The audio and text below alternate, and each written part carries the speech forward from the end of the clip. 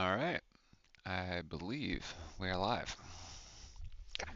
Steven, get out of here.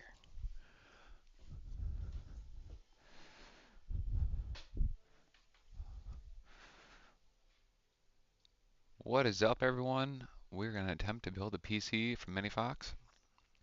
We got Oh, Matt in there we here go. for a little bit.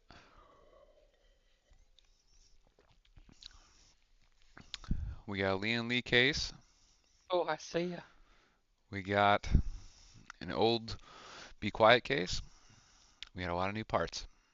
So let's see if we can figure this out. This will not be a fancy J2 cents video. This will just be real people building real shit. All right, so first thing, we got the motherboard.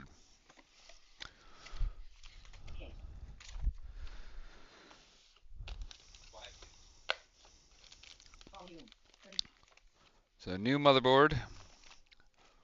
Went with an MSI. We're not upgrading to all this crazy 13 gen stuff. They just run too hot. Try and do a small build. Try to keep it white. Motherboard comes with a whole bunch of stuff.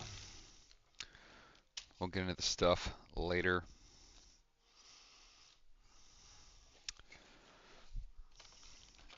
I will not, like your favorite YouTube streamers, have a bunch of cool links to show you what I have.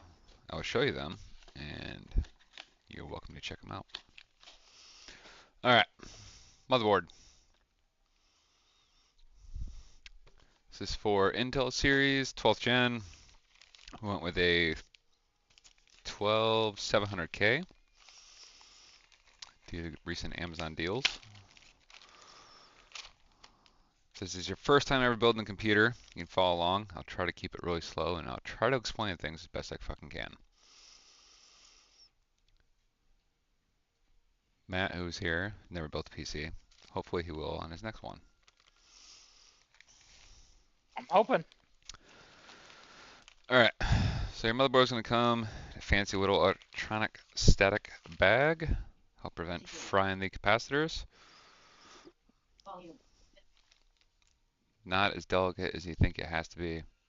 For the most part, you're just trying to keep grease in your dirty, disgusting hands off of this thing. But this will be the new mobile we're going for.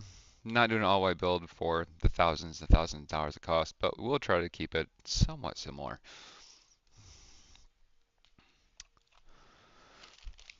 So first thing you do, take out your motherboard. Mostly because you got extra space to work with it, especially if you're doing your processor. You don't want to be filled around in the case because then you're kind of limited like how you move your hands and stuff. This is the magic box up here. Don't worry about that. Stuff just keeps coming out of it. All right, Core i7. So we're going 12700K.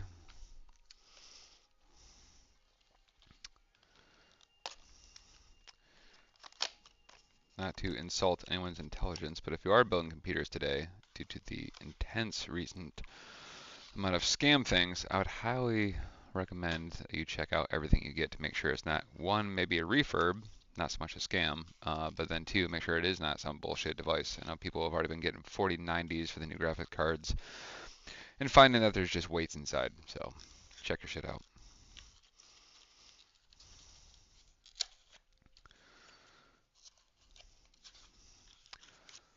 A lot of packaging, not a lot of stuff. Tiny little processor. I do not have a fancy Sony DSLR camera, but I'll try to get it zoomed in for you. That's what your IHS is, which is the top cover, transfers your heat. That is the back. All those fancy pins make your stuff work.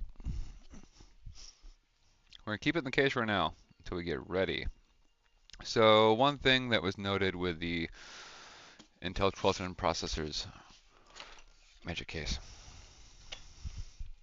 was that the die cut, that silver part in the front, it's not perfectly flush. Has to just do with manufacturing defects when they're trying to mass produce everything. So it can have a slightly concave or convex, meaning kind of a bubble or kind of a detent to it. And the downside of that is it doesn't transfer heat as well, so you can run higher temps. So what I'm opening right now is a correction frame. So this frame helps ensure that the processor lid, this IHS housing, is completely flush.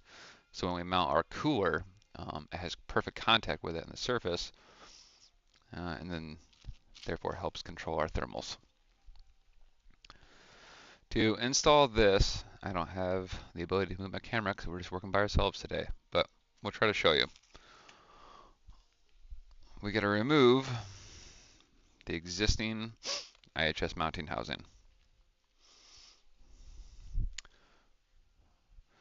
So this whole middle square we're going to take out.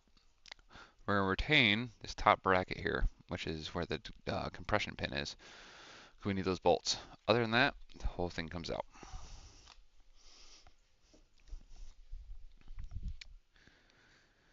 And these are... Hunter's in the chat calling you a nerd.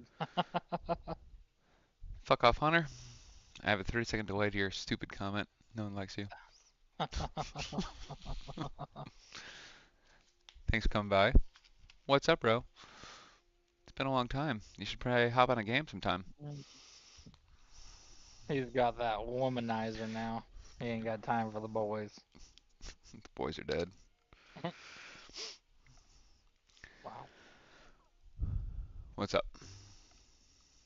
Nothing. Alright, we're saving these small, is it a T20 Torx? Saving these so we can mount the new bracket on there. It's normal. It's under heavy spring tension, so you'll see it pop up. Totally okay. Or so a video I watched said it was.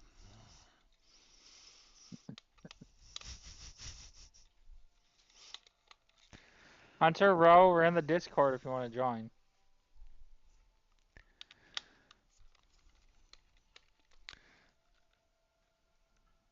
So the only thing to note here, I'll show you in a moment. Intel has been running LGA processor groups for a long time. AMD has run the opposite system. What that means to you is previously, before this generation, AMD processors on the back had all the raised pins for the processor group. They've now switched to a LAN grid area, meaning the part that people try to warn you about as far as damaging. Let me get zoomed in here. So in this main IHS group here, these are all raised pins. If you bend or break these, you can maybe repair them, but for the most part, you're kind of screwed. So this is what we're being super delicate about. The word is just don't do it. Yeah. Correct. Hello, good hunter. How are you, sir? I'm good. How are you? I'm all right, man. Got to do inventory on my new fucking coats, and then I got to do payroll.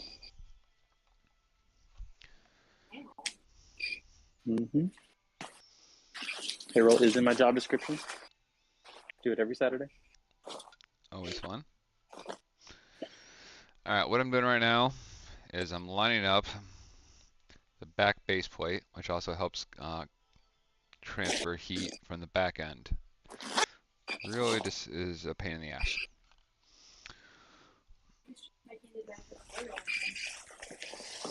The director of operations. Well, Look at all those USB ports, dude. Jesus, fuck. I didn't get it in the military. Yeah, we got a couple USBs. Probably. A couple. Just a Is there couple. 1, 2, 3? There's HDMI's on the bottom. Yeah, so skip the 2. Then we got, I think it said we have 8 total. 8 total USBs. God damn. All right.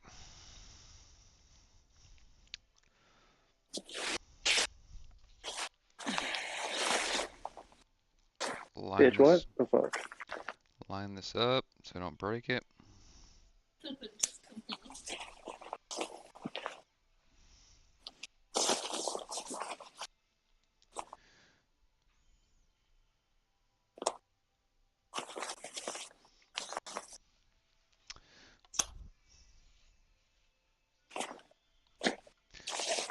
So as we're discovering, the two top threaded holes are slightly closer together than the bottom.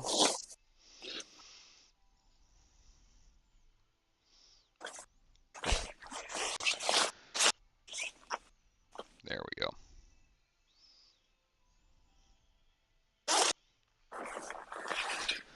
Alright, so that back base plate, the bottom two holes are slightly wider, maybe by about a millimeter than the top two. So just make sure you have it orientated correctly. Alright, so we got processor, we have correction frame. This is the part that everyone tells you to be careful on, is we don't want to bend these pins that are sitting on the top of the motherboard.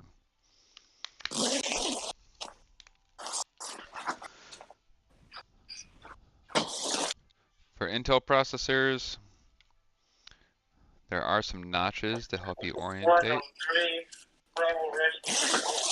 We got Hunter's awesome radio chat here. So for the most part, Sorry.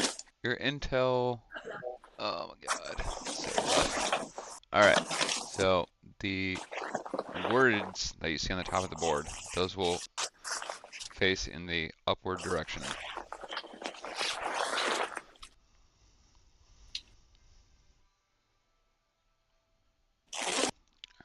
Make sure we just didn't see any damages here. We're just going to take this, two hands, drop it straight down as perfectly as you can.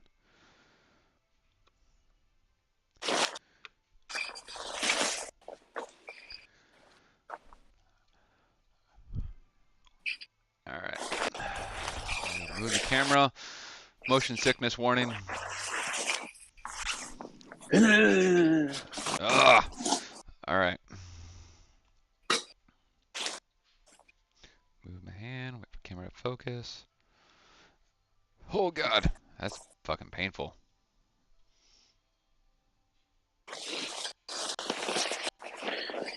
Cool. Stream looks broken. Lit. I don't know. Do you guys have video feed right now? Because all I see right now is like some crazy freaking lines. Oh wow, yeah, you did fuck it up. Yeah, something ain't working right now. Oh, there we go. Video's back. Alright, so this is just loosely sitting in here. It is sitting on top of its pins, so we're just going to leave it like that. You take this contact frame, set it right on top. You can see right now, yeah, there is this contact frame is slightly below the top of that IHS housing, so that's why we're trying to help compress this down to make it flush. Motion sickness warning. Me.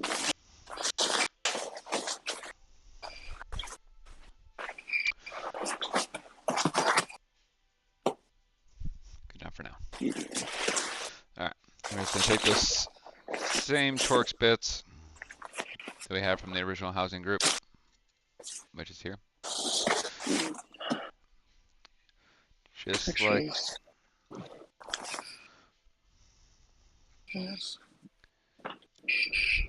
Just like putting on a spare tire to a car, you're going to keep alternating the direction of the bolts you put on. So corner to corner. Only tighten these until you feel it makes contact with the board.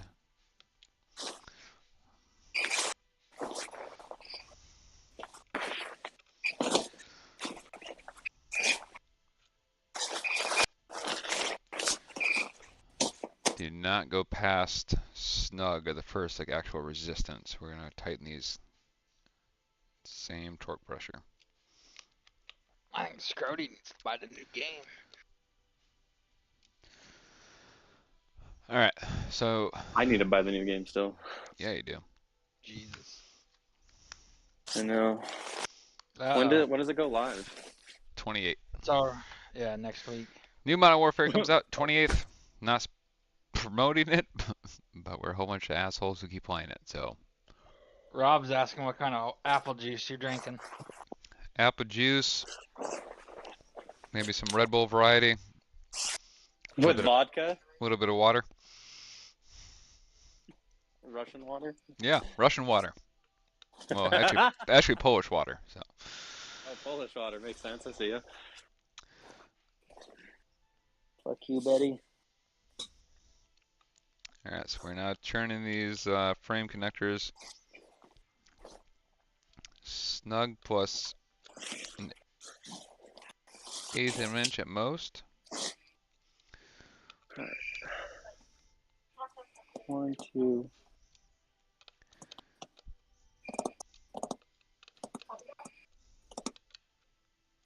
All right, no reason to torque these down.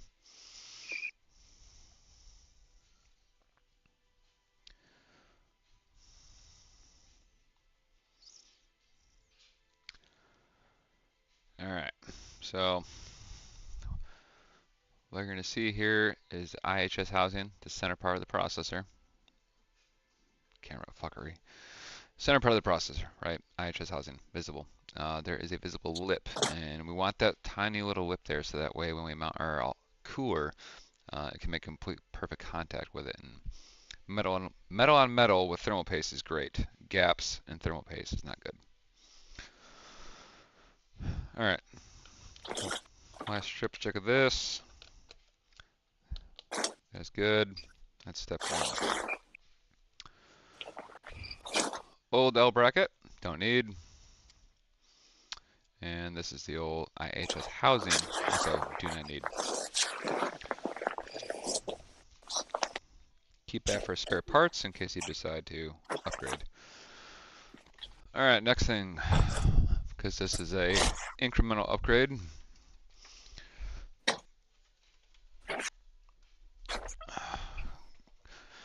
I'll grab the old case.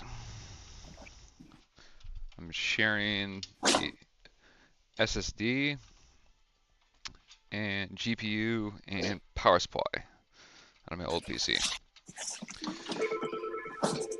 MiniFox will get all other components. All right.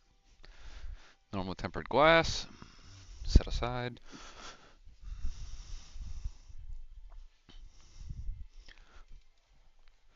All right, so the easiest way to work in your PC, once you remove your bullshit propaganda, just lay it down flat.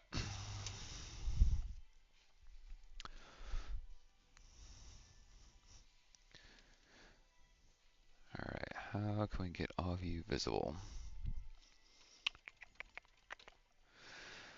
All right, what we're gonna do in the old PC, new motherboard. All right, so these are your SSD. Oh, sorry. All right, these are your SSD locations. So you take off these thermal covers. That's where you'd mount your NVMe SSD M.2s. So on the old PC, we're gonna do the same thing. That's fast. We're gonna take off the old one, just drop it into the new. Triple A's. That is a standard Phillips.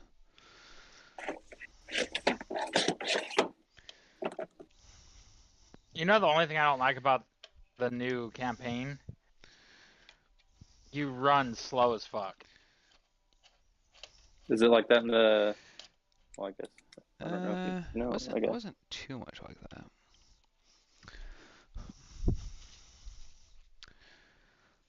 Triple A batteries.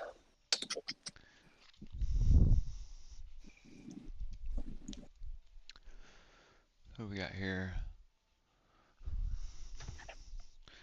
Ro, what have you been up to? Kind of quiet. Felonies. Where's my sniper help, Toilet dude? is off the wall. Huh? One of the toilets in all the restrooms on that one is like Alright. awful. Lit. Probably drugs. Is there a random note as you work in your PC?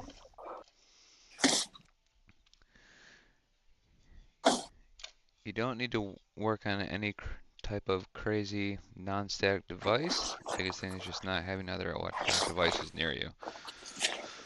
So, old Why? PC, we removed thermal cover for the SSD, and it's the same number 1 Phillips. Just give it a few threads to undo it. Why don't you want electronics near it? You don't want to transfer electronic static energy to the motherboard because it can go across it and maybe short something out. Oh, interesting. So I'm working on just this table, which has just normal tablecloth. Did I fucking drink it? All right. So old SSD. Set that at the side. Oh, I did drink it. Fuck. It's okay, by the way. If any random people in the chat are ever going to build a PC and then transfer it to a child, make sure you reinsert all your bolt groups. So that way, if they go to try to install parts that you didn't give them, they're not fucking missing. Don't be a dick. Don't disable porn browsers. Just kidding. Actually, it was a funny thing. So my nephew, he's like, I think he just turned 9. My sister caught him looking at some porn. Ooh, awkward. And he's like, no, out here googling like boobies and shit. We'll tip off the old block, yeah. It's nothing special, just movies. Dude, hell yeah, dude. He's like 9. He was talking about it. I was fucking dying, bro. I was laughing so hard. Nobody calls this porn anymore, Mom. Calm down. Right. Right? Free the nipple. Jesus. He's just browsing the gram these days looking for some titty.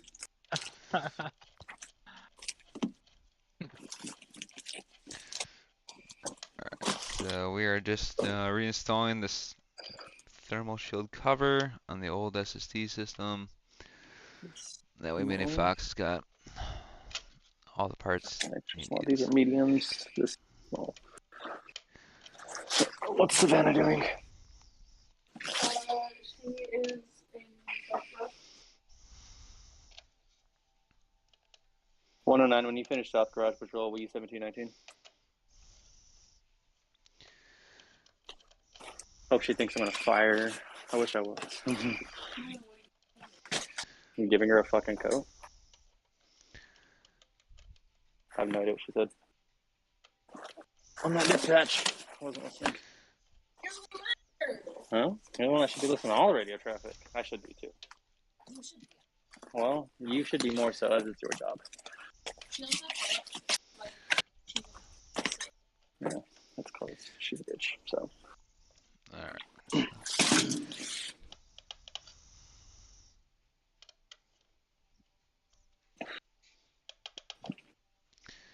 Alright, so old SSD cover is put back. Dude. Fucking hell, dude, I have so many more goddamn codes to look through. This is, or fucking Mark, this is bullshit. Always fun. That sucks. In an effort to save time, we're going to remove some of the other parts that we are taking from the old PC. So take out the old GPU right now.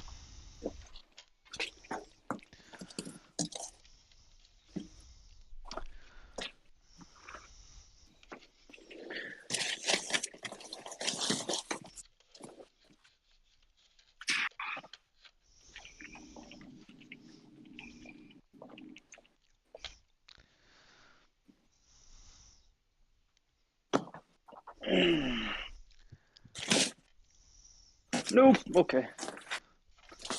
This is exciting stuff right here. Somehow I don't believe you. Yeah. I wouldn't.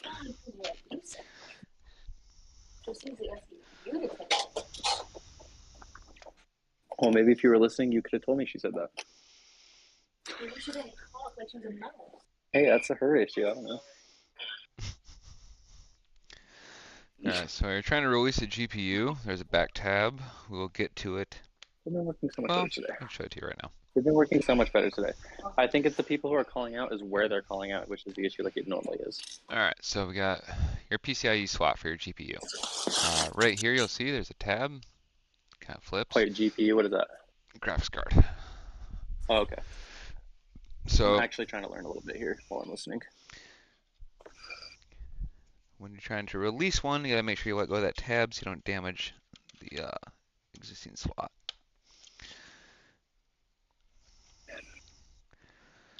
It's more of like a detent. So you need to press down and then lift up. Easier said than done.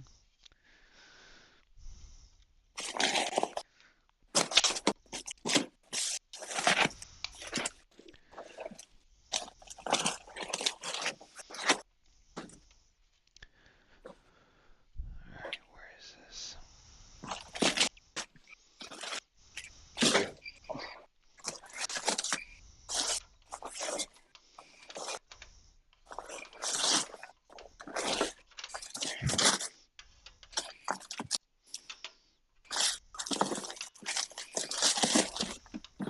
And another cutscene.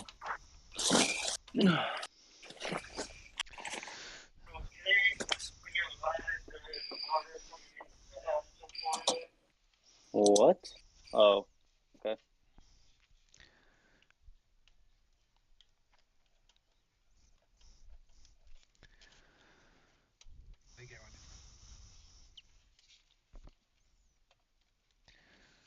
Almost wants to release. What do we? Oh, all right. Let's release the whole backboard. Let me mute myself for a second, make a phone call.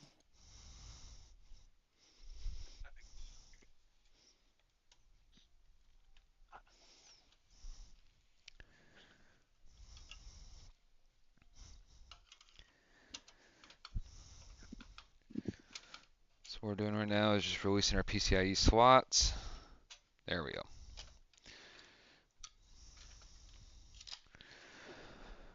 All right.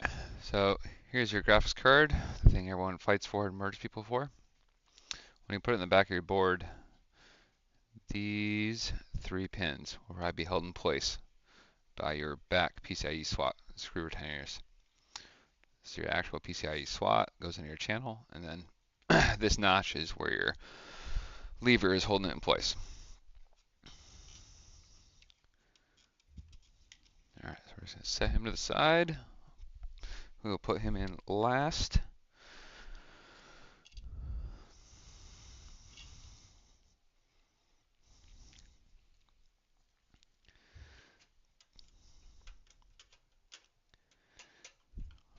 Rob, what are you drinking tonight?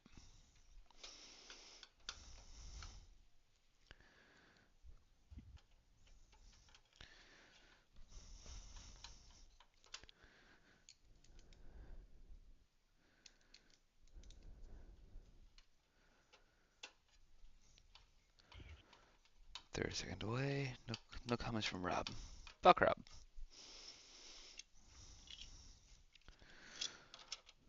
So another fun group news. I think our good friend Nick is out on a date.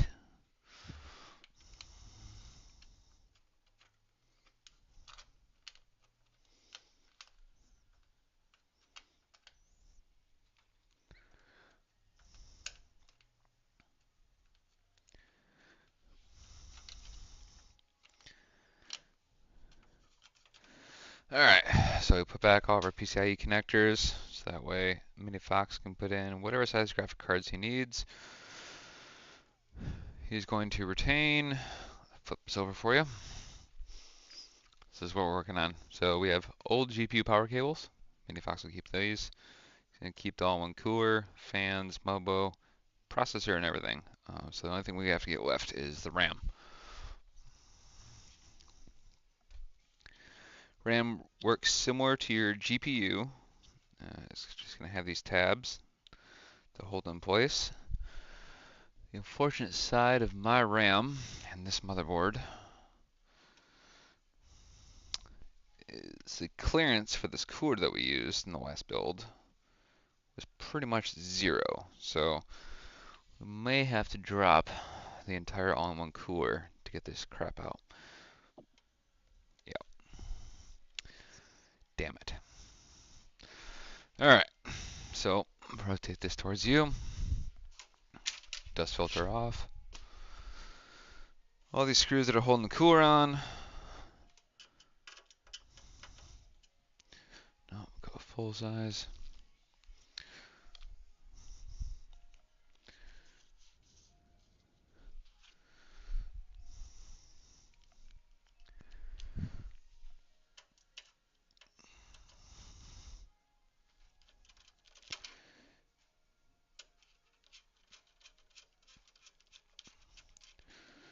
Loosen all these.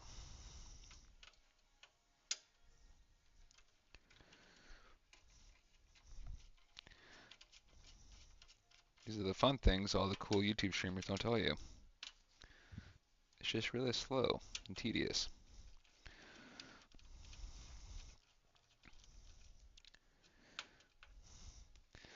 So these screws I'm removing right now are holding up the radiator to the all-in-one cooler. If you do choose to use an all-in-one cooler instead of an air cooler, Fuck. the way It's that not so easy, hon. Recruit. Jesus, noob. Veteran or nothing, Matt.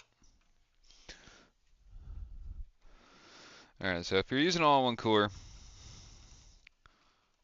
and if you're new to this, the way that works is you got fans mounted to your radiator, and then the radiator is then mounted to your case.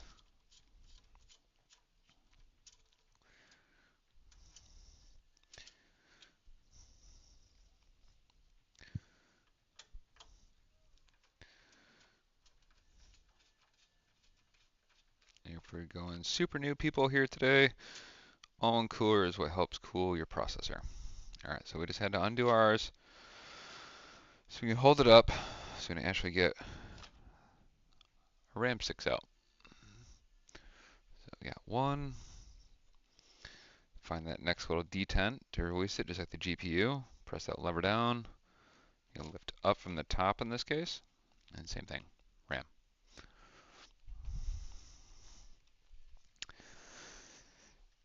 And fun thing, put all our washer and screw combos back together, and mount this back up. And Trenton, MiniFox, when you go back and watch this video, this part specifically, no idea to tell what timestamp we're at. You will have to do this to install your new RAM, buddy. You have to undo the all-in-one cooler, pull it all the way up to the front of the case so you have enough space to drop it in.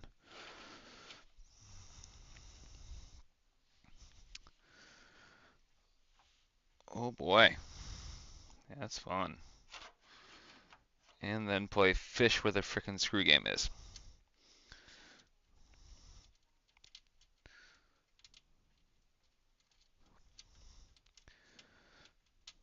So the fun thing with this all-in-one cooler is, I don't know, a little over a year or so ago, this old all-in-one cooler that we got is the Arctic Liquid Freezer 240. Really good cooler. The downside is it's a little thicker than some of the other coolers, and that's what has resulted in some of the RAM clearance issues. So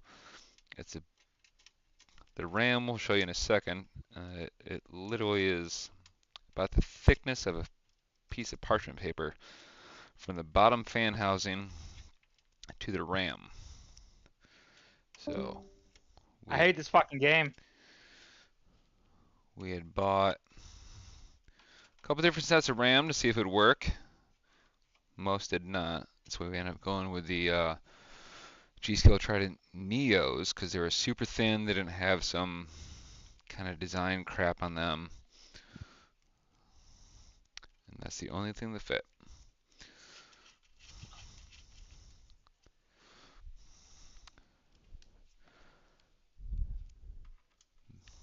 It sounds like Maddie is struggling playing campaign mode, new Modern Warfare 2.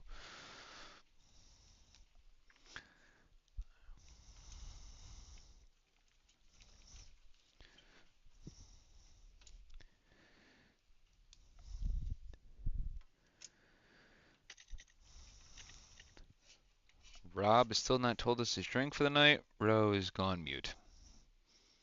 Someone needs to check for Ro. Fuck Rob. Someone needs to check for old Justin reading some Edgar Allan Poe in the fucking cemetery.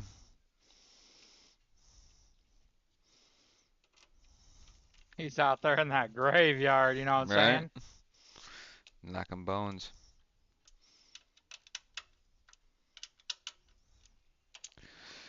Just don't have to over torque these.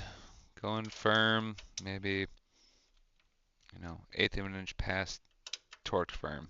But you don't want to strip out your all-in-one cooler top because in the end it's just thin metal. All right, so we remove our ram sticks.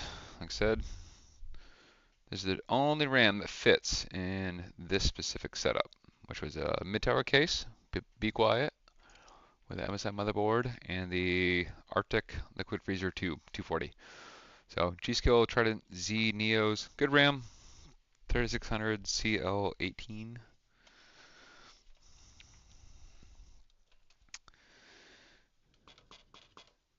And I believe that is all we have to remove from this group. So I'll return you to what we have done. Motion sickness warning.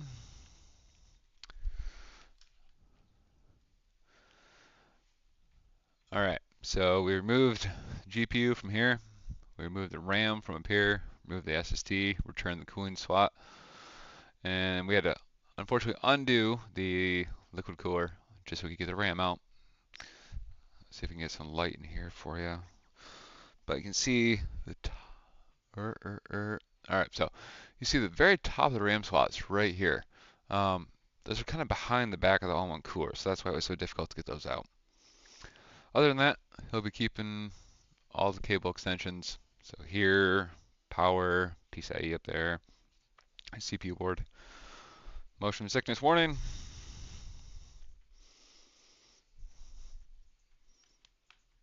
All right. And then the last thing we have to take out of here is power supply. These are torqued down pretty good.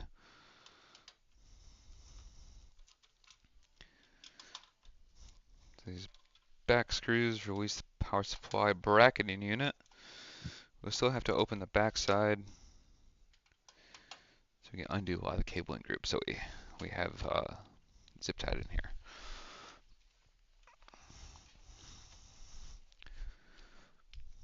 If you guys are fans of other YouTube series for building PCs, I think unanimously everyone will say that wire management is one of the most important things you have to do. It sucks. In this first build, it took us about 2 hours.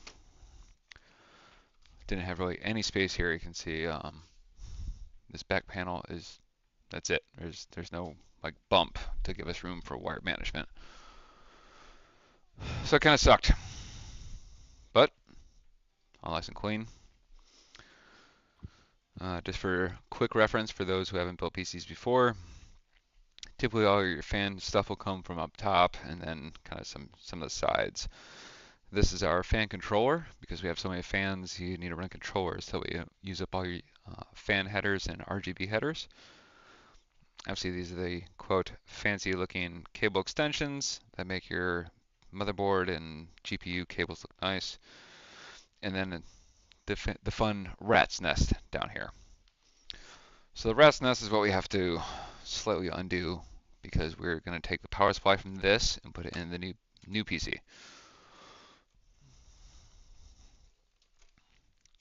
So not fun.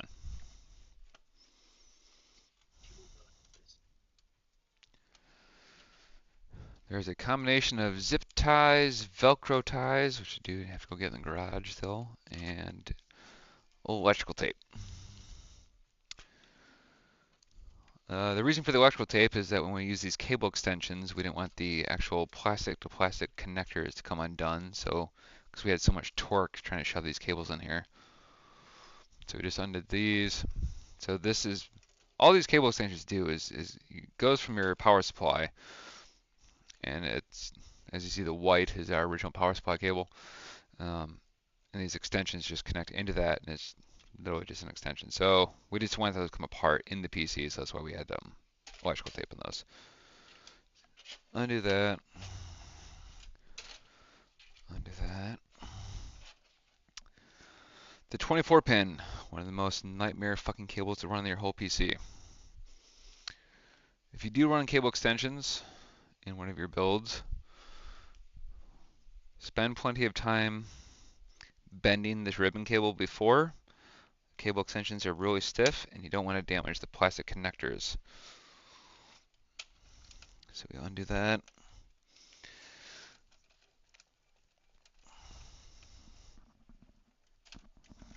Alright, so that is free. And we cut the wrong one because we suck. Well, be really careful here when you cut your zip ties. You don't actually cut a power connector on a cable. Set yourself back a few days waiting for shit to come in the mail. Alright, so it looks like we have to cut another one here.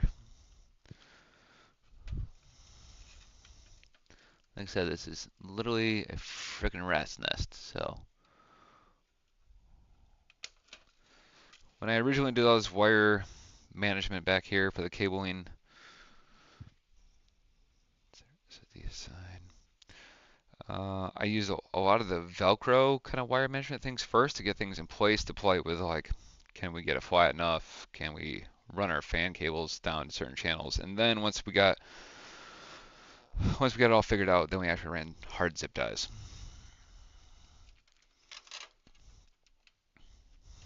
Yeah, so I fucking hate this game. back here, is there a CPU?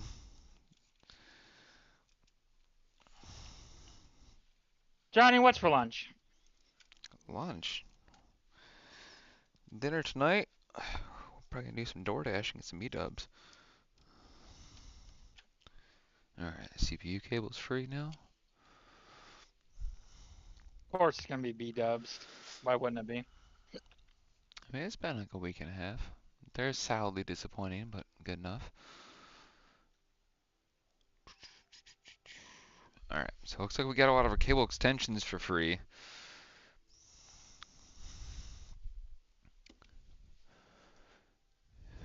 New case. So right now I'm looking at the new case, seeing if any other auxiliary cables need to transfer over.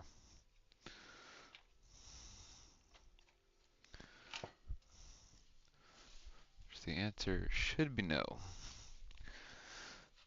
Alright, no, no, no. Alright. So on the bottom of the motherboard, that's where a lot of your fan headers are, your RGB headers, your LED indicators that shows that your power button is on, your hard drive is running and stuff. Those all come with your PC case. They do not come with your motherboard. So when you buy a new case, you'll usually get a box of crap. So in this case, we're giving this PC over to MiniFox. We need to make sure that those cables stay, or else he's kind of shit out of luck.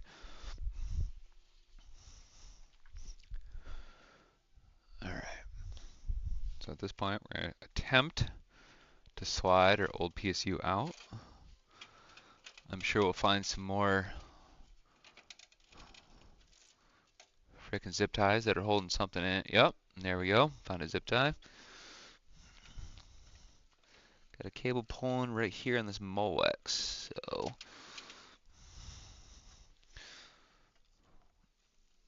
undo this connector right here so we can get our main guy free. When you buy a power supply, it'll come with all these standard cable connections. So we're just kind of taking out what he doesn't need. And he looks, all right, so he's ribboned. Oh, Jesus, yeah. So this guy, giving power to our fan hub.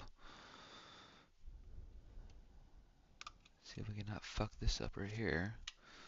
And then he is zip tied in 3 more places. Zip ties are great until they're not great.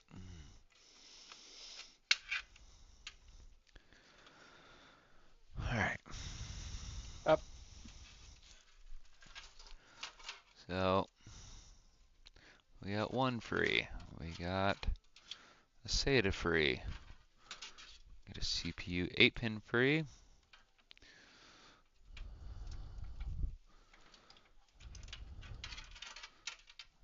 Got a SATA free, 24-pin free. Looks like we got. So this is our power supply. Get out of here, creepy sex chat site. Who dis? Private dating. Chat with girls. I bet you've never seen a Right? girl in your life. Get out of here, virgin. We don't want you.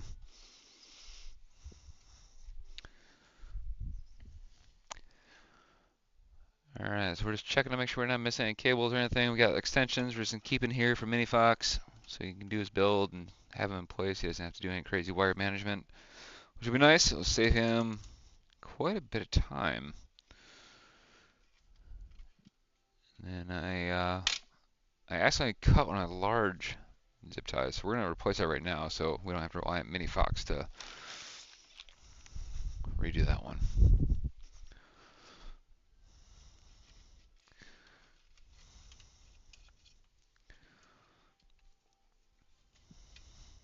Oh, What's up? I almost jumped out of the car. Alright, so cable tie's a little short. I run two together.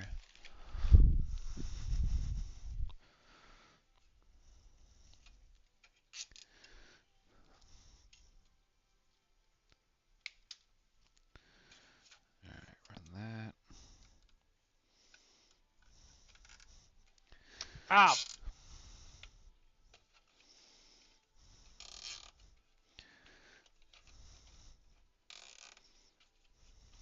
I hate this fucking game.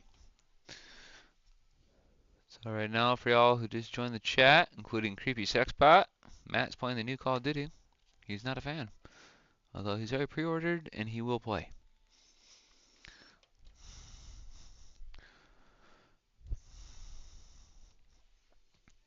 All right, Sexbot, you gotta go.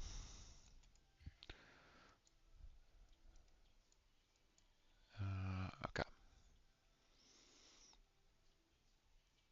Oh, it's even easier report feeder. Thank you, Sexbot. Got your IP address. Go fuck yourself. All right, glass.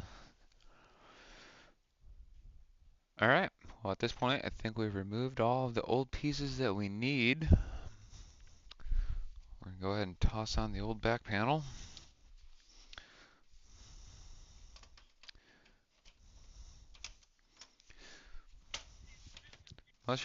A lot of the back panels you're gonna get will press into place, and then push forward with assistance if you don't have a billion cables trying to pop out. What? God damn it. Yeah, this is the exact problem we had when we were trying to close it when we built it. Alright, so that just kind of shoves it into place like that.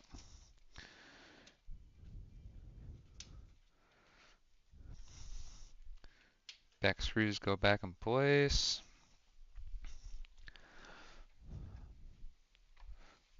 Our computer is not charging.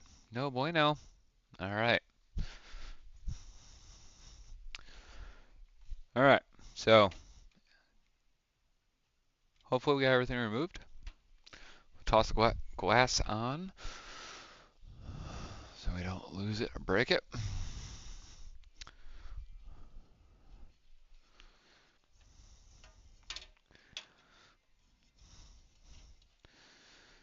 So, for those wondering, this was the Be Quiet 500, obviously white case. Big fan of the case, never had any issues, ran great thermals, idle and gaming. Average CPU temp was about, idle is about 31, gaming would be about 48. And then GPU temp, I think the highest I ever saw while gaming was about 52, and at idle is about 29. So pretty amazing thermals, really great case, really easy to build in. Other than the back, there's just not a lot of space to put your cables. So it's a huge crash course into cable management. It does have built-in LEDs in the front. Give you a quick flip to see that. So LED channels right here. There was an LED strip on the top inside glass panel. Nothing like crazy, but it does do full RGB. Take it for a while, but for an older mid tower, I think it was about $100 when I got it. Good case.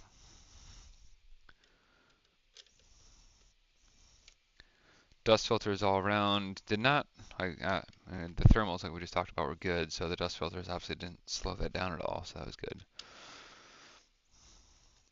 And the last thing we're doing here is we're taking off the bracket that goes with the case for the power supply. And we'll just put on our new one when we get ready to get to that point.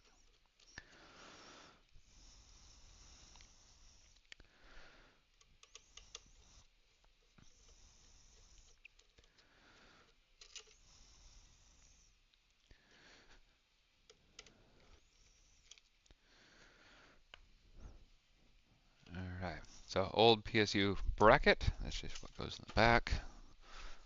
Flip it around.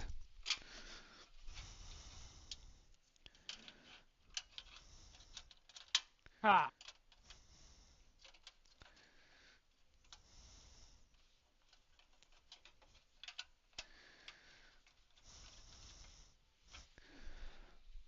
And that is that. These screws. These screws should go with the old case. They should have came with the case, but we're set to the side. We'll find out. Oh, move this beast. Alright.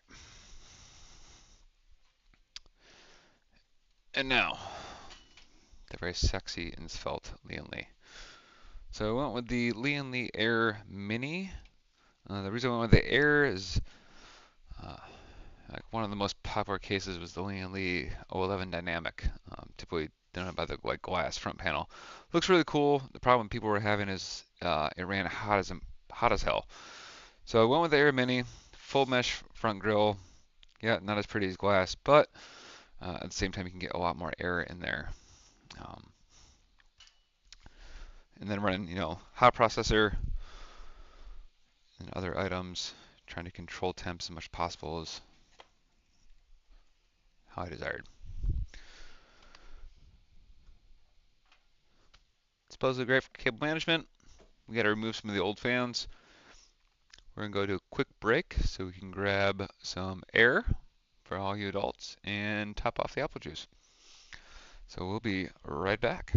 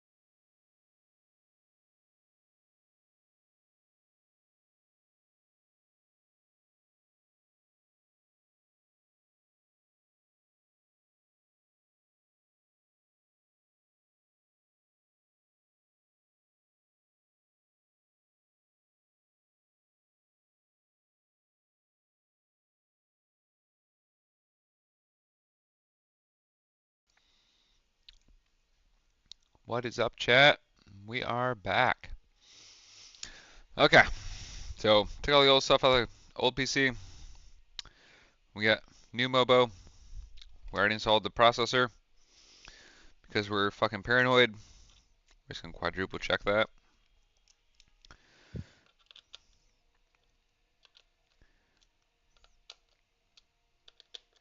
He's nice and snug. Back mounting plate. This is the item I was talking about. This back mounting plate. It's what we're threading our screws into. So we're just make sure he's nice and snug. All right. So as far as things we can build on the motherboard before we put it in the PC, you get into the craziness. Have to keep moving the case around. The first thing is going to be SSD. So in this case of this Mobo, easily hold on. All right. So we talked about SSD 1, SSD channel 2 down here. We're going to put it in SSD channel 1 because it's so close to the GPU. The GPU is going to come a little bit above this PCIe bracket. So it will not be easily taken out once the GPU is installed. So we're going to put our main SSD right in here. Because right now we only have one. And then later, Black Friday sales or whatever, we want to add a second channel. It's easy because this is under the GPU, so we can just do that without having to do anything other than take off the glass case.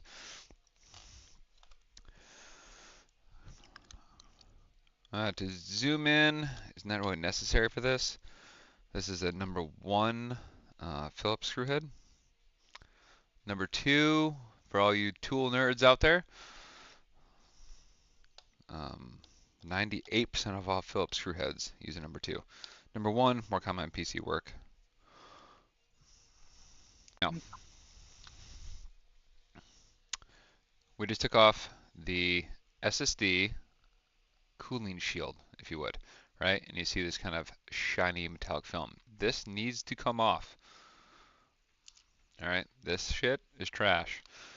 This is the actual thermal pad that helps cool your SSD. If your SSD runs hot, it runs slower. So for all of you that, get a Gen 4 SSD, runs at 5,000 and 7,000 write speeds. If you don't take that off, it's not going to melt to your SSD. You're just going to have shittier thermal, so it won't run as efficiently as it should be. So pay attention. Take the crap off. SSD. And if we're going to be super correct, we're going to go grab a litless cloth real quick so that way we can just, dust off terminals, make sure we're super paranoid.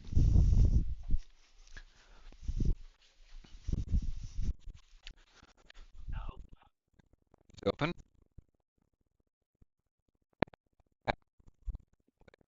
Huh? I left the garage open. Probably have a cat. We'll deal with it. You're breaking up.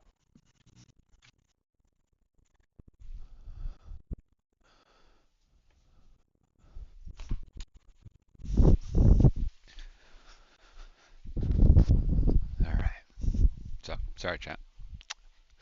All right. Lintless cloth. Not fancy. Just a freaking cloth. Doesn't have lint. And what I'm wiping off right now, just to be safe, because this came out of the old PC, is we have, grab our device to point to things, these gold terminals right here. And on the opposite end, these gold terminals, which if you see right here, there's more. We're just wiping these off.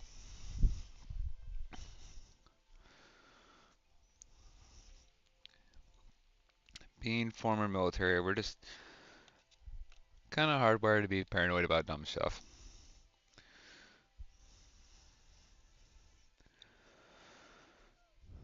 So we'll unthread that. So for your SSD, not rocket science. We have one end, right? Let me zoom in for you. Pretty clear. Sorry, my camera sucks, guys. Pretty clear chip, right? Like there's definitely a notch right here. This is the part you're gonna feed into the right side. I'm gonna grab the motherboard and show you. So we have unscrewed. We're installing it right here into this bay. Doesn't look like much, looks like empty space. This post right here, this is where we're going to insert this slot. Just as such, you'll see the natural channel, just sits right in there, and then it presses down. This U-shaped notch is what goes behind this post terminal right there. So that's what we're working on.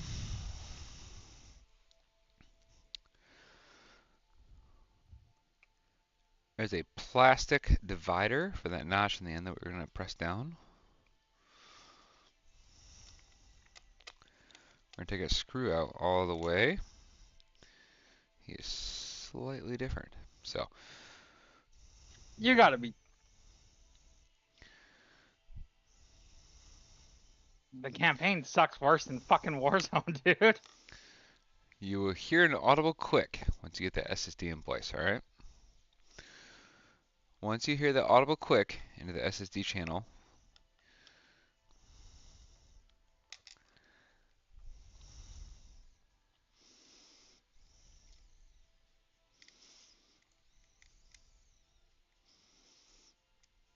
interesting. All right, we're going to refer to them.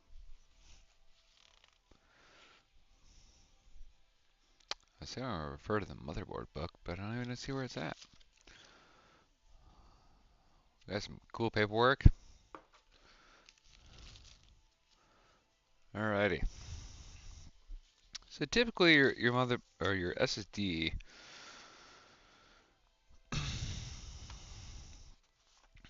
sits on a post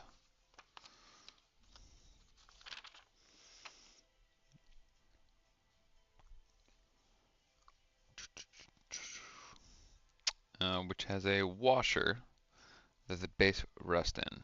So it sits very flat. And right now, it's being kind of weird. So we're gonna check it out.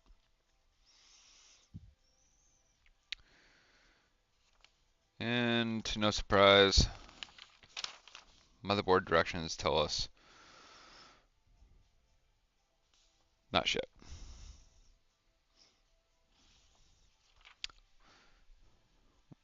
Which in a nice way just means this is so simple. How could you fuck this up?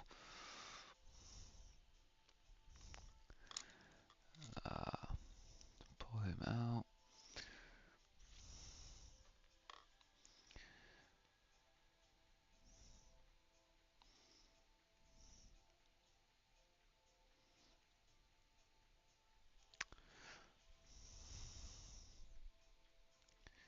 Alright, so right now what we're checking is to see, are we able to...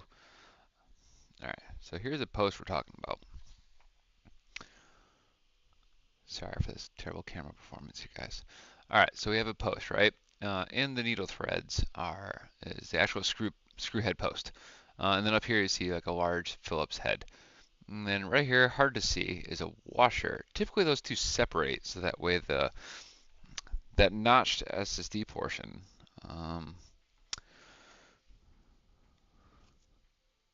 would sit on the washer, and the threaded Phillips head part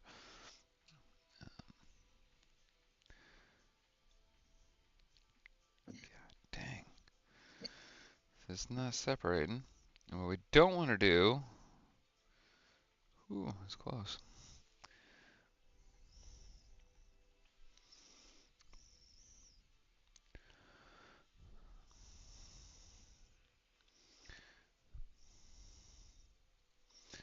Alright, so those don't thread in.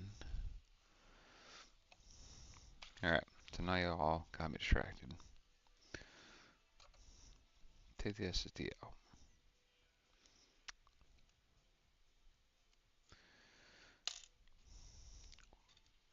We're going to keep dropping stuff because apparently our magnet is not working so well.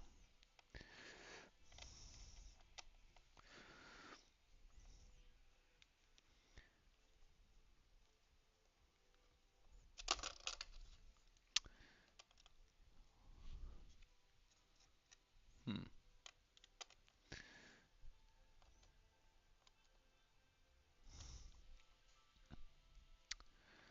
We're going to reinsert the SSD.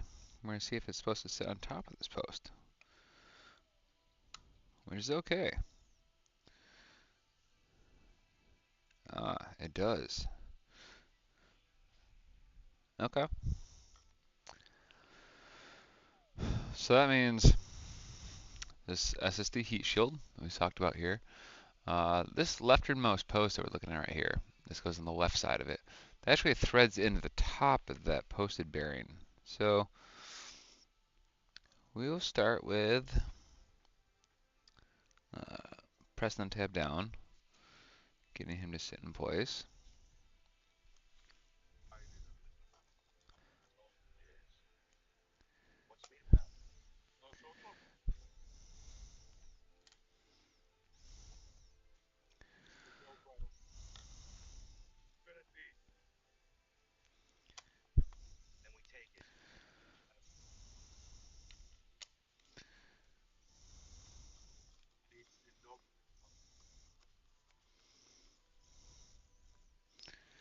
Alright, so that is exactly how it works. So that post you leave in place is a standoff. And then the quote Frozer heat shield, MSI branding names, that is what drops it into place.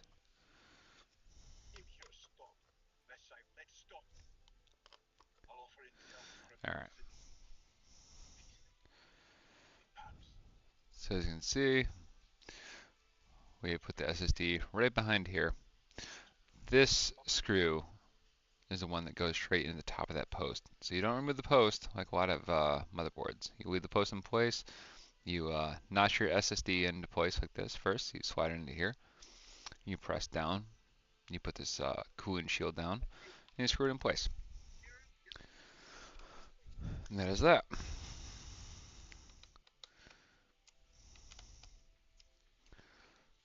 So we got the SSD installed.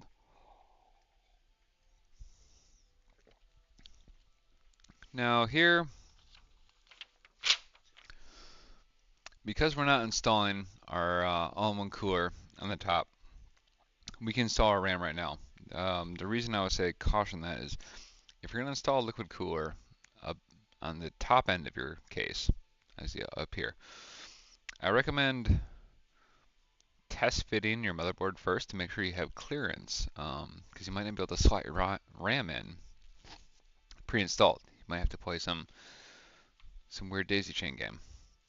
We don't have that problem here because we're going to end up mounting our all-in-one cooler on this backside where our hard drives would go that we're not using. Now, many will say you check your motherboard instructions about what channels your RAM is going to go in so that we can have, if you're running 2 channels RAM or 1 channel RAM. Obviously, it's going to take up 2 slots, right? So out of our RAM here, let's get to zoom in. Alright, so we know we got 1, 2, 3, and 4. 4 slots for RAM. Technically only 2 channels. We have 2 individual RAM units for 1 channel. Typically they alternate. So you want 1A, 1B. That we can have the most effective speed.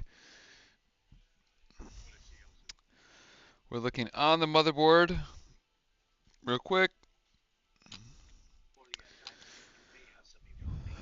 They do not say anything. Some stupid instructions, some dumb crap.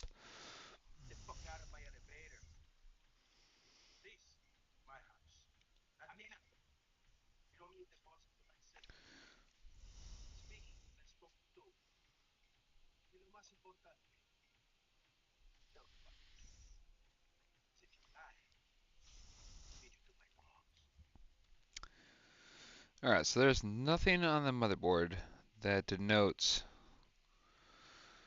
channel versus channel, right? So we don't really know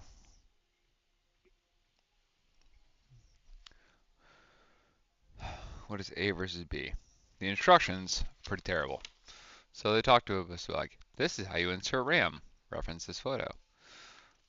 Yeah, we're not worried about how to insert RAM right now. We're wanting to ensure that we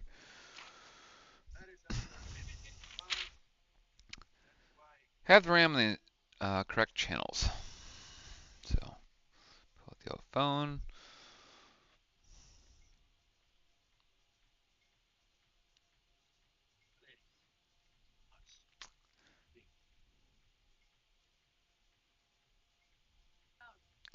So I think we got the B660M.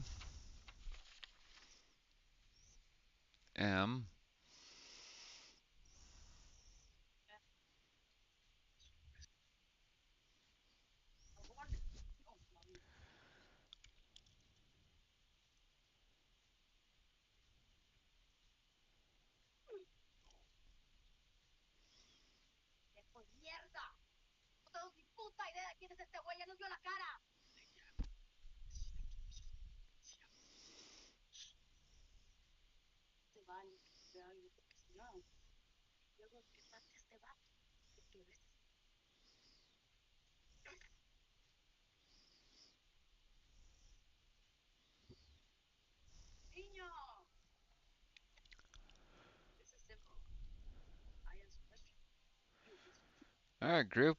While I look this up, go a quick break so I can smoke because this is stupid. I look up the MSI motherboard RAM install.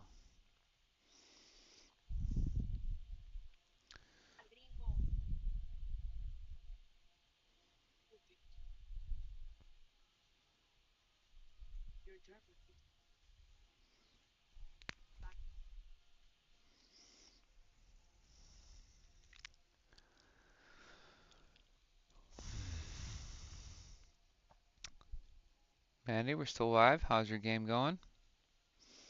It's going. Okay. I'm super annoyed by this right now.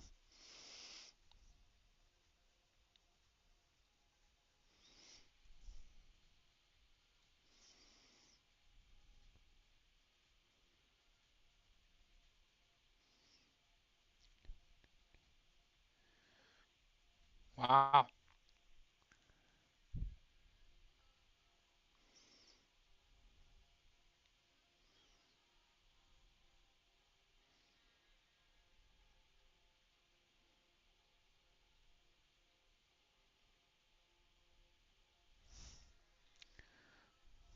A2, B2. Huh? I'm just looking at the RAM info. Looks like we need to go into A2, B2.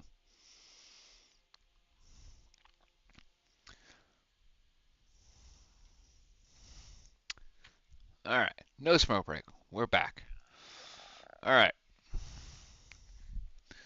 Chat, we have figured out the MSI shit the bed in the instructions zone here.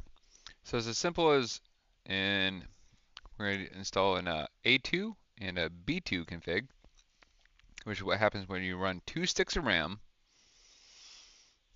into a 4-bay area. So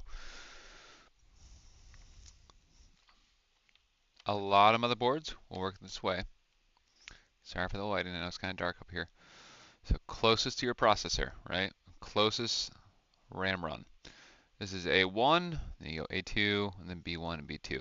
So if you're only running 2 sticks, and if you don't want to put yourself into a single channel configuration, you want to run this in the A2 B2 config, meaning slot number, if we're working our way away from the processor.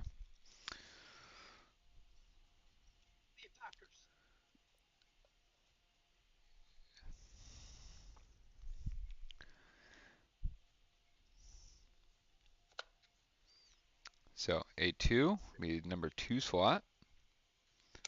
Press down to hear audible quick. Pretty simple. There is a slight difference. So if we're looking at the RAM here, see, here we go. All right, so this edge versus this edge is slightly different. So just look at the motherboard, you line it up. Looking at which one is shorter, you'll see where that channel drop is.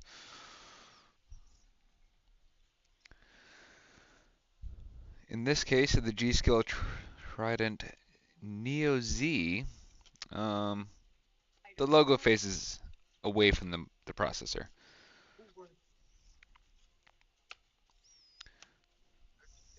So you get notched into place, you feel confident, and give nice firm press, you'll hear audible click. There we go. RAM's in place. And just like the GPU, make sure when you get done, these tabs, so these tabs which hold RAM in place, as you can see, all right, that's flipped open. When you press it into place, it should click down and close, but just make sure.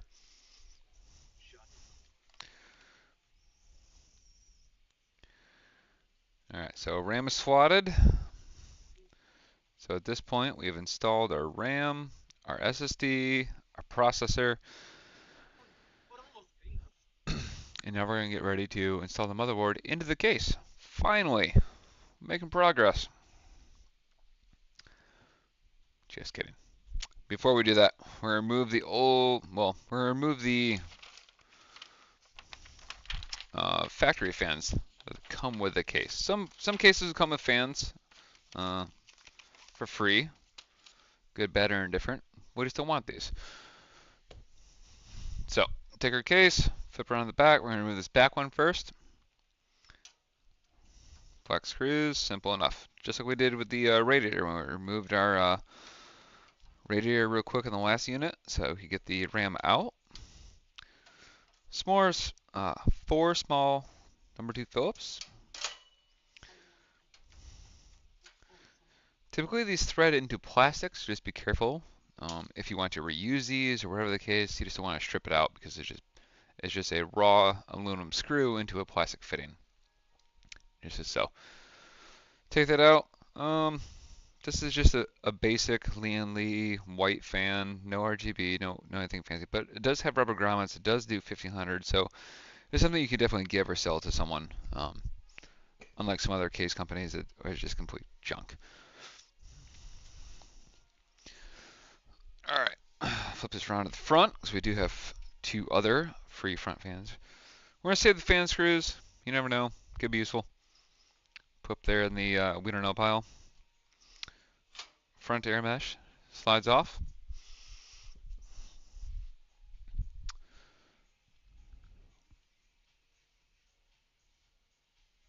Front air mesh is very similar to the top air mesh, so just make sure to take note of that.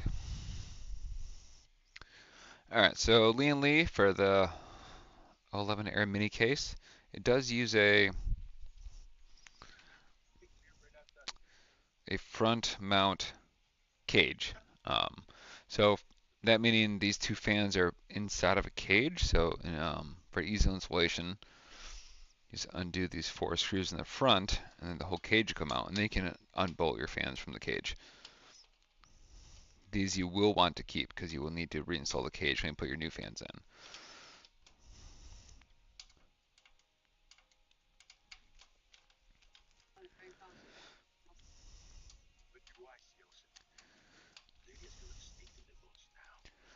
So there's those 2.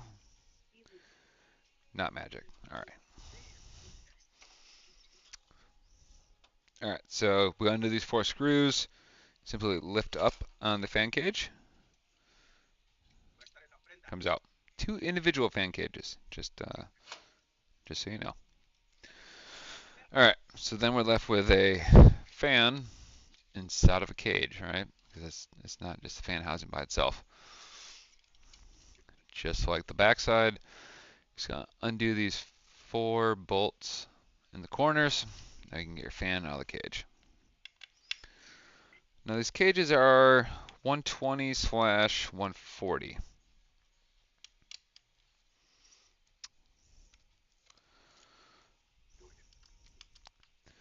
The case fan debate between 120 and 40. Do you want to move more air? Do you want to be more quiet? There's a ton of YouTube videos out there. I suggest you look at them.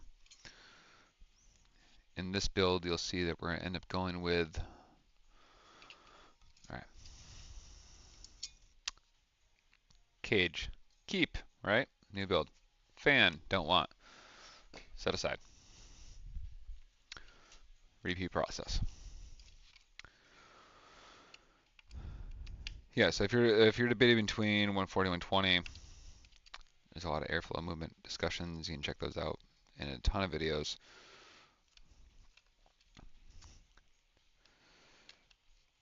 And in this build, you'll see we're going to go with some 140s in the front, 140s in the bottom, and then some 120s in the top and on the cooling unit.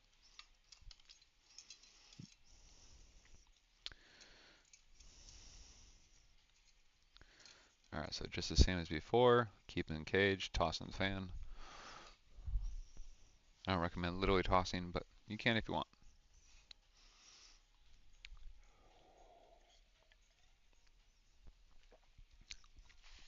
All right, so right now we're left with case, pretty empty. This 011 Mini Air, not to be confused with the 011 Mini in general, the Mini comes with the glass front, the Air comes with the mesh front. So for this case, you can have a 5 or a 7 PCI slot. We before the video started, we already converted this to a 5 slotter, and that way, because for this motherboard we're running, the MSI B660M mortar, this is a micro. I wanted to run the smaller build, has some nice aesthetics to it, as much as we can do for a mid-grade build. You want to run a 5 slot so you still have space in the bottom of this cage here, right, for some fans. If you run a full ATX or you can't run EATX in this because this is a micro build, but if you want to run an ATX build, the motherboard comes down so low you really don't have space for a fan group in the bottom, which is okay. But in our case, we do want to run fans in the bottom. This is gonna be pretty fan heavy, get a lot of air moving through the case. We prevent those thermals associated with the 12700K. So micro motherboard, put it into a 5 configuration. It gives us space in the bottom to run some fans as well as the top. And in terms of build sake, we can just set the motherboard off to the side for right now. What we're going to do right now is actually we're going to get 2 of our 140 fans and get those together. So we're going to go to the magic box that has stuff. 140.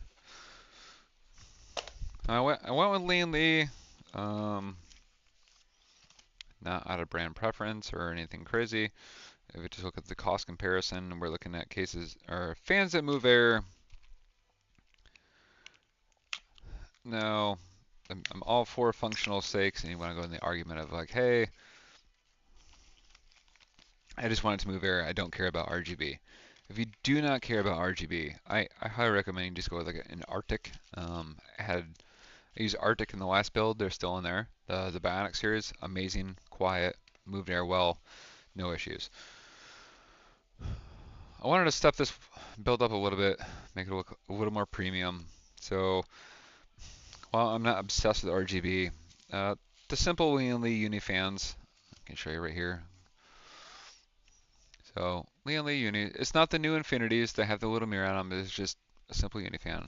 They're now pretty discounted. They still move very, very well, even compared to like a Deep Cool or an EK, or I don't recommend going down to some of the other not as common units. We want to talk about country codes, but so we just went with this, right? Like it's a known thing. It moves air well. Aesthetically, it's pretty pleasing, right? It's a nice white fan. It's got some RGBs on the side, or so I think. Yeah, so your RGB channels kind of blended in, but this is your RGB channel right here. So it should be nice. We're not going fucking Fortnite Rave Cave throw up puke, but it should be good looking. Also comes with an extra sticker. I'm assuming the sticker is when you run the fan. Yeah, so if you run the fan, for all of the new builders out here, we got our fan, right? It's really pretty, does stuff. For all intents and purposes, we call this the front, right? There's no cage in the back. If we go to the back, we'll call this the cage, right? These supportive lines here. Your fan pulls air just like your fancy fans that you have at home to help cool your bedroom and other spaces. This is a pulling direction, and a lot of fans will have airflow directions for you. This is not, but from my knowledge, 90% of your case fans, the non-cage side, that is going to pull air in. Your cage side, kind of the opposite of your house fan, that's a pusher. So in this case, if quick explanation here, non-caged, right? The pretty front side. If we put that in the front of our case, this is going to draw air in, going this direction. That's what we want. And other times you want your fans to push air away. So if, just for example, we wanted to push air out of this case from this back element, right? So the cage is exposed because it's pushing air away. They give you a nice little sticker to put on the back to cover this, the descriptive element. That's about all the nerd talk we have to have about fans.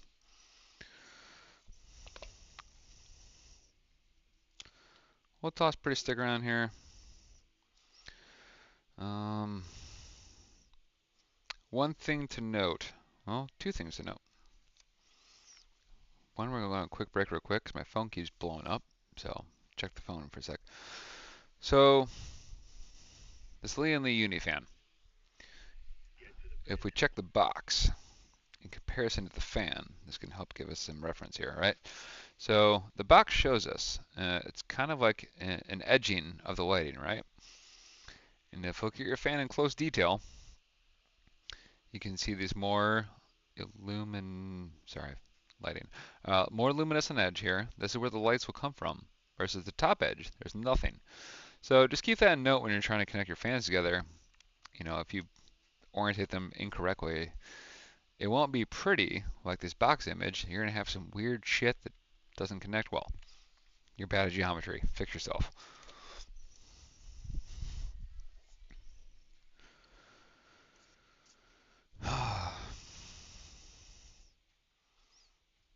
Okay, and on that note, we're going to take a quick break so you can check the old phone. And this is a long stream. You love it or you hate it, but I appreciate everyone's here. I'll be right back. If I can find the damn mouse.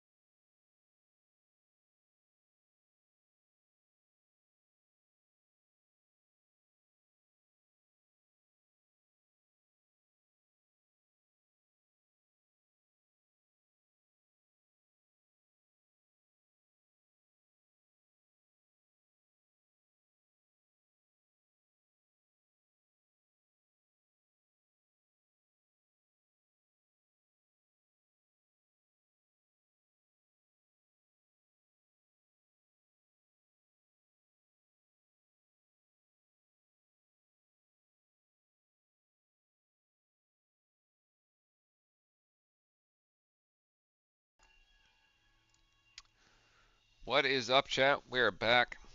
Sorry for the extended break. This is not a speed run. No, I cannot challenge Linus or Jay or Bitwit, really anyone. But that's not what we're here for, right? We're here for a real build. Some people who have everyday jobs, right? I mean, I work at a freaking florist. So, you doing whatever you do can do this too. All right, so we're getting ready to put in our front case fans. The reason we want to do this is we just want to do the motherboard right now. You can do the motherboard. You got plenty of space as you see, but we're just going to put the front ones in, get it done with, so we don't have to fucking channel stuff. So, we got the Lee 140s. Yeah, they look pretty good. Slide channel into each other, right? So interlocking daisy chaining system together. So we got these. We can take them apart to show you. All right. So, two individual 140s. Harder to mess up than you think. So we got contact unit, we got receiving unit. Okay. Here we go. So I'm gonna do this tab right there. You're gonna notch into that little slot. Your typical female to male, like all things electronic.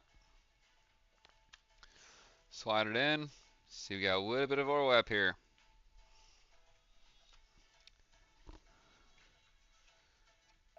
Press that together. Get yourself a nice daisy chain fan unit. Front, back, back denoted by black, front denoted by silver. And if you remember what we were talking just a few minutes ago, let's look at this iridescent channel, right? So iridescent where your RGB comes from, matching up. Let's get that nice little like Lee signature shape. For this case, we're gonna set these front side down, right? Front side, no cage. Back side has a cage, right? Black marker, also cage. So set this front side down. We have these fan cages. You drop it right on top. Right? So what we're doing, we're gonna put that cage in there, or mount the fan to the cage. And once we get the fans mounted to the cages, we're gonna slide it in to the front, and we're just gonna take those same screws, mount it right back.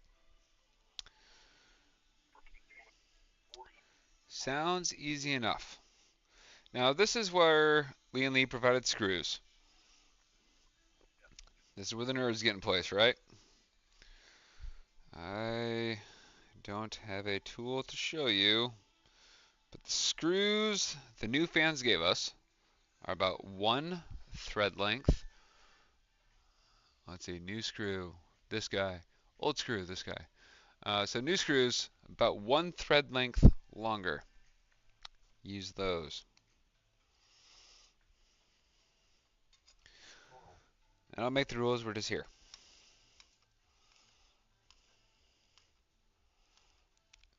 Now these fans have rubber grommets, so you'll feel when the screw kind of bombs out. You can give it a nice turn, but like all things electronic, this is not a car. You don't have to torque this damn thing down. This is not like a alternator fan belt. You just calm your ass down. Once it gets nice and snug, just give it a little bit of torque. And by torque, I mean, you know, maybe that kind of an 1/8 of an inch turn past it. That's it. Wherever you screw in aluminum screws into plastic, you get all heavy-handed like you're the Michelin man. That plastic kind of breaks, and when you use aluminum screws into plastic, you're setting the thread into it. So if you break it, There's no going back. Let's get a 3D printer. And that's not another video. We're not messing with that crap. So we're getting this mounted to the fan brackets. Nice and smooth.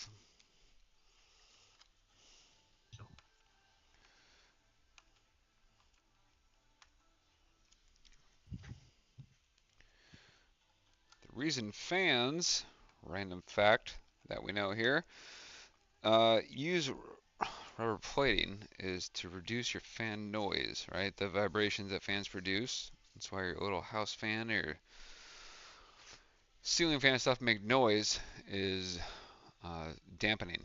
So, all right. So the last thing we have to do before we put this in place. All right. So we got two 140s mounted to our awesome fan cage. Looking really good so far. Comes with our fan adapter. This is what we plug into the power supply or the controller or the motherboard.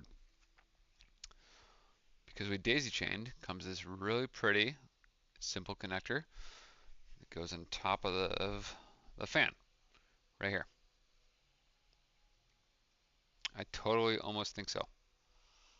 Pretty positive. So, this is just going to go, just like we connected the two fans. Maybe. Let's see. We didn't test fit this, so joke's on me. Don't know what I'm doing.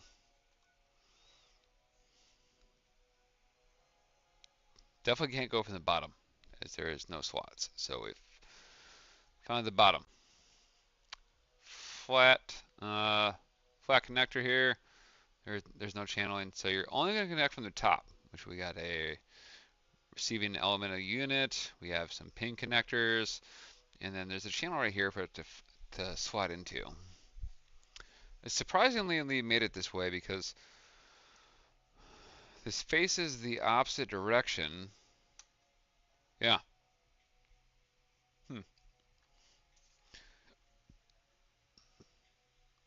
So this faces the opposite direction in which our fans will connect. So for leanly thinking of everything, it's just surprising that they do it in the. You would think you want your fan cable to go this way, right? Because 90% of all PC cases are a left-facing glass unit going out.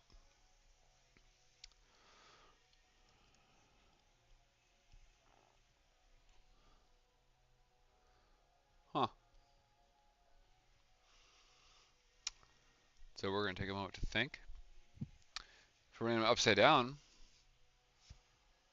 which makes more sense because cable goes that way, but you can't connect it, right? Because in the bottom, we just have that receiving unit to connect another fan. You cannot connect a fan cable to this side. So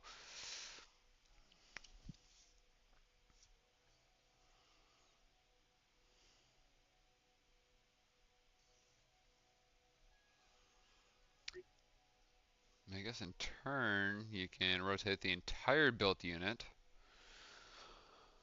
run fan cables on the low side. Wait a minute. Let's see here. Nope. Nope. We're all good. This is why sometimes you gotta take a minute and think about stuff. Alright, so our receiving fan cable unit fits right on top. Sorry. Similar sliding connection point. And it does face the correct direction. So we were not thinking about the cage as it is installed. Does come with a little wire grommet. You want to release that so you can get ready to do some cable management. In most things, kind of pre-stretch your cables a little bit. That way it gets easier to run them. That way you don't have kinks.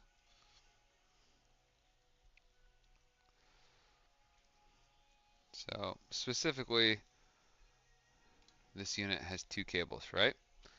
So you're going to have one cable that goes for fan power, and then you're going to have one cable that goes to RGB. In this unit specifically, these Lanley Uni fans use a 3-pin RGB fan header. I know, it sucks to suck because most motherboards only have 1 to 2 3-pin RGBs, and then it has a 4-pin fan header. Awesome. Everyone wants 4-pin because that means you have PWM, which is, well, no one's in the chat except for Maddie, which means PWM is power watt modulation, meaning that your fan reacts to your motherboard, and that way you don't always have your fans running at 100%. All right, so our fan cage. See these really cool L slot looking things, right? Sorry about my hat.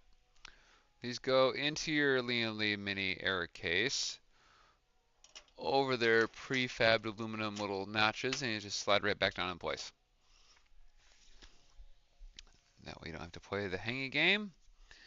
So you're going to take those small 4 cage mount screws, put them right back into place.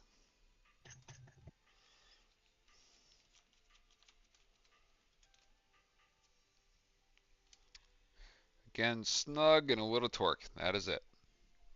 There is no trying to go a quarter past torque or anything here.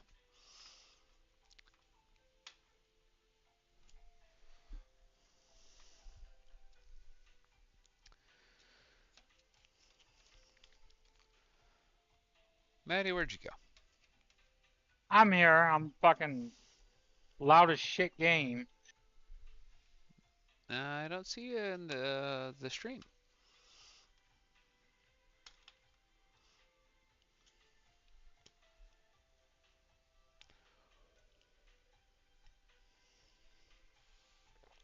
All right, so fans are mounted, looking all good. And where we route these, let's move these little old fan screws. Put them up in no man's land right now. All right, bring the case closer. So front fans mounted right here, right? You take your little cables that come way out and are black. And for what we're trying to do for a mostly white build, not cool. In the top left corner, where you see my finger pointing up here, there is a notch that goes into the backside. You just want to put your fan cables through here. That's where we'll route them, so that way you don't have to see these black cables.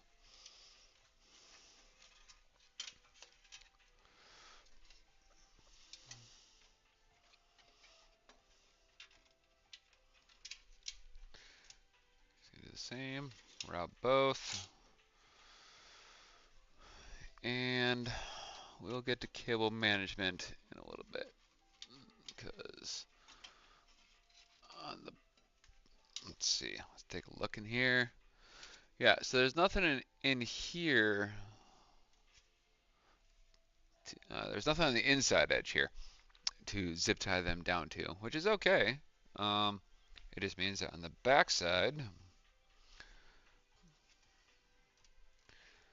there's a full channel, and then they're going to go over to the back mid controller. So that is more to follow. We'll find. It's okay. 2 fans down. All right, so next thing we're going to do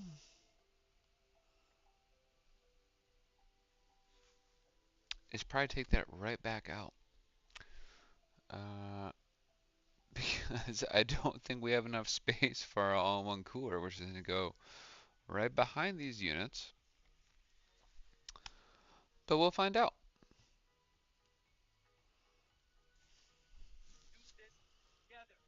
I guess next we'll just go into motherboard mounting. We know that she's good.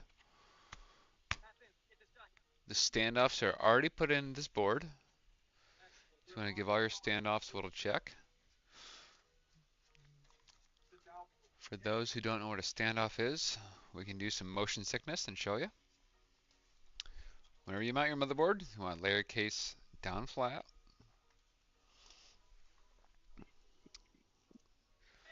All right.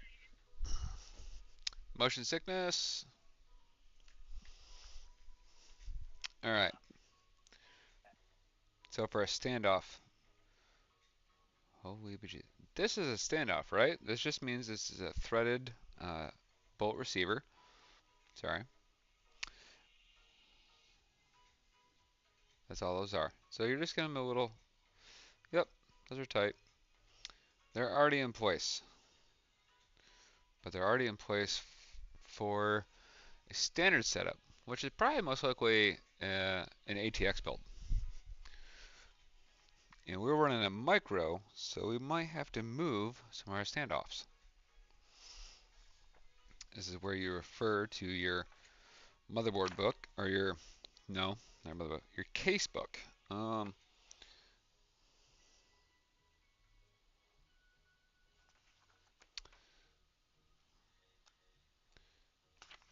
case will talk to you about many things. Hard drive install,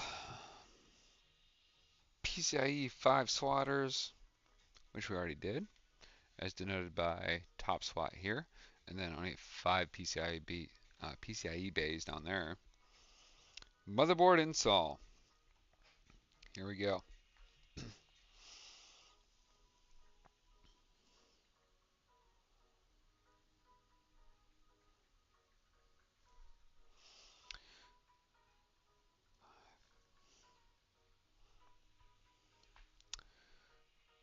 And just what we thought, chat. We have to move every single one. Awesome. All right. So for these, damn it. What size? Too big.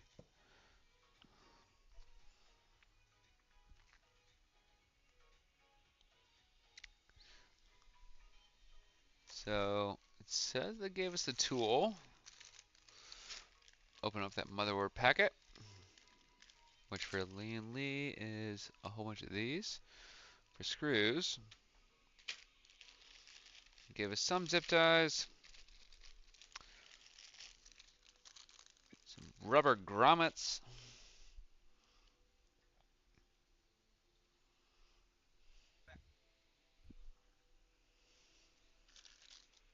gave us a ton of rubber grommets.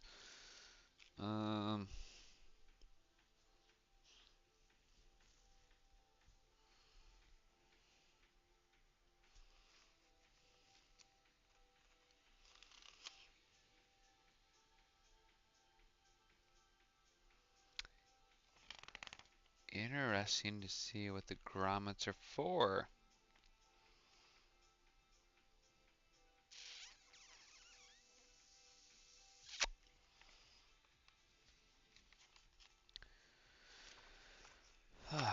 Maddie, are you done with the campaign yet?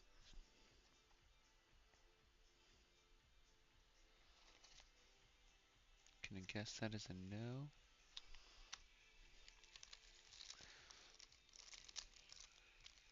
Oh, I think we just might have broke something.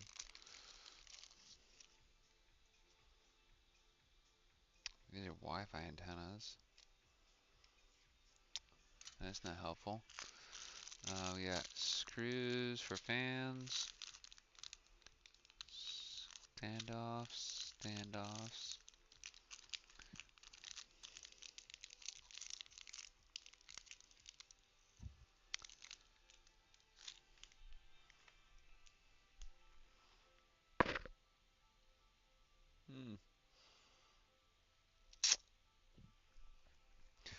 Alright, chat, we'll be right back.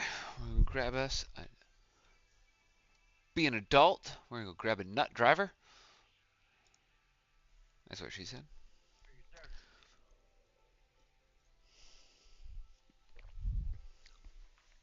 Maddie, chat is live. What are you doing? It is. I can't stop this scene. Why the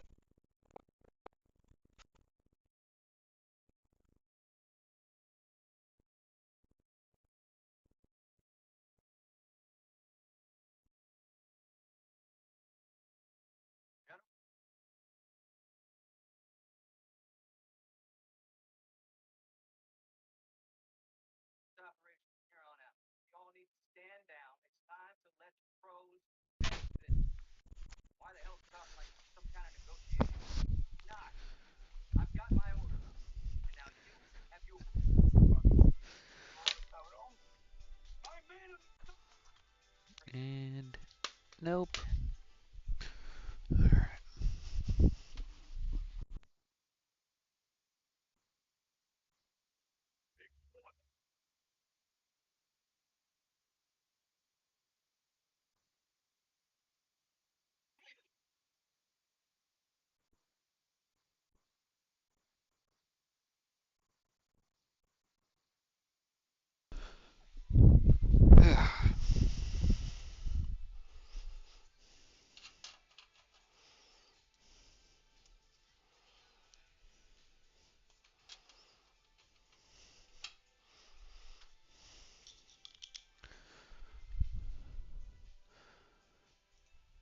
Alright, chat, we are back. We got ourselves a tiny little ass fucking quarter-inch nut driver. And what we're doing is we got to move all our standoffs coming from a full ATX board to a micro.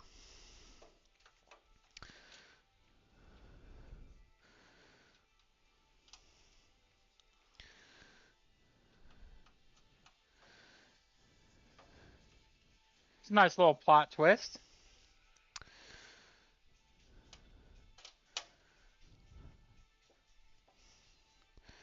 Chat, this is tedious, but not a big deal. When you do remove these, remember this is just stamped aluminum, so you're going to feel different forms of resistance as you kind of rethread them.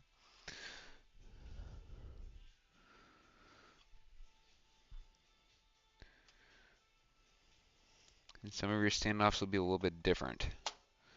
Some are going to have like a lipped edge, some are going to be flush.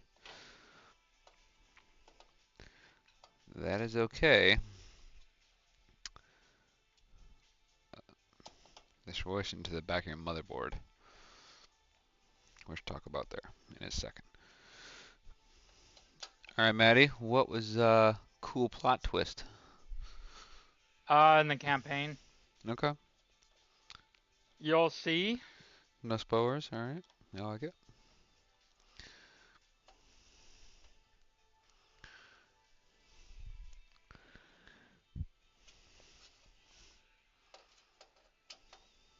Pretty cool.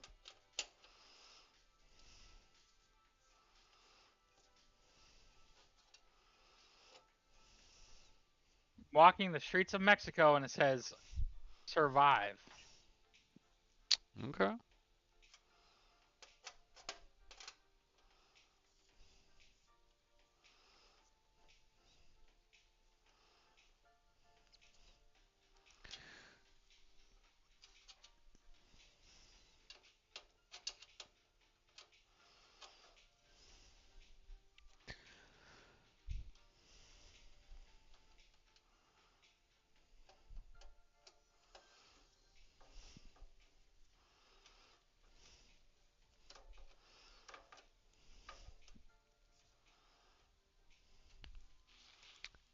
Who be calling? All right, chat. Want to take a quick break? We're gonna talk to Annie. Be right back.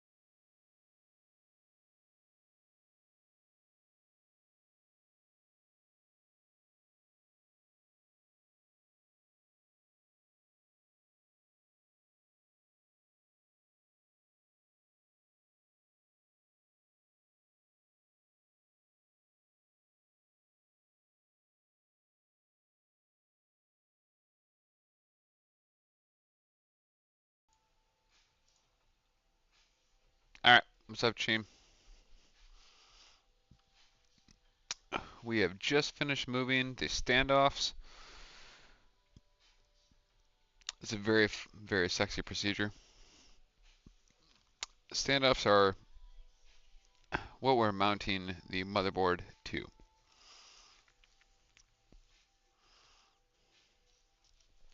And for motherboard mounting, this comes with your case. We're going to use the flat pan head screws, which is not to be confused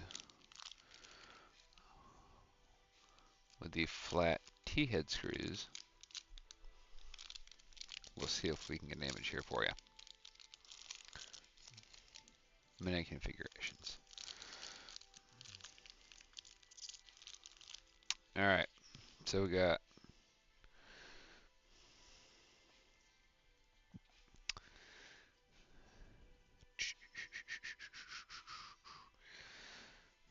how do we show this? All right, let's see. Oh, great. Jesus Christ, this is a terrible camera angle. Okay, so we got that's a flat T-head.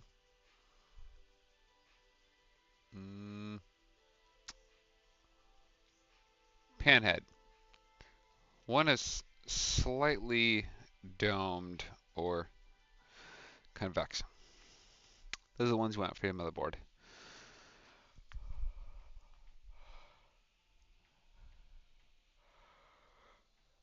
All right, fun motherboard install.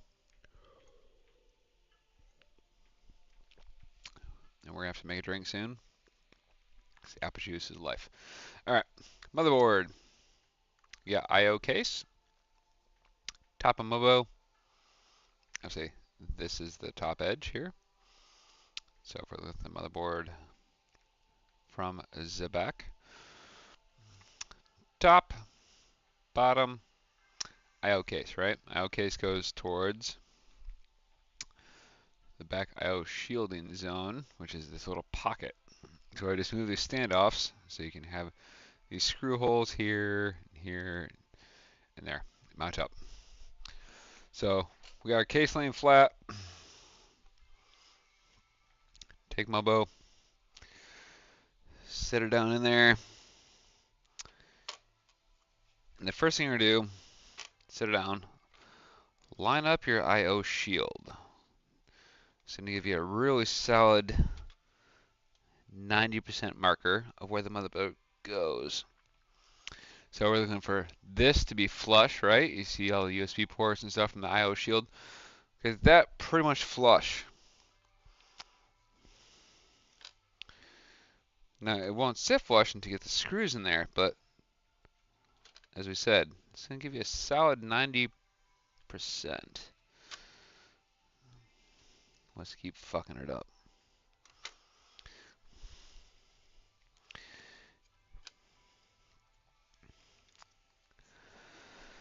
All right, you're gonna take number 2 or number 1, doesn't matter. Pan head screw.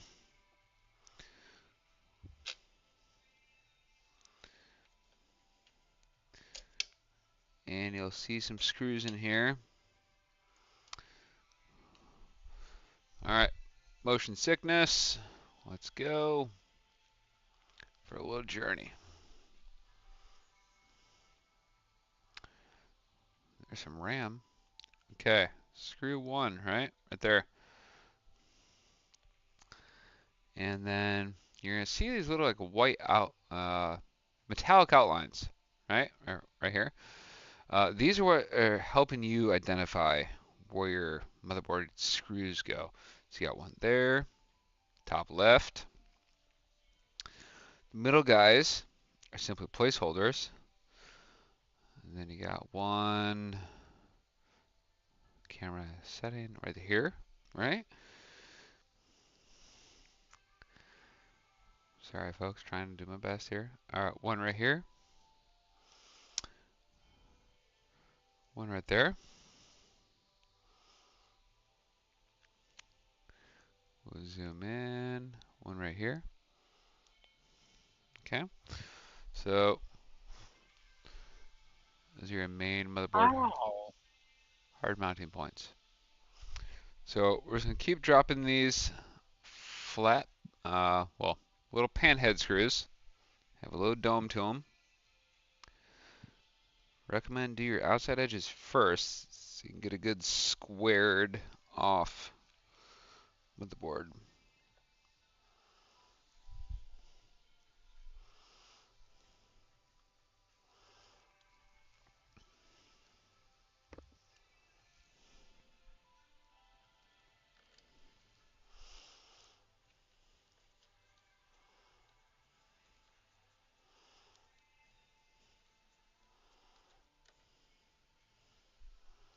Cool.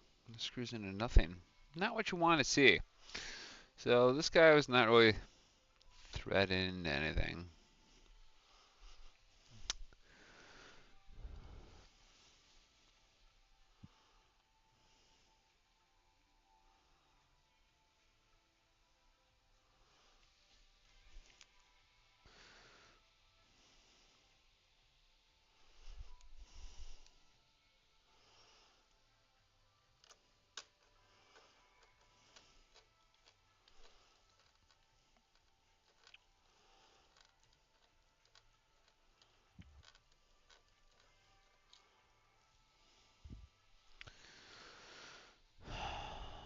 Son of a bitch. Okay, dude. You did not fucking see me. You fucking hoe. Well, if the stream wasn't not monetized earlier, it's definitely not now. Dude, there's no fucking beating this fucking level. PSU. Anti-vibration. HD. Yeah, no shit, I'm hurt, bitch. God damn it. Fan mounting. Alright.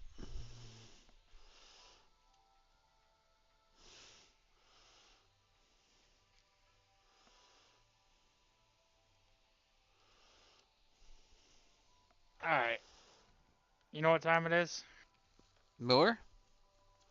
No. Who drinks Miller? Come on. I don't know. Florida Rednecks?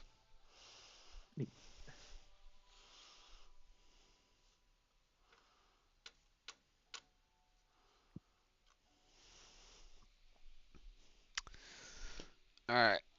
So we're having some troubles here. Getting this bottom guy to thread. Which implies we're probably not perfectly lined up. Let's try his brother, just up top. Alright, so brother teed in well. And, ooh, things you don't want. Dropping screws in the Mobo.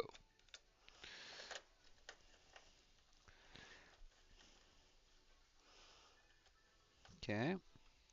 Same thing, you want some torque, but it's a snug feeling. You're not tightening lug nuts here.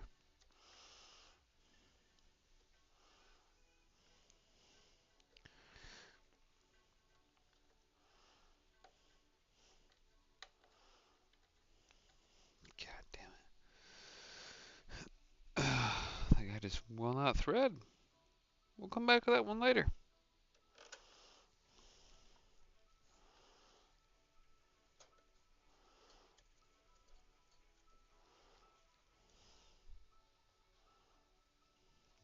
Okay. Nice and snug. What else we got? One more right here. So most of your motherboard screws are going to be on the outer edges.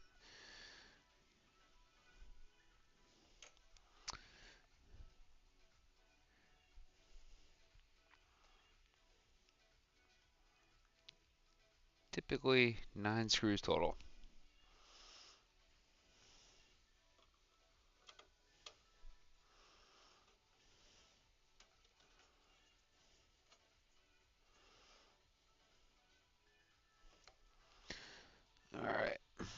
we got the outside edges done.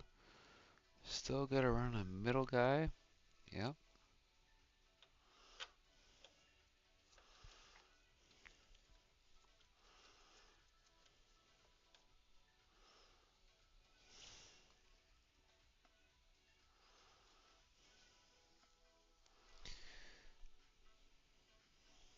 Ooh.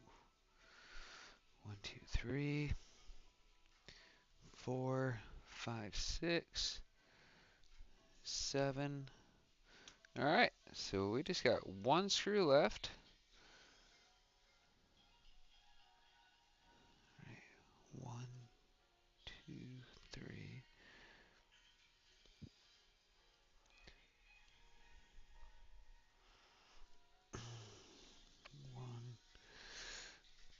That's being a real pain in the ass. Let's see if we can reach it.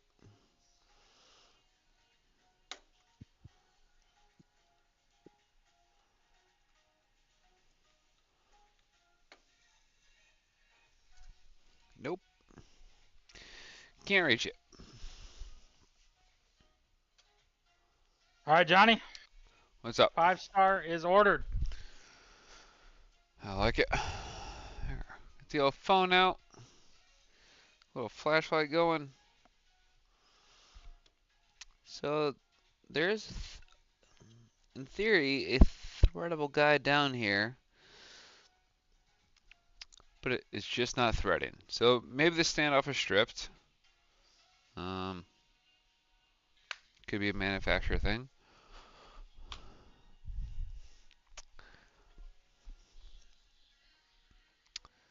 The screw could also be just too shallow. Good possibility. Either way, we'll try one more time. And if not, it's okay. You get 8 screws in. It's not a big deal.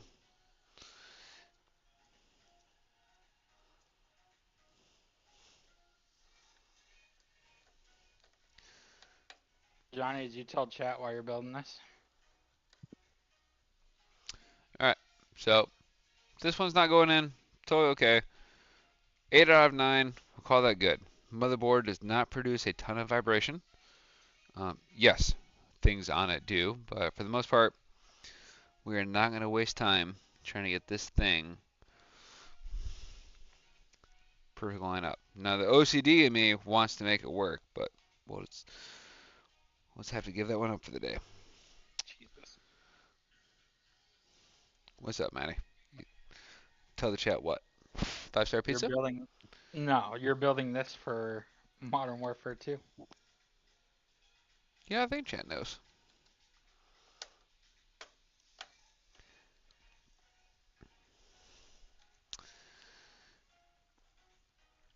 God damn. So, on a personal note, this is gonna drive me insane, because I have OCD like a motherfucker. But we're gonna move on. The stream's been going on way too long. Lint cloth here, dust off the old processor. It's looking pretty good. Alright, so motion sickness warning.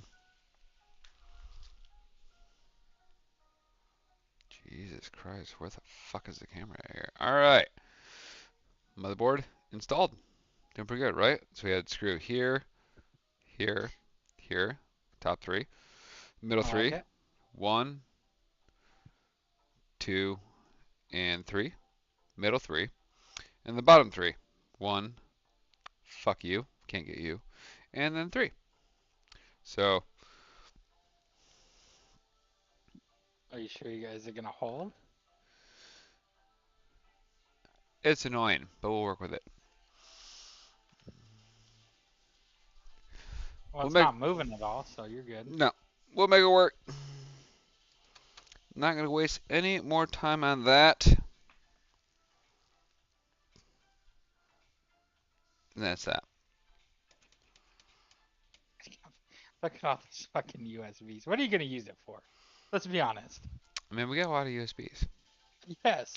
We got a keyboard, we got a mouse, we got a camera, we got a headset device, we have What do a you, phone why do you need charger. a phone charger?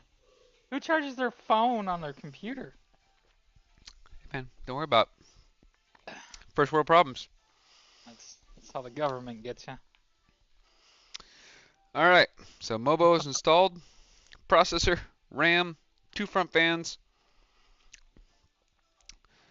The next thing we're going to install, as we mentioned right before this, is our all-in-one cooler, which we should have installed first because it is behind these front fans. So we get to do a fun unboxing together. Move the old PC, power supply. We got so much shit on the 10-foot desk. All right, we went with the Deepcool LS520. Had good reviews. We'll see.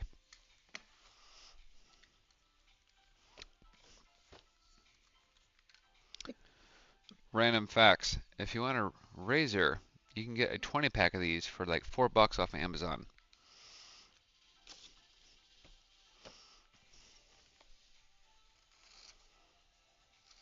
Nice, Johnny. I get paid for 0 product placement, so there you go. All right. So this cooler got really good reviews. The only thing we're going to change about it is the fans, just to keep the aesthetic of the whole build. So we're going to put some Liam Lee fans on this. We will see what it looks like. And good thing. So we don't have to do full rebuild, right? Their fans are already separate. So MiniFox wins and gets 2 free white fans that are RGB. I thought you bought RGB fans. I did. So why are you throwing those away? I'm not. MiniFox gets them because they don't match the Liam Lee aesthetic that we're apparently going for. Jeebus Christmas. So we got the usual box of goodies. Comes with some, quote, information support, which is maybe remotely useful. Yes, useful. All right. So we got some fan cables. And the most important things are CPU brackets. So this and some weird fucking device. More on that when we get to it. So as we talked about, your all-in-one cooler comes with a radiator, as we see here. Just same as your car, right? Water passes through, water is cold, air pushing through it, chills things faster. And then the giant pump that mounts on top of our processor. So, supposed to be pretty good build quality. I don't see any defects off the bat. Fins are pinched, always a good thing. So some of the things you want to check for if you do get an all-in-one cooler, especially if you get a radiator, is kind of like your home AC or your even your own vehicle. If these little fins, we go in super close. Yeah, you see the zigzags. If these, you start noticing they're pinched, they're shoved together and stuff, that's visible signs of like damage, which is not a manufacturing defect, that's like a handling defect. Because they need the space between them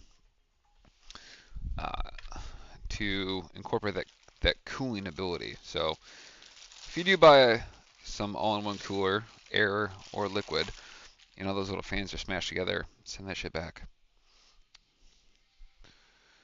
I will say, in our camera lighting, you probably won't be able to tell, but just a known difference. You see the pump here, I'm holding right in front of the camera. It's pretty kind of like hyper white, but this radiator definitely has some like yellow into it. I really don't care, but for y'all who are doing like crazy hyperwide builds, there's definitely a yellow hue to this. So, enough to bother us? No. For your turbo white kids, maybe. What? The turbo white kids, the ones who are doing these like crazy all white fucking builds, who like paint screws white shit. I see what you're saying though. Well regarded what?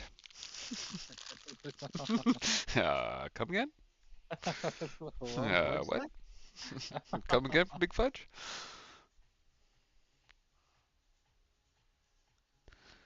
All right. Second note to this cooler. This comes with, you can see my little finger mark so perfectly. So, try to zoom out. All right, here we go. So top, I believe left right now, you see a smudge mark. So this all-in-one cooler comes with a pre-applied thermal paste. Yeah, we're just gonna get rid of that whole thing. It's not necessarily saying it's bad, but we don't know what type of thermal paste it is. We don't know its coverage and the quality. So you grab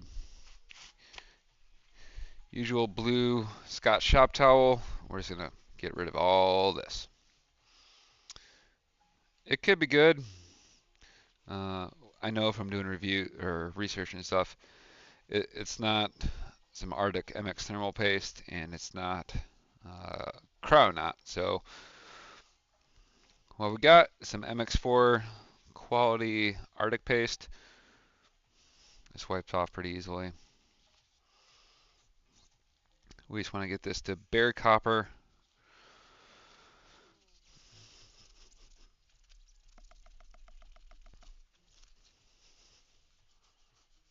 This also enables us to see any manufacturing defects in the plate, which not necessarily a defect, but we can see scuff marks.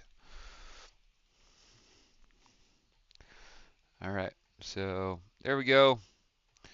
Nice and clean, but you can, I think in this angle right here, there we go. You can see some hazing, which is okay. It doesn't necessarily mean it's not flush or anything, but we're gonna use our own thermal paste. And we'll get, when we get to that part of the install, we'll show you how to apply thermal paste correctly. Typically, you do not apply thermal paste to your cooler, you apply it to your processor, and then when you compress it, you can do the spread, you can do the X, you can do the dot method, but typically not apply to your cooler.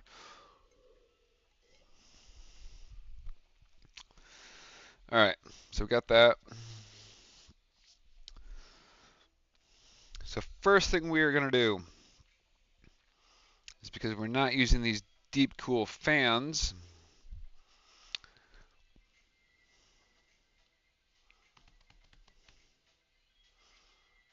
we're going to think about what we want to do. So, magic box. I already had this thought out. Oh, we do. Magic box. We got 5 more Lee and Lee 120s.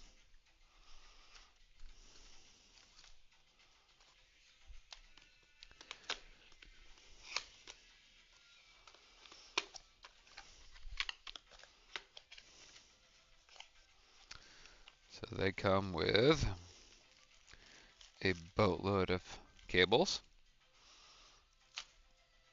All right, our table's getting a little messy here. I'm gonna start throwing some shit on the floor.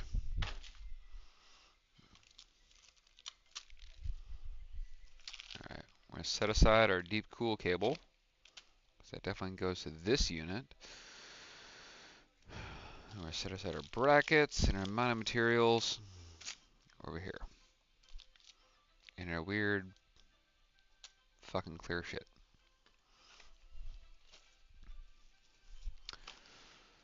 So the Lee and Lee stuff came with its controller.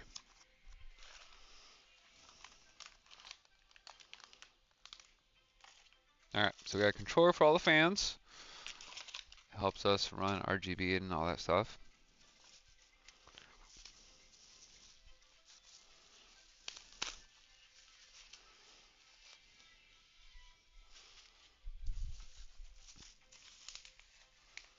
things that don't show you in normal YouTube videos is all this stuff is magically opened. There's like fast forwarding going on.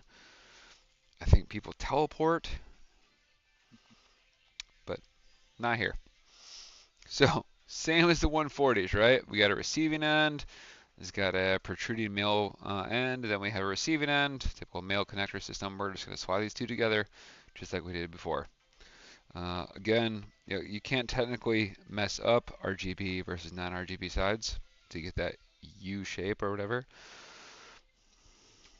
But if you want to make it even easier, I'll try to zoom in here and show you these symbols. So, all right, to this side, you see a little 1 right there compared to this side. Sorry for the imagery. We see a little 2 right here. This is denoting how you connect these two fans together. Pretty Probably simple. back up just a little bit. Okay, never mind. I'll go fuck myself. Yes, go fuck yourself. So again, set on top, male into female, like you're doing an extension cord. Just a little bit of slide left. There will not be an audible click, but sick. Once they're connected, they're pretty sturdy. Okay, there's our fan group.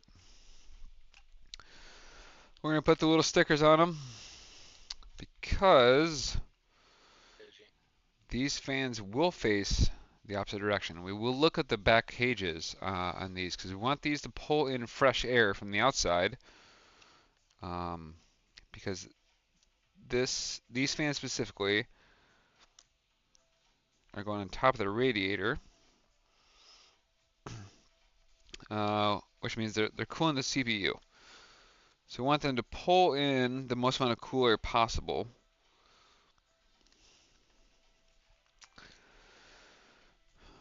And let's see if I can demonstrate this for y'all.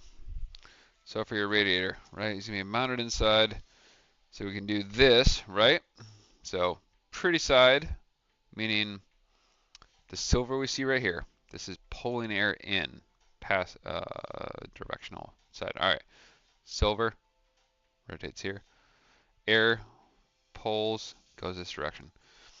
If we wanted to quote push air out, so silver here, pushing that direction, it means we're pushing warm air because it's coming from inside the PC, going outside of it. Because this liquid cooling unit is cooling the processor, we want the coldest air available to be circulating in this hose group, right? So we're going to pull in fresh air. So we're going to mount it here, right? Just like this. So we got radiator going to the outside of the case, fans just on the inside edge. They will pull air in. So in through radiator, air cools, goes in, water hoses. You have cooled air go into processor and then circulating back through. Versus if we do the opposite, it means you're pushing warm air through to cool the unit down. So just not quite as efficient. So that's why we're going to pull cool air in. And just the same, take one of these little daisy chaining elements. Fog guy, see the same thing. First, let's get our case stood up real quick and just give you a quick demo. All right, so here's our case, right? Got pretty Mobo in here, looking good. We're not spending bajillion dollars. I'm happy with the mostly white configuration. Our liquid cooler is going to go right here on this back side. This is the front we just put in. This is the back, so it's going to come out the back side.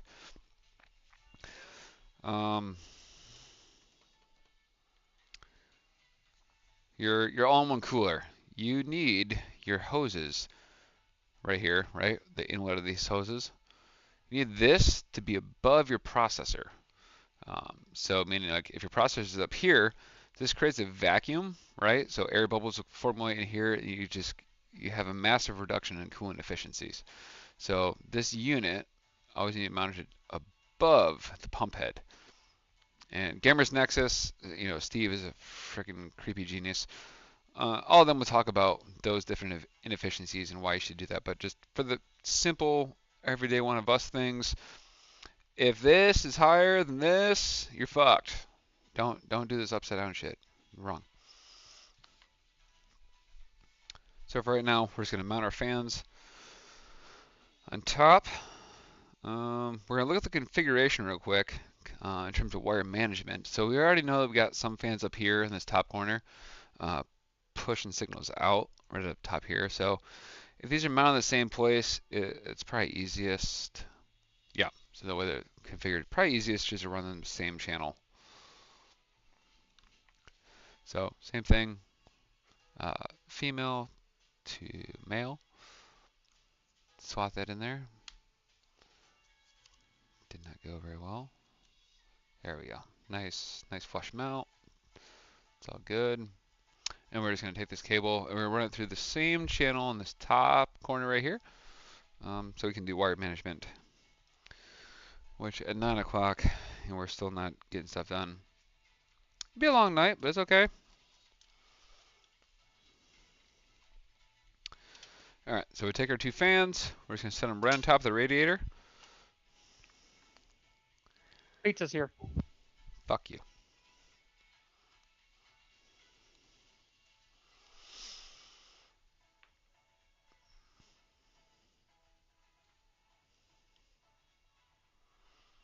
All right, so our fans came with,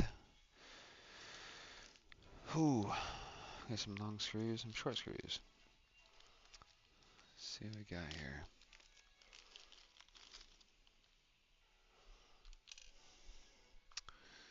All right, so our fan should have came with some long screws.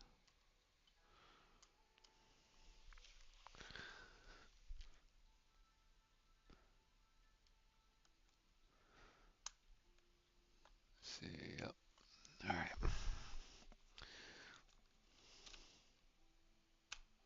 All right, so be number 2 instead of number 1.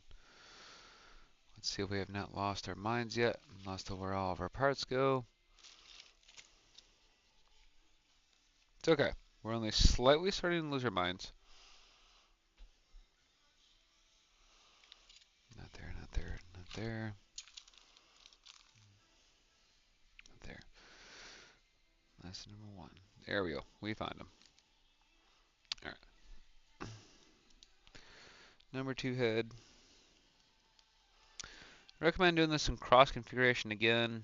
Just so you can get a nice square fitting.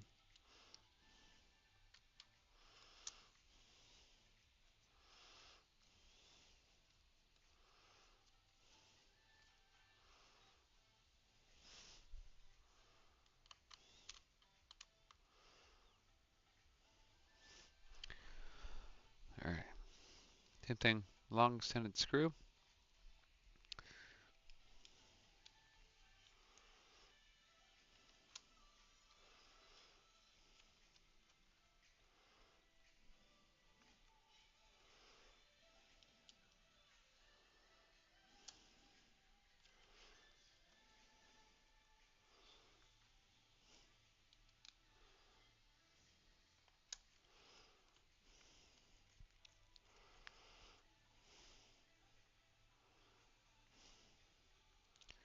Again, we're gonna run these pretty snug. You know, you get too snug. Give it a nice eighth of return after, but still not tightening lugness down. Don't need to go crazy.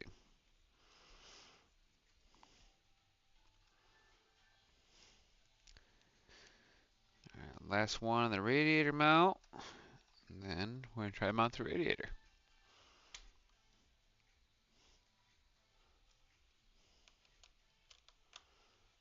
All right, so these are good.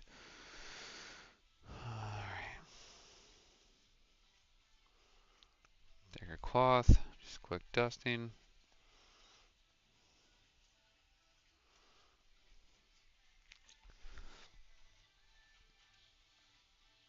So overall, it looks pretty good. It's got a nice infinity mirror look to it. Huge pump head, so it's supposed to be it's supposed to be pretty efficient. So we'll see.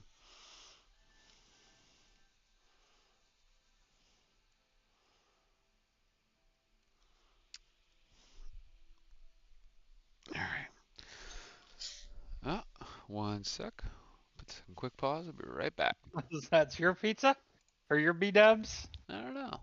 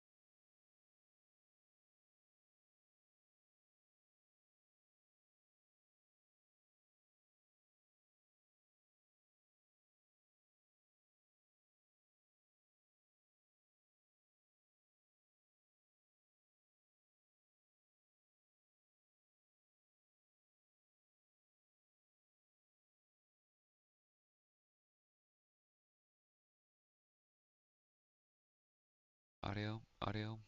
All right, we are live with audio. What is up? We are back for this crazy extended freaking stream of building a PC. We just finished up Why do you some. have a fucking jacket on, dude? It's 80 degrees outside. Yeah, it's fucking 40 degrees here. Jesus. I know. All right, so we got some B-dubs. Push through this food sleepiness for a moment. All right, so we got the PC build, got motherboard in, front fans in. We got fans mounted on the radiator. Get ready to mount the radiator. So, guess we should read some instructions. Because I think we have to take off hard drive brackets.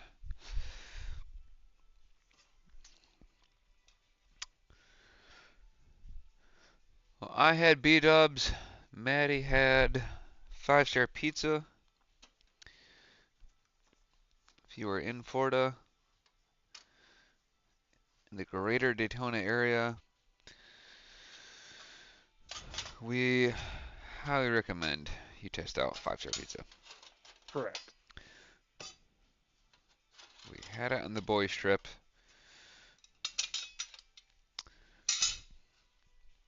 It's not just your amazing drunk pizza, but it's so much more. So for short story time, fuck, screws, all confusing. We were down in Florida together last year. 5-star pizza delivers a ginormous, it was like 30-inch. I want to say it was like a 30-inch pizza. 28 inches. 28, close Wow. enough. Right. It's fucking huge. It can feed 5 people and you can't finish it. It also is served liquid boiling hot. But for a classic pepperoni, I think for the group it was a general top 5 best ever. Correct. Easy. Easy top 5. Easy top 5. So if you're in Florida, check them out. Highly recommend. And for the money, cannot be beat. Mm-hmm. Cannot be beat. Alright, so what we're going to do first, we're going to fish through these fan cables.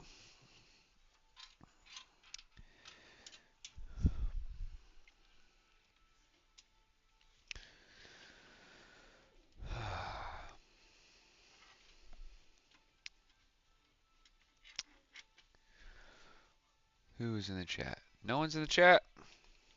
I'm Anyone? here. I don't know, guys is doing that. Oh yeah, I see the one.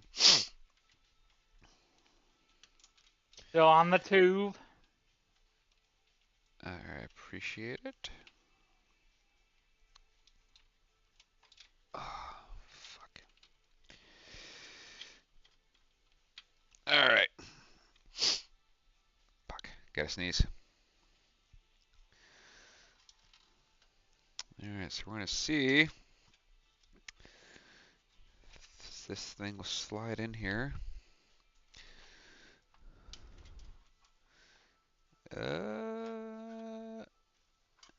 Good news. So you can build the fans onto your radiator with the front fans installed. You know, still slide in to mount in place. Awesome.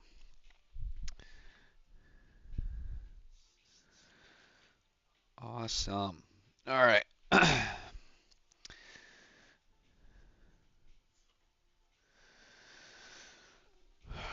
right. Just be the same. Number 2 screwdriver. Not gonna flip this around at the moment, but we'll show you in a second.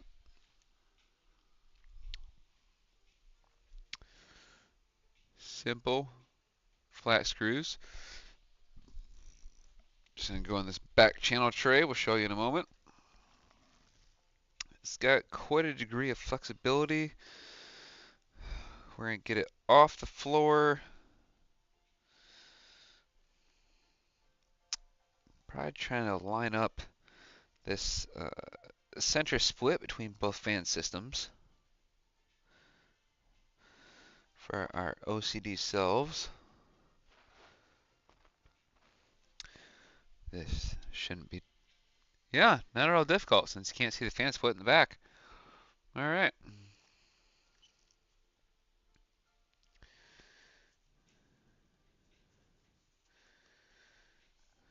Get a screw started. Fan cable out the way. So in the back here, what we're doing is just gonna screw it in here, and they're like large slot channels, so you have a lot of flexibility in terms of raising it and lowering it. So we'll just get the two tops started. Do one loose. We'll do one a little bit tighter, and we can kind of play with that lining up of the fan split. Yeah, right now, way too low.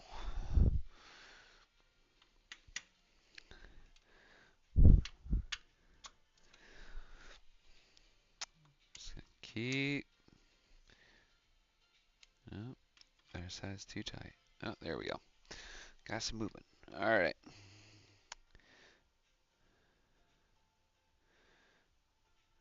We'll go right there. Nope, I already dropped it.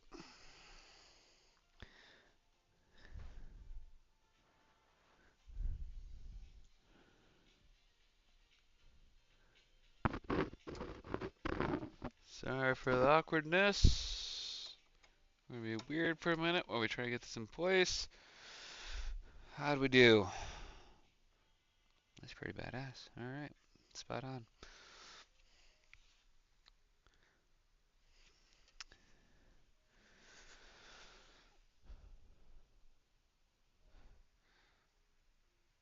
So,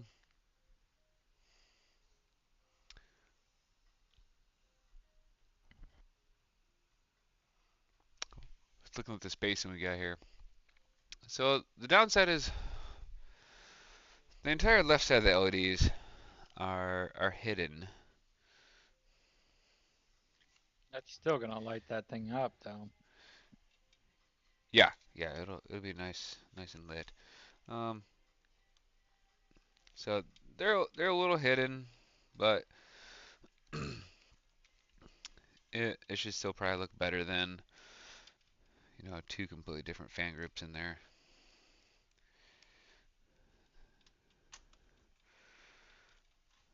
We don't have that scump money, but that's okay.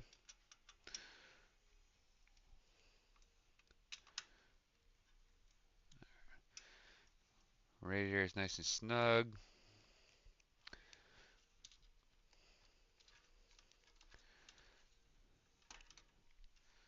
Put the rest of these in. Then we'll flip it around. We'll show you what we just got done here.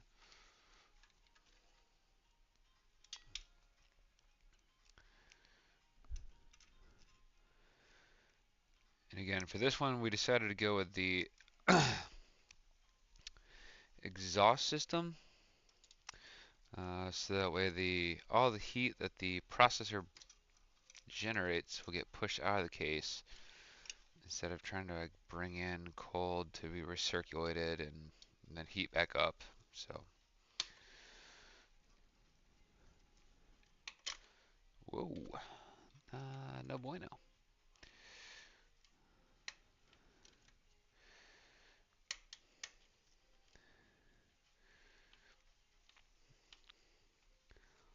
Soft aluminum fan mounts, gotta be careful. Don't want your screwdriver to slip off and damage anything. Alright. Getting a little bit of weight to her now. Alright, so what we just did. Cooler went to the inside.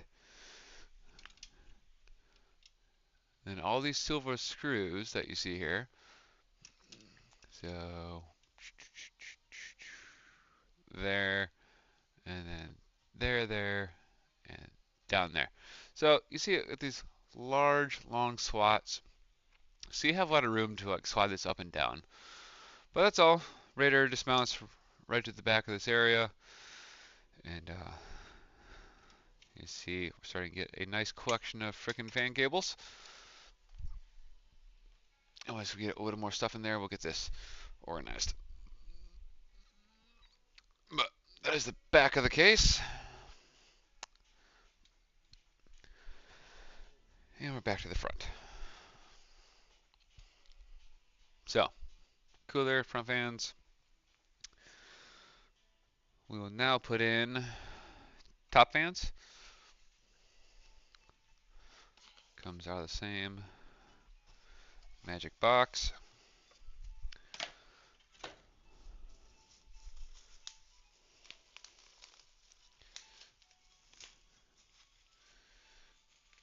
And Maddie, you're still uncertain if you have friends coming? I don't know yet. Okay. Okay.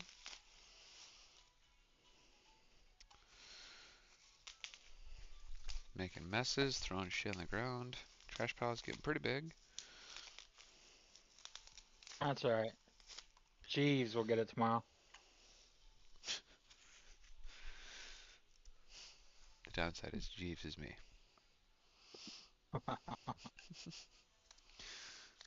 Nothing, nothing.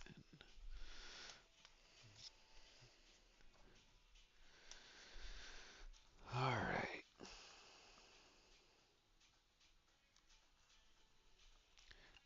Maddie, got any Halloween plans coming up? Nope. Okay.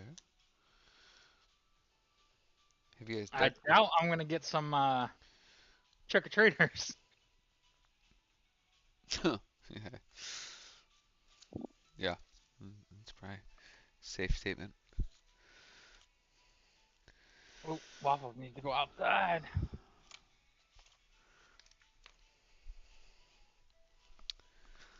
Oh, there it is. Alright. I found it.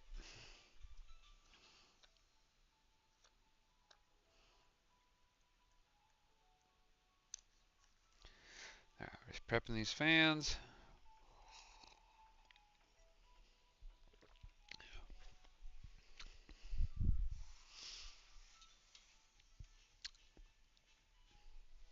Not those.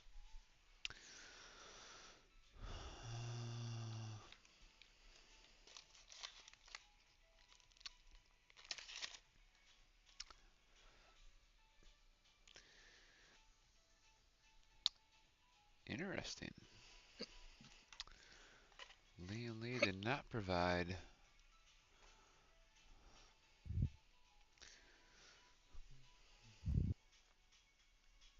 Hmm.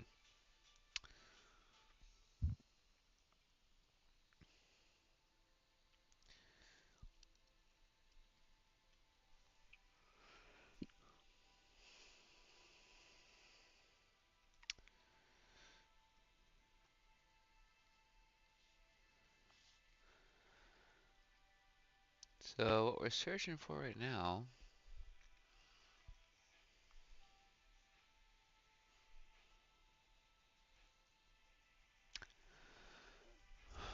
are frickin' case fan screws.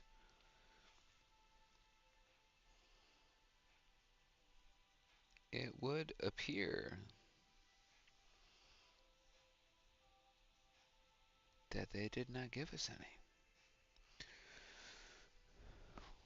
which would be really sad.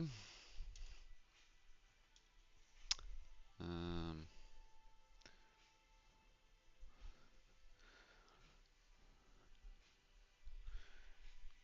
because there'd be no way to mount these.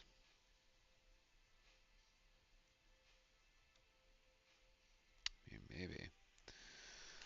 Not ideal.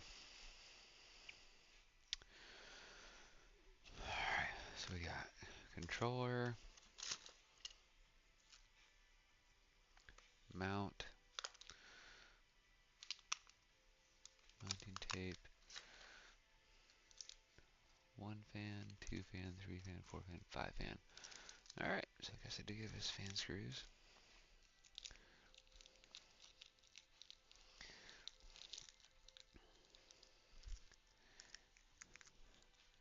Fan screws kind of suck. So we'll see how this goes. Alright, so just like the other fans, same thing. Put the male and the female ends together and daisy chain them. And we'll put these all up top.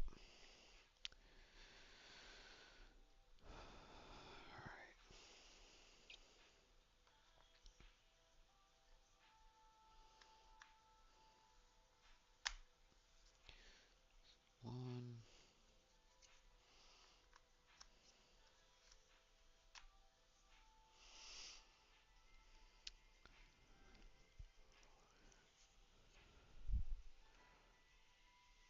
just kidding. Oh, just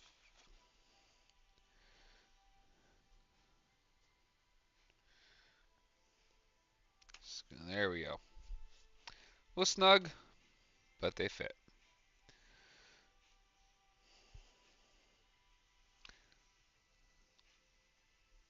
Okay.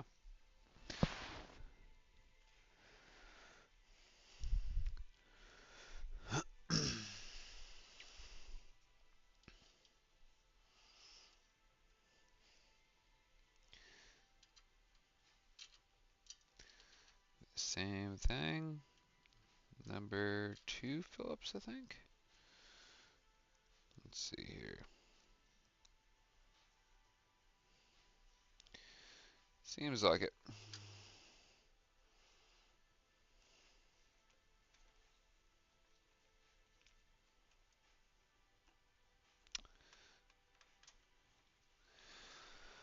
Well, not really a fan of that. Did not give it a good snug feel, so a little worried about these screws.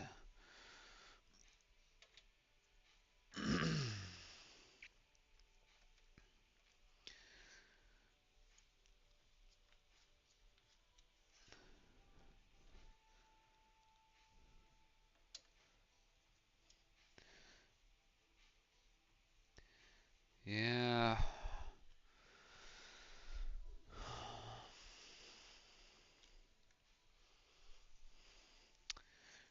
We're going to compare these to the stock. They're about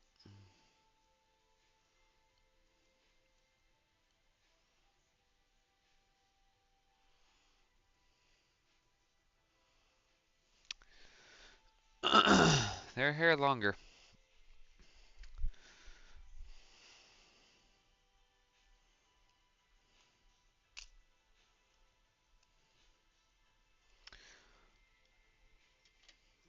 But I'm not liking how they fit. That's not good. No. Stock ones seem to do a little bit better. So we'll try these.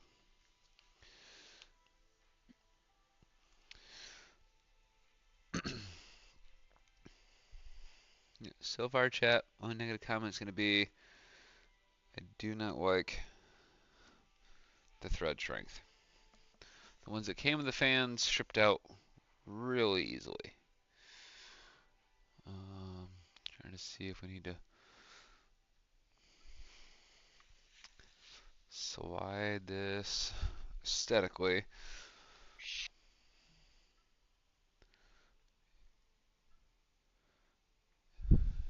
Yeah, I think we'll slide it a little bit.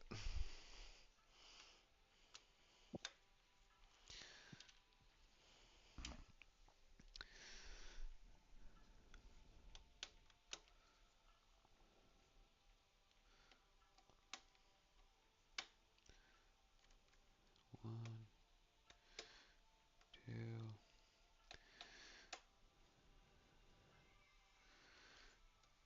Yeah, the screws that came with the fan definitely suck. No, no bueno.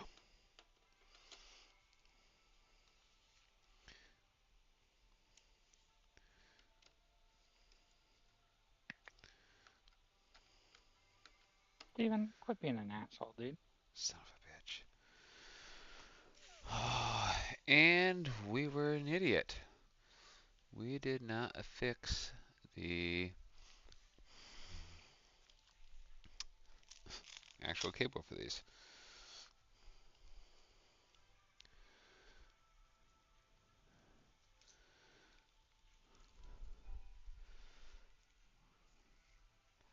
Let us see.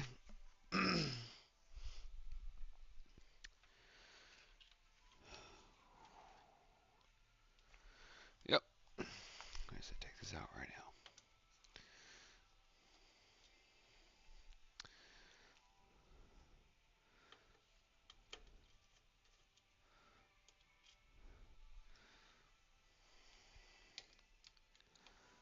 So we forgot to put in the actual cable for power and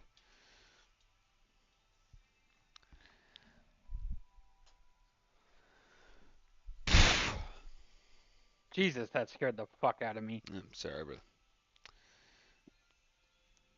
yes, these.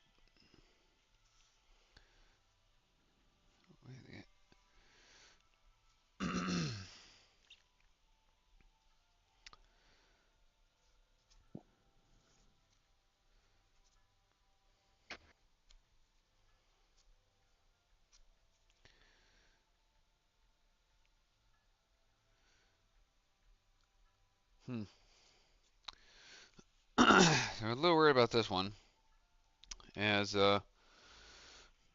these plastic mounts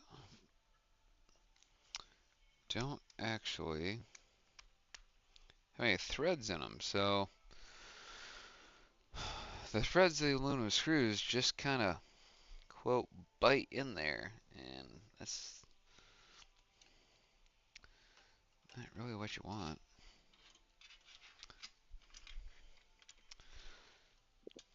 And we're going to try to fish this through again. This will be cable number 6 through the same channel.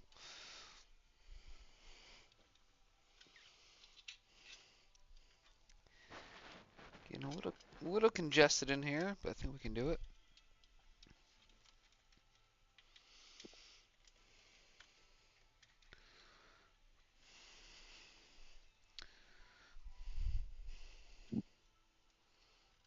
Alright, there's one.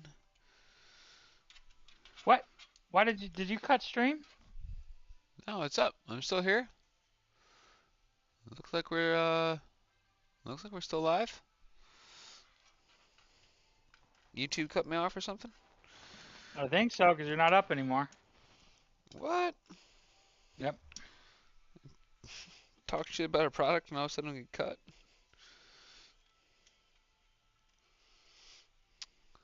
Really? Not live? I gotta see. Hang on. Refresh your stuff, because right now it still says I'm live. It says I got zero viewers. We've been live for 3 hours. Which is technically not too bad.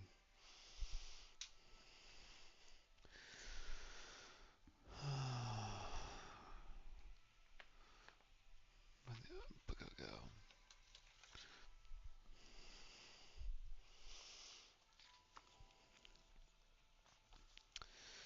Yeah.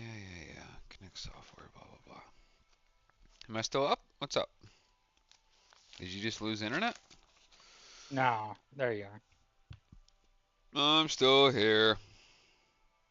Correct.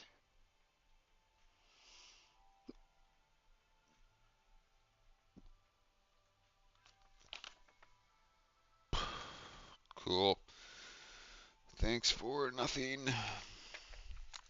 Alright. So the book for the fans doesn't tell us shit. Kind of gives us shit screws.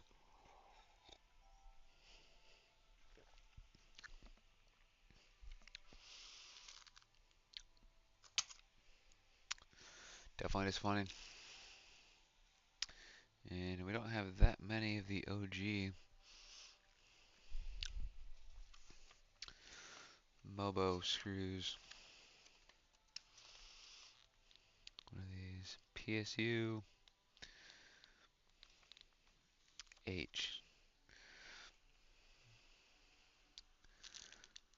Alright, let's see if these fucking screws work.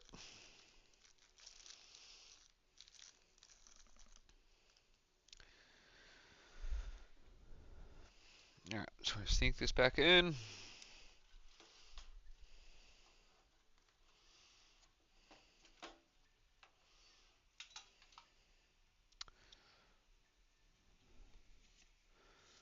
Alright, so in this config, push and air out. So in,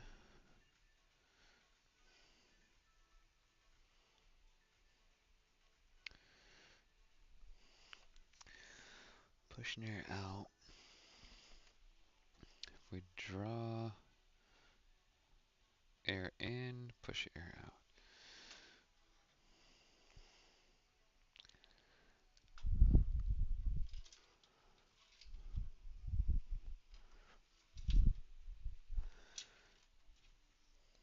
Oh, play nice, cables.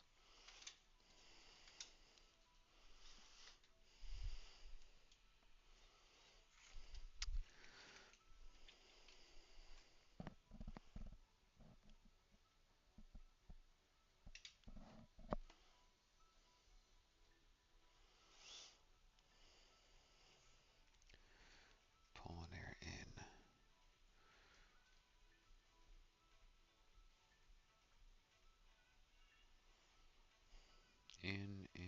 out, out.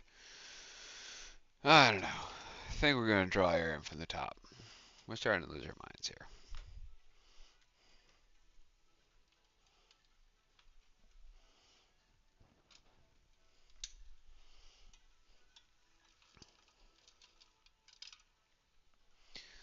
Just one,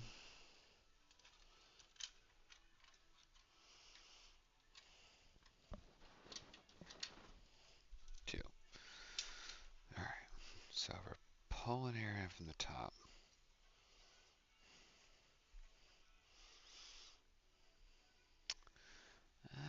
It's a pretty small channel. I don't know about that one.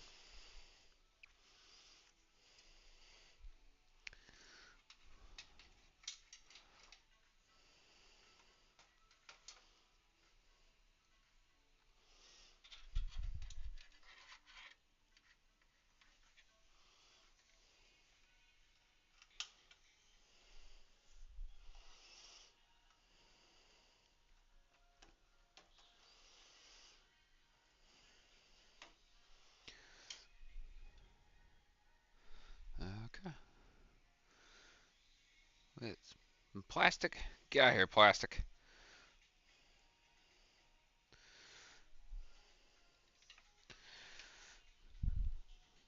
Alrighty.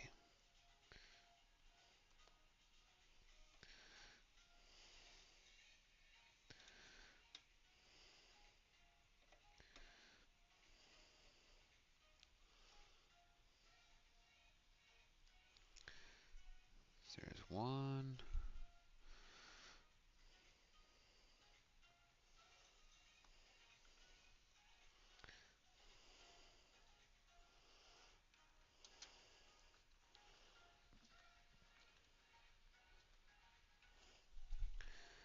Two.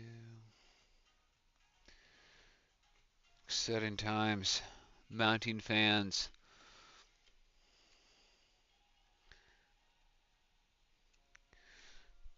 So right now we're mounting the fans on the top.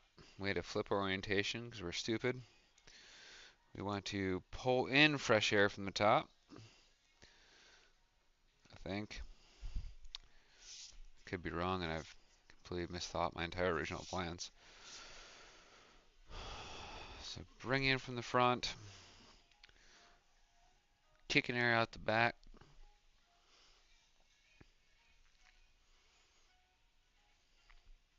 So air comes in.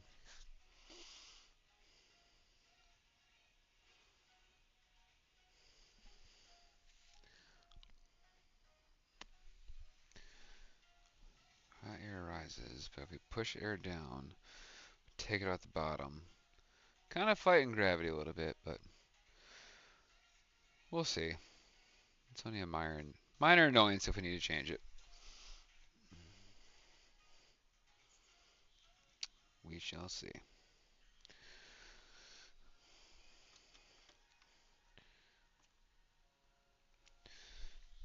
So for these screws, we're putting in the fan,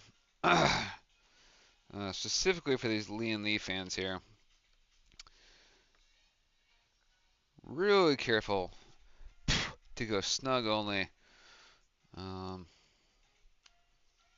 because it's just like a soft plastic frame that we're going into, and it wants to strip really badly.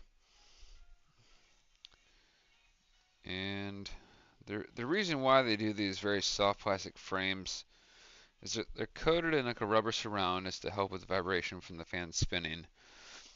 And they do these soft plastic slot fills for the fan threading to further aid in uh, a non-metallic gripping surface, so you don't start creating like a resonance.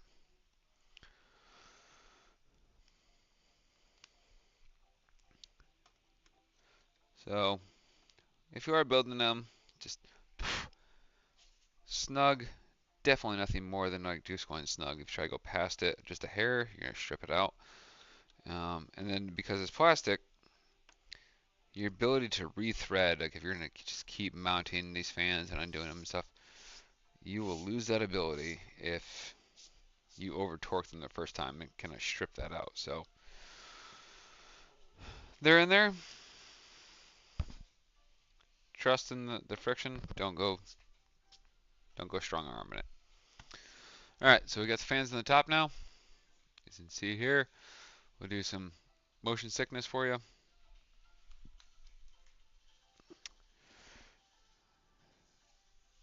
All these screws. Sorry, camera's stupid. All right, here we go. Screw, screw, screw, screw, screw, screw. So all these, is just snug and really nothing more. Um, all right, so we're gonna fight gravity here, and we're gonna push hot air down. It's not what we did in the last system, but based on some stuff we've seen so far, this is more recommended. So we have a larger bottom channel, so we should be able to push air out easily. We'll see.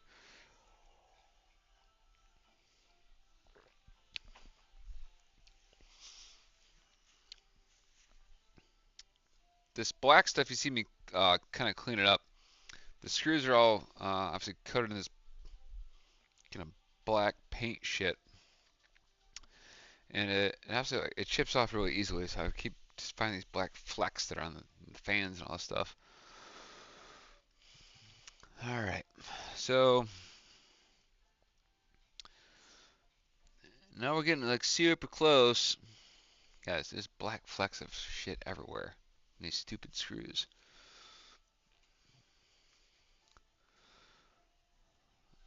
So almost close to hooking up the old cooler to the Mobo and dropping in some thermal paste, but we're gonna put the bottom fans in now. Magic box, which holds apparently all the fans ever.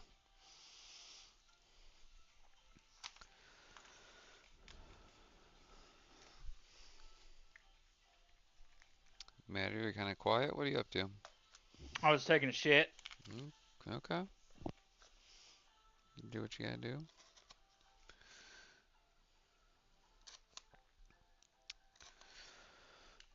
No Rob, no Roe. Everyone's getting weak. Nick went to bed. Did he? Yeah, I just texted him. I said, "You gonna join the Discord?" He said, "Nah, I'm going to sleep."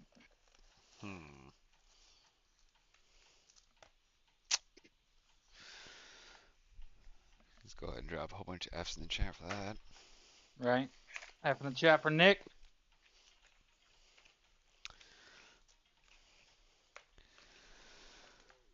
All right. More 140 fans.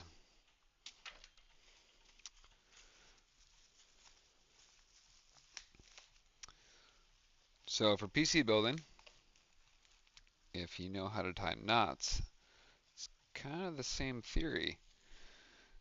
If you're not good at tying knots, what's the next best thing you can do? Can't tie a knot, tie a lot. Well, if you don't want to get crazy scientific with the way to run your fans, just get a lot.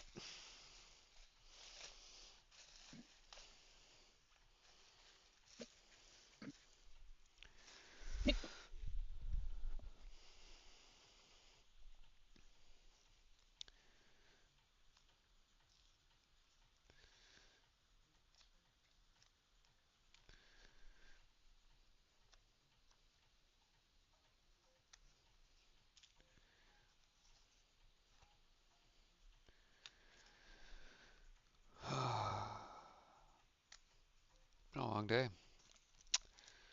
Yeah. I still gotta go to work tomorrow. Are you going to work tomorrow? It's Sunday. Yeah, I gotta go work for about 2 hours. I have to go water. Water all the poinsettias for those who are in the garden or whatever industry. Stop ordering poinsettias. They're stupid. They're toxic to your pets. They're a shitty plant. They die. Stop it. Stop making us fucking get you plants that no one wants.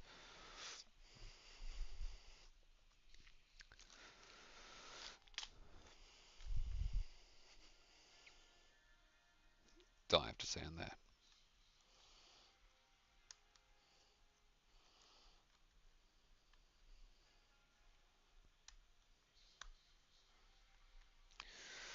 Same thing. Clip fans together. Top connector for your power and your RGB source.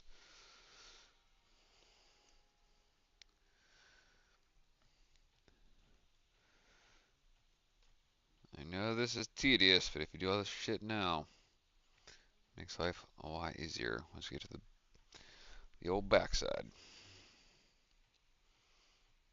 Land of the unknowns.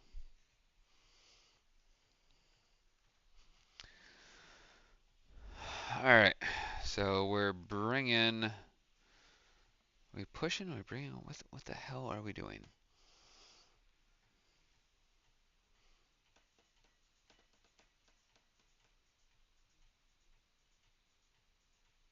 Okay. We're exhausting the CPU. Air's going out the back. Bringing fresh air in. Apparently, we're bringing fresh air in from the top. And that means we're going to push some fresh air out the bottom. Not as cool as salt and pepper, but we'll try to push it to the limit. 90s reference for young kids.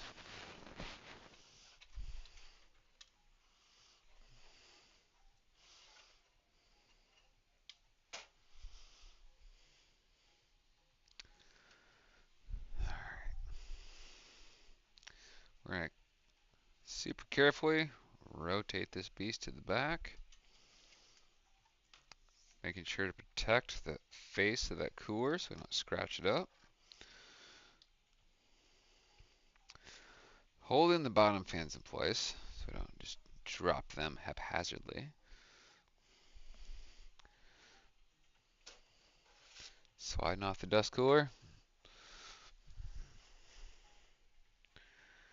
Grabbing a handful of fan screws.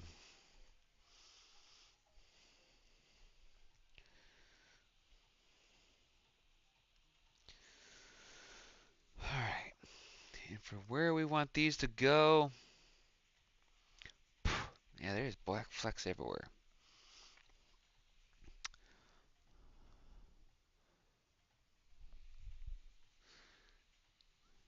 Guess we can kind of go. Trying to decide if we center on motherboard. Yeah, we'll center on motherboard. Make things consistent here.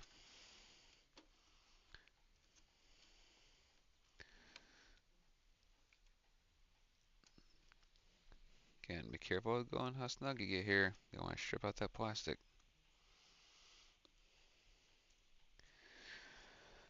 As you see, I'm also kind of pressing the fan frame up against this housing unit that I'm trying to push against. That way the screw isn't pulling the fan in, but yet it's kind of holding it snugly in place.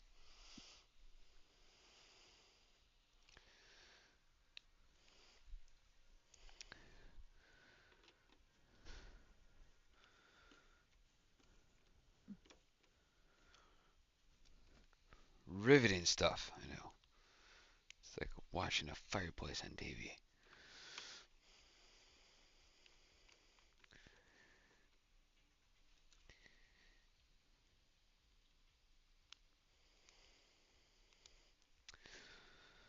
All right. 3 more to go.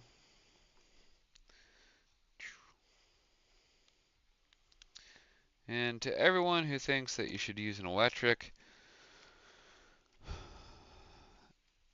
I say no. Because when you encounter case fans like this or anything that the torque value is so low and the speeds of the current version of like electronic screwdrivers that you would use for this type of stuff, the control is just so small, it's not worth it. You hold the button down too long, completely strip out something. Maybe it's a case fan, not a big deal. Worst case, it's 30 bucks if you have to replace it. Super worst case, it's a motherboard mount, it's a CPU housing unit like we did earlier. Just tension of the hands can tell you everything you need to know. All right, so got those bottom ones done. Bottom looks good. Drop in dust filter.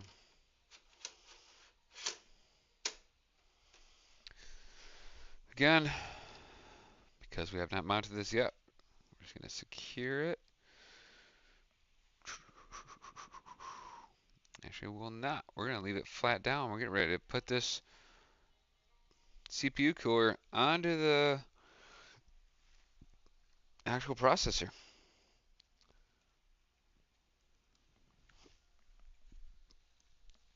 Get the old fan, blow this out. All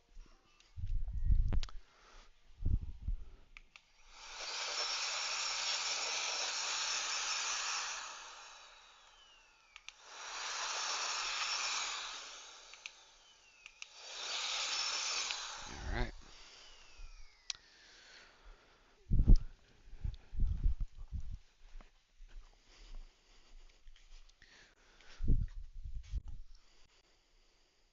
Jesus, how much was that gadget? That was like 30 bucks. Mostly use it for the car. I blown out all like little trays and stuff we were detailing. Jesus.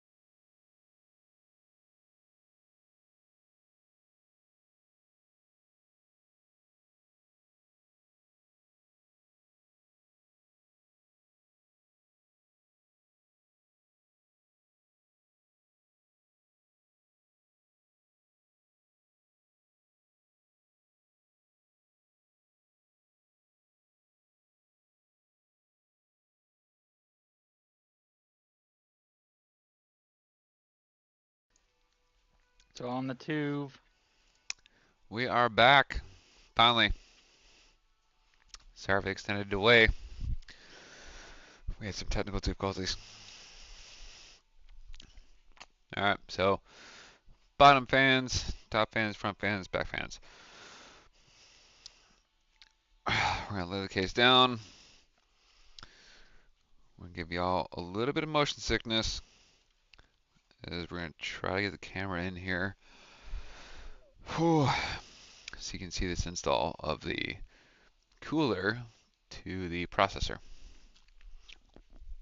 Something that a lot of people are really nervous about and feel like they can't do.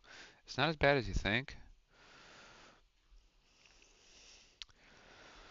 Yeah, we're going to start with this angle. We'll see if it works. Obviously, let's get a little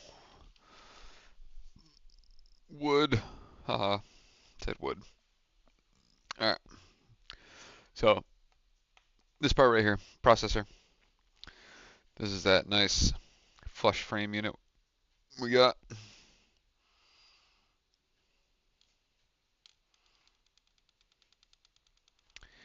And we're going to have to take this entire frickin' thing out because I don't think we put it in our brackets for the liquid cooler.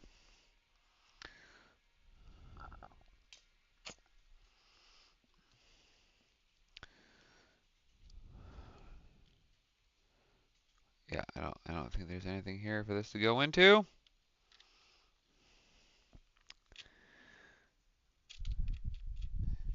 Uh-huh. Whole bunch of nothing. Maybe we'll get lucky. We're gonna go check. So what we're gonna do is we're gonna check on the back side. No cam for a sec. It's an attempt to make it not sick. So what we're checking is, did we forget? The answer is yes. To put in the mounting brackets in motherfucking hell. Whole motherboard has come out. Alright, so Why'd that's the up. camera just go out? Because we're getting ready to put it in the cooling unit, and I gotta take the whole motherboard out. No, the camera went out. Yeah, I closed it so we didn't get motion sickness. So I'm gonna put it right back on the top of the computer. Oh, fuck. All right. Intel, AMD, blah blah blah, blah blah.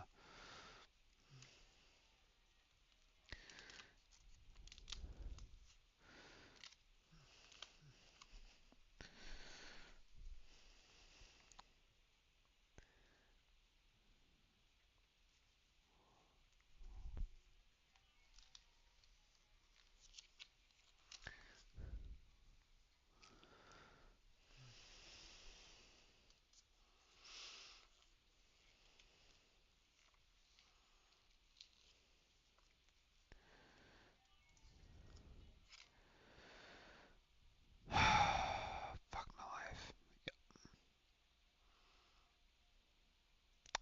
All right, so we forgot to put in the mounting bracket on the back of the motherboard.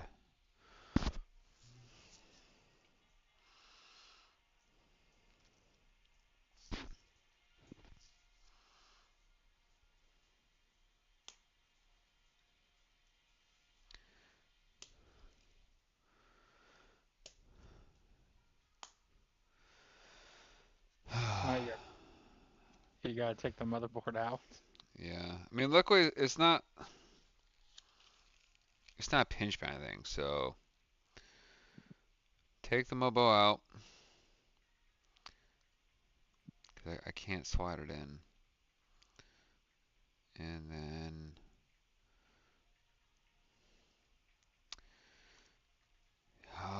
such a rookie move. Rookie moves.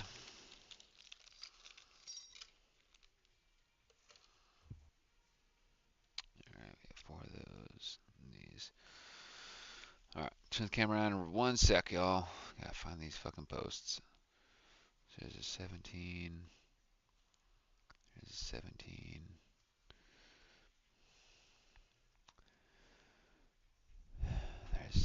16. Nope. Nope. 17. Alright. Flat pan heads.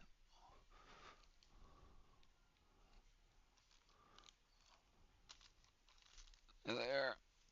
Okay.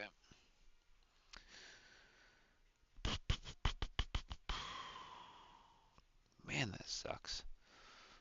Son of a bitch.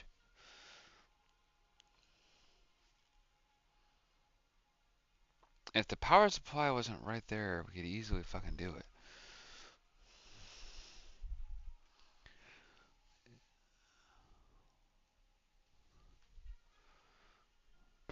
Can we slide this out? I mean,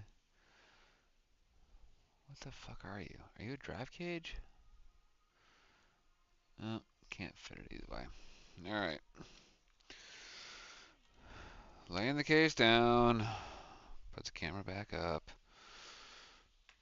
Damn. That's why I can't have nice things. Camera back on. Yep. I am headless. That's cool. Alright. So we're gonna take the motherboard out.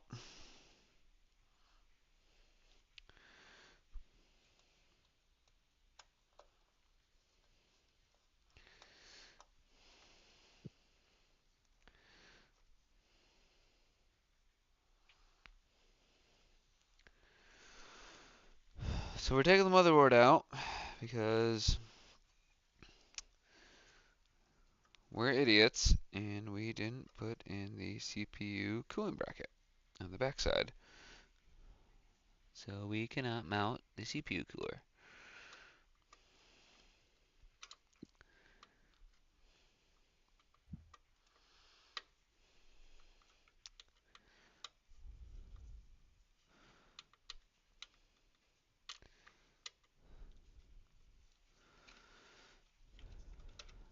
Like you do.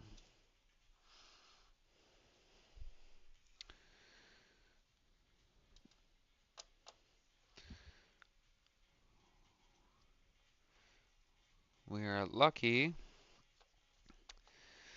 by the fact that we're using a micro ATX board because it will not interfere with any of the fans we've put in. So it's a good thing. Just annoying. Annoying like Matt trying to beat the campaign in Modern Warfare 2. I gave up a long time ago. That bitch is pissing me off. It's like, nope. I'll deal with this later.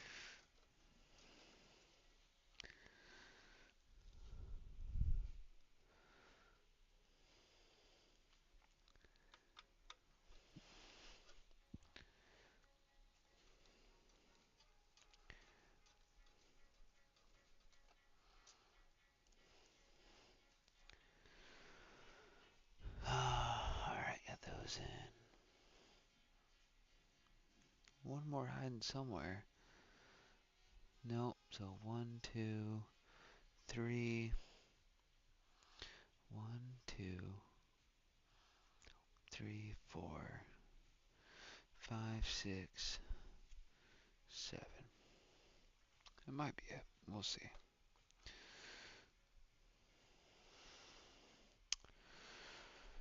Alright.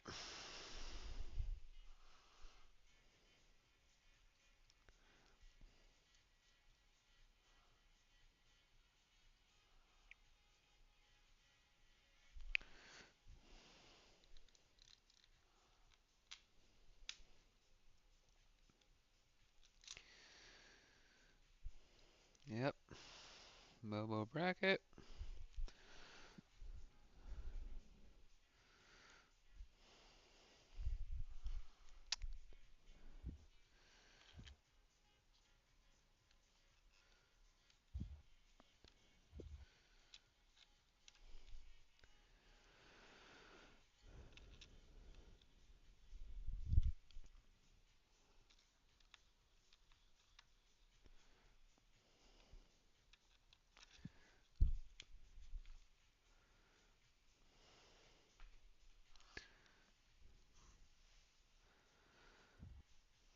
so we put these in place. Gotta put a new bracket on the cooler. Okay.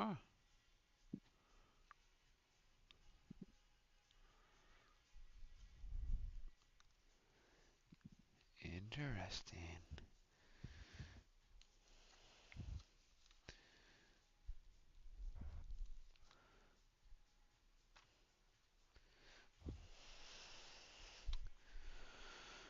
So many boxes.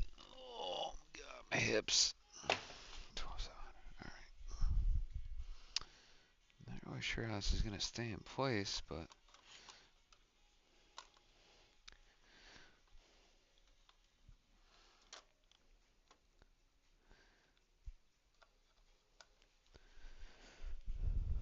alright.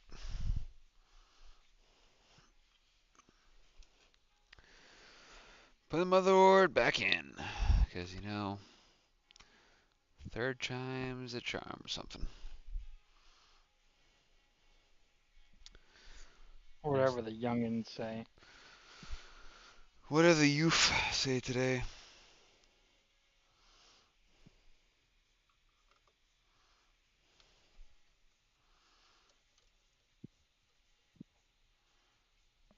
The old youth.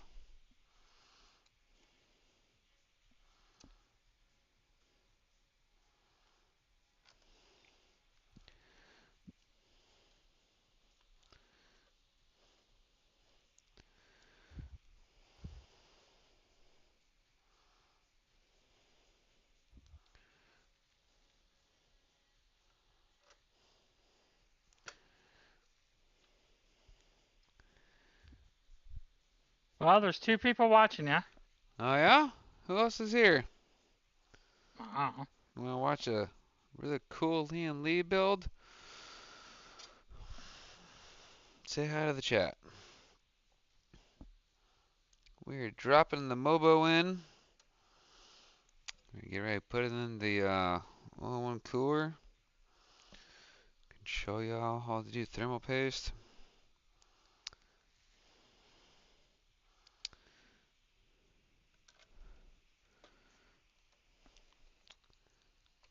Who'll be here?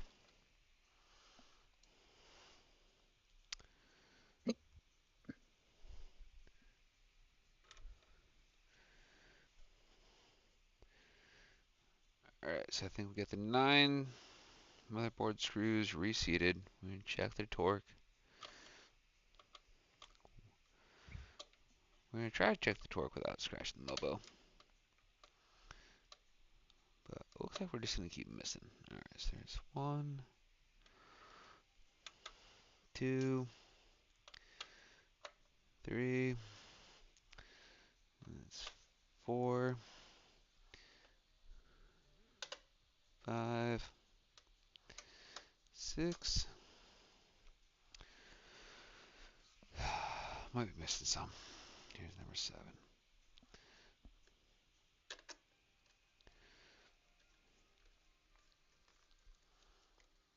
There we go.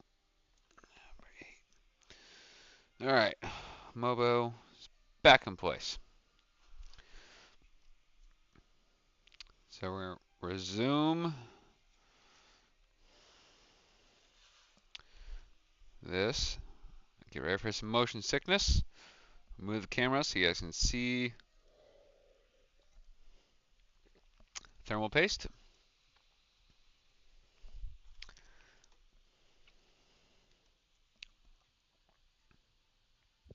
There we go. So, as we were doing minutes ago, because we suck, processor housing.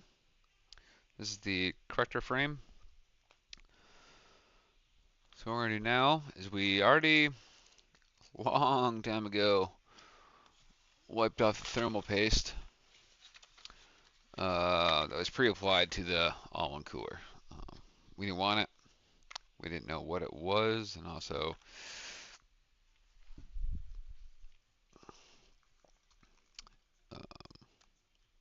it was just too thin. It's just like a small layer. So we have trusty Arctic MX4 thermal paste here, if we can get it out of the box.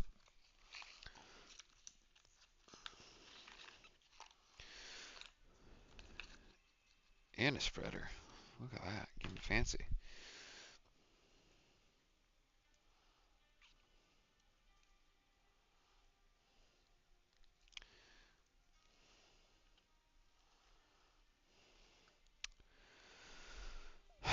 Alright, so we got our Arctic MX4 paste.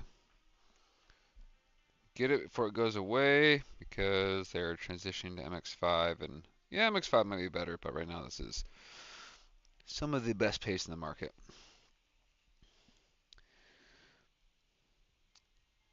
Everyone will tell you X versus dots versus their fuckery. I've found that if you just start with an X, do a spread, you really can't go wrong. So we need some more here. This is too thin.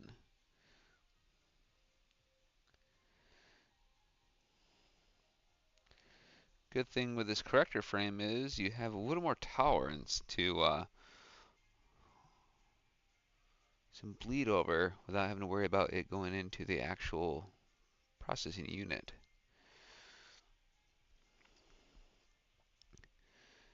That way you can cover the whole die.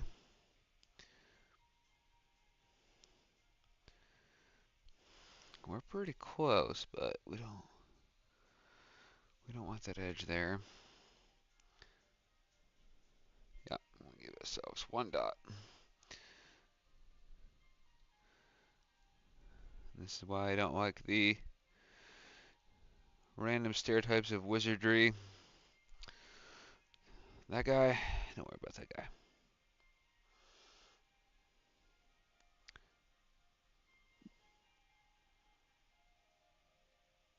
Do you have music playing on in the background? Yep. Give a little splash to our spreader.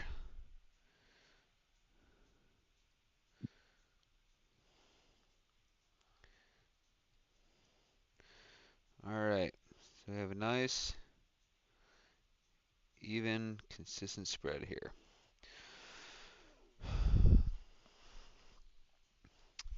Alright, so the whole thing is spread out. We do not have any crazy excess. The thickness of that is hard to describe beyond if you were to move your spreading Johnny, to put that fucking piece on the bottom left. That's my OCD's killing me. what? The fucking piece on the left. The very bottom. Left. It's all covered. No, it's not. There's a little piece, the corner. Get it now. Here? Oh, give me 30 seconds. That right there. Hang on. Yeah, that's what you're talking about. It's a glare, but I'll help make it better for you.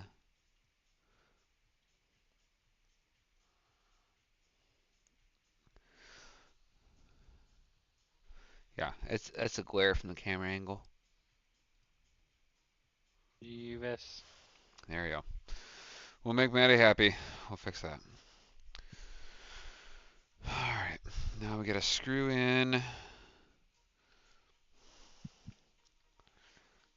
So we're gonna go just like that, infinity mirror style. So,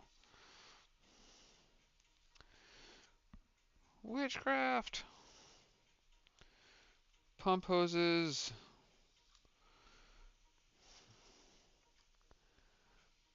Pump hoses are supposedly better facing down. So, we're gonna mount these witchcraft brackets. They do have a detent. Alright, so brackets going down.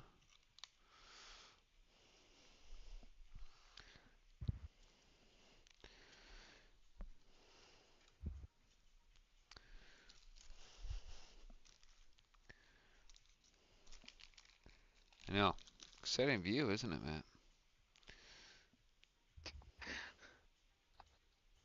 Been staring at this thing for 20 minutes. Put it on already. Oh, Jeez. that's what she said. I'm pretty sure she did. You've been staring at it for 20 minutes. What are you doing? I don't know how to work it. It's not my first time. Steve, you just licked my glasses, you fuck dog. You're really annoying. You know that? You're an annoying dog. Who is here in the chat? Say hello. It's a safe space for the most part. It's Johnny's safe space.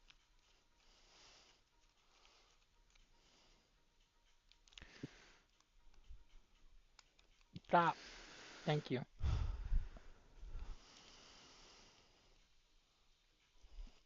Who is in the chat? I don't know. We have a viewer. I would love Well, to. I'm the viewer. Yeah, see that? We got 2 viewers. That's a fucking. Is it Hunter? I don't know.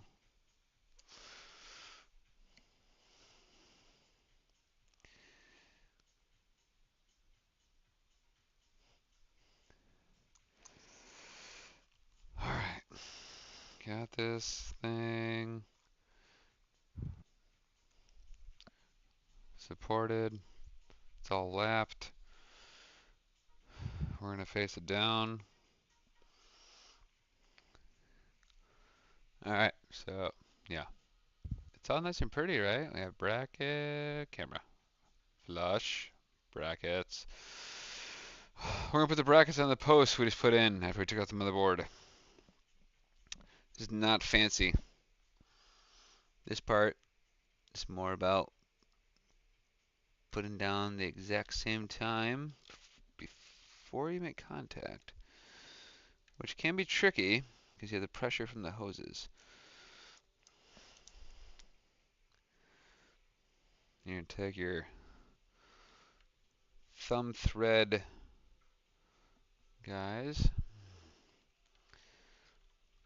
Same thing like changing tire.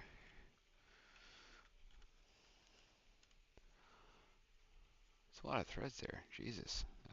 So you're gonna cross thread these so that way you're not applying pressure in one side at once.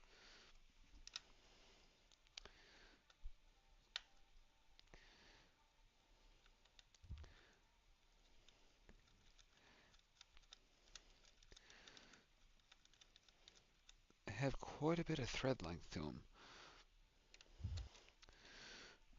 Sorry, chat. Bumping cameras.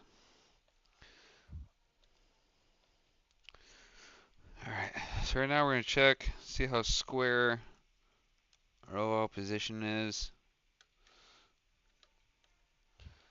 Alright, we're going to get those nice and snug. And then we're going to do the next 2.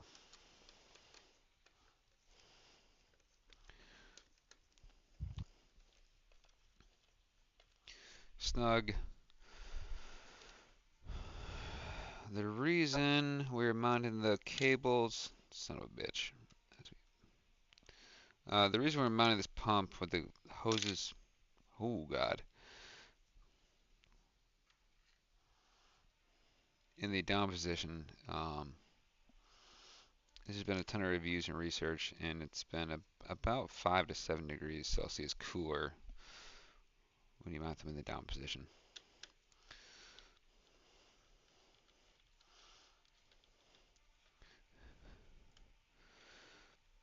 Did that liquid cooler come with liquid to put in?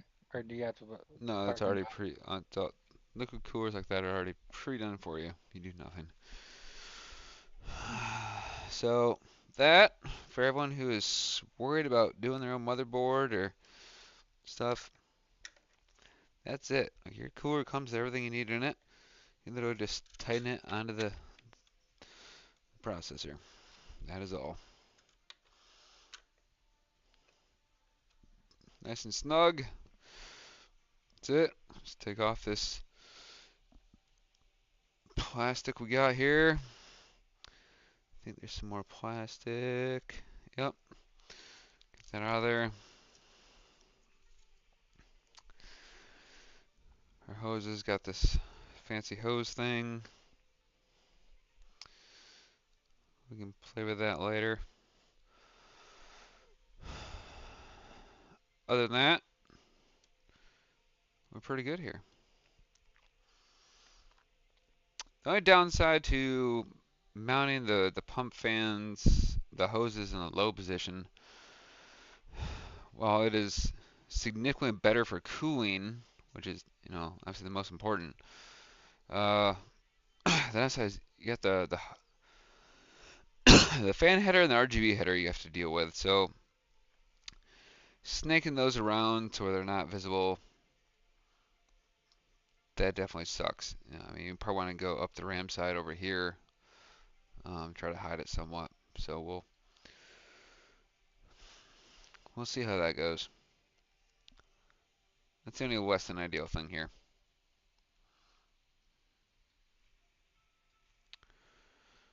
All right, motion sickness as we move.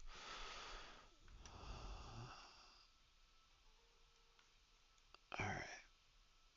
Oh God, we're frozen. Yeah, I don't know where it went.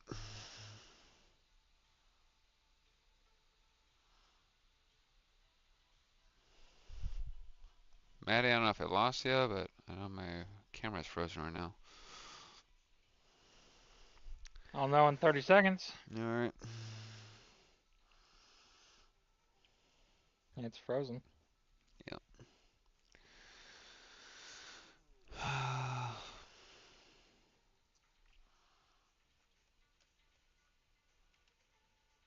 Yeah, I don't have a green light. I don't know what happened. Camera. All right. What happened here?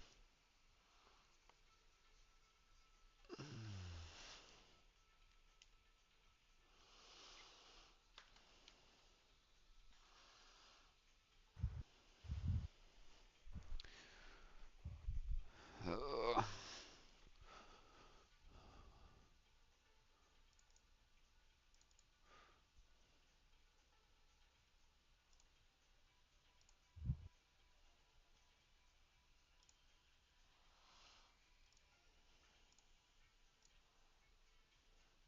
all right. Let's see. All right. Is that working, Maddie? 30 seconds. Should be working now. Looking for a game to capture. There we go. Okay.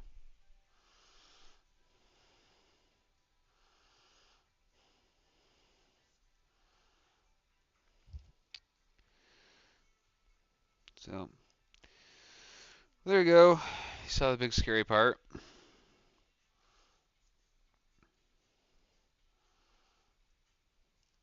Not so scary.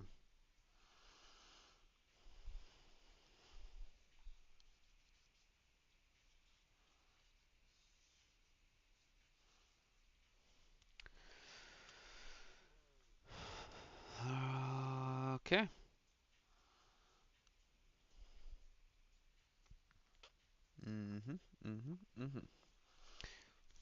Now we just have cable managed nightmare.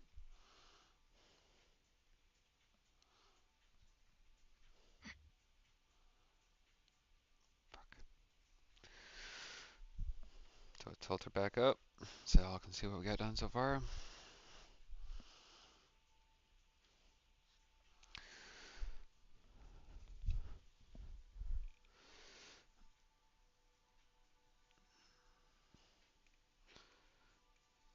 Alright, so we got liquid cooler installed. We got front fans, AO fans, bottom fans, top fans, Mobo, RAM SSD.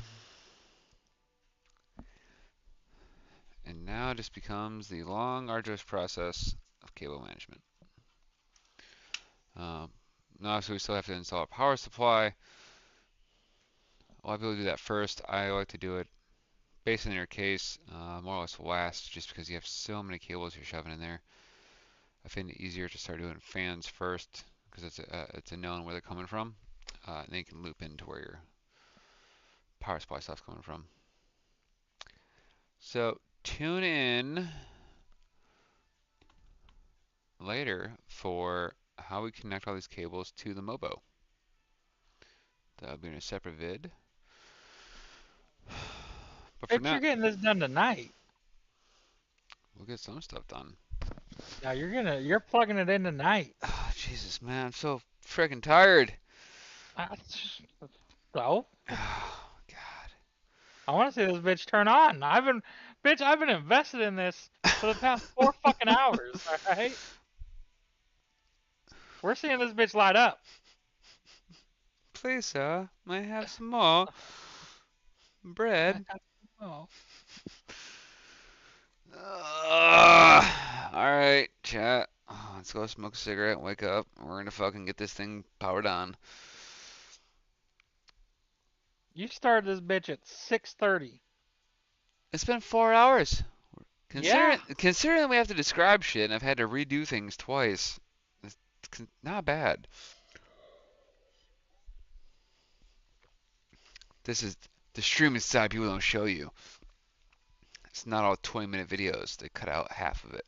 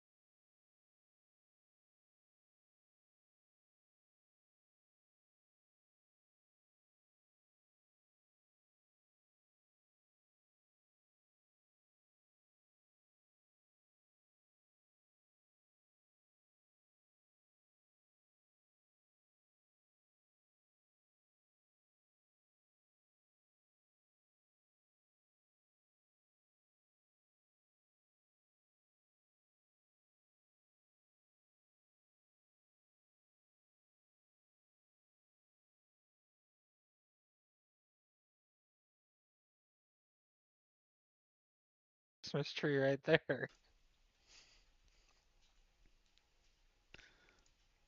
Don't worry about the Christmas tree. Bitch is up. Whew, cider is hot. Cider's not supposed to be drank till after the 31st. Oh.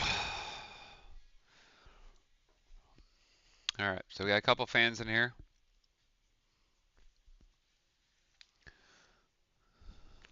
Cooler is mounted. 8 fans already, or more than that? 1, 2, 3, 4, 5, 6, 7, 8, 9. Jeez. It should be okay.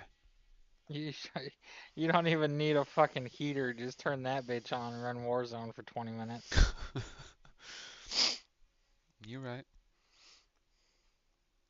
All the snow be melting out in your front yard. Like, why is this house so fucking hot? You right.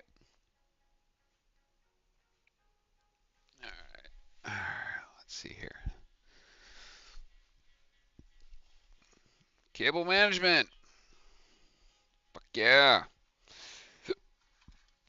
All right. So we're on these bottom case fans. Through this bottom mid unit. So that way we don't have to stare at this black cable as much.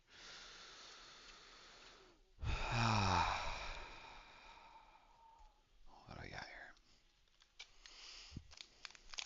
So it's our case fan controller.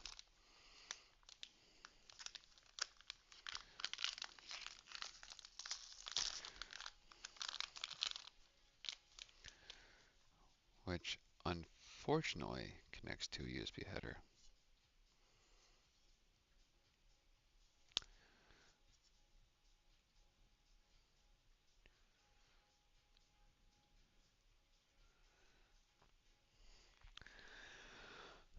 Alright, so we got 1,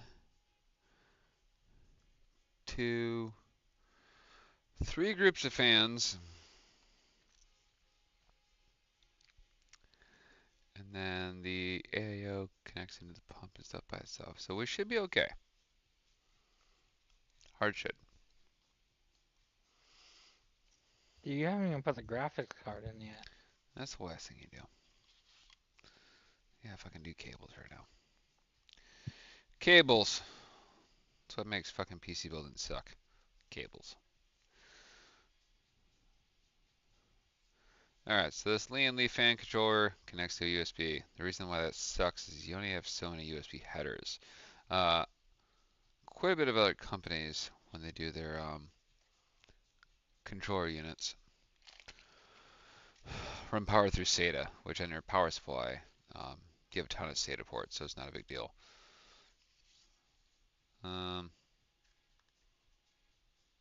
Overall, not a big deal here. We'll find a home for it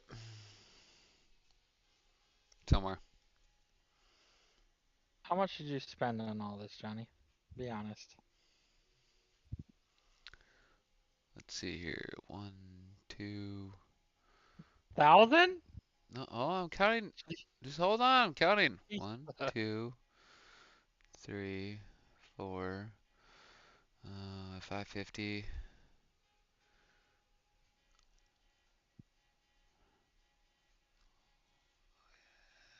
I think we're at. What am I not including the random shit? 650. Mm-hmm. Not bad. 650, yeah. 650 for bargain shopping. Um, it also includes me recycling my GPU and my RAM and my SSD. So GPU plus or minus 5 to 700, depending on what you're getting. RAM 150-ish, and You SSD. spent $150 on RAM. Yes. What That is is it, 32 or 60? 32. Fast. We already went over this. That's the standard for fucking mid to high grade RAM. Well, yeah. Well, 130 bucks for 32 gigs. Yep. Yep.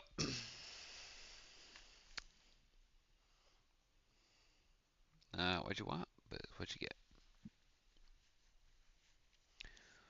I mean, 32 gigs is a lot. Yeah. Mm-hmm. Fuck. 1, 2,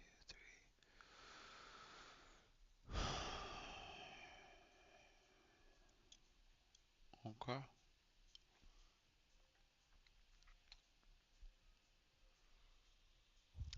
Looking mostly white-ish in here.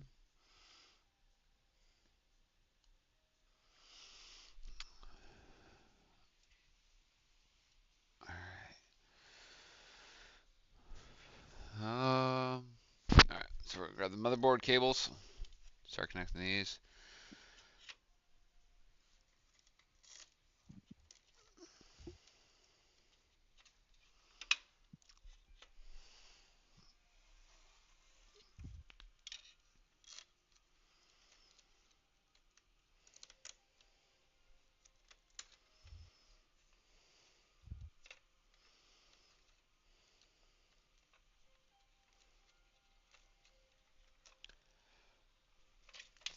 So these are just zip tied in the back. We can show you. So motherboard cables come right behind this beautiful DeBauer, awesome German engineer who does all the overclocking and stuff for processors. He's the one who came up with the de-witting methods and yeah. So for this case specifically, your mobile cables come right here, right behind the center channel. So you're just gonna grab them and depending on what they are, start pulling them forward. So the first one is gonna be our USB 3. This is one of the most dumb cables in your entire fucking board. Just because of how delicate it is, it's got a super hefty connector where my thumbs are right here. So this is really hefty. The plug-in connector, when we flip it around, not so much. Alright, JSUB3. So for now, we're gonna leave him semi-connected. Push him through our grommet. And just, alright, yep, so we can reach. There's one. Next, we have a cable.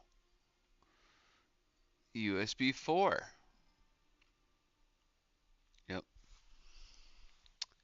USB 4. So this is for your front I/O panel. They have USB connections up there. Same thing, just pushing through the metal grommets.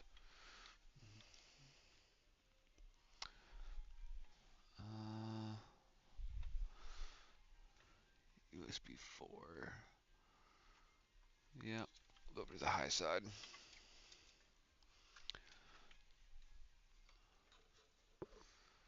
Go up there. This is fan that we just had fun doing with.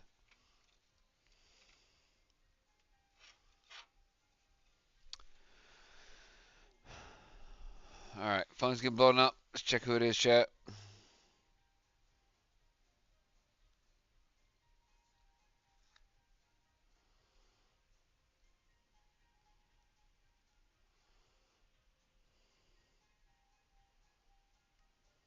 Is it Ro? Wanting No. to know where you are at night? No.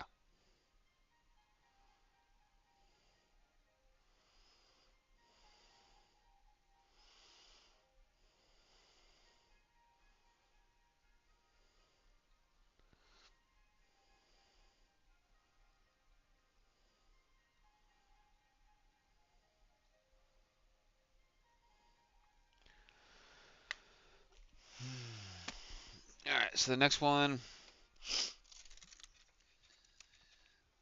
should be our HD audio. Fish it through here. HD audio goes to the bottom right here. You'll see it's in the very bottom left corner of the MOBO.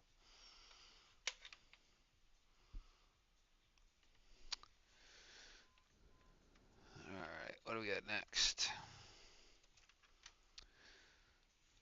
LEDs. So these multi-single pin and double pin connectors, these tell you that your LEDs on the top of the damn board tell your shit's on or not. Those are on the bottom right of the motherboard. So you go right through this middle channel. Sneak right through here. And these are, I can tell you, a hella fucking tight connection. We have to remove this guy.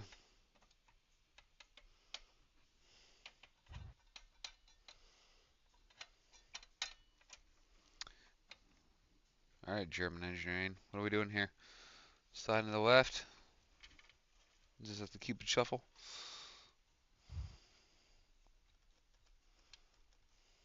No, no.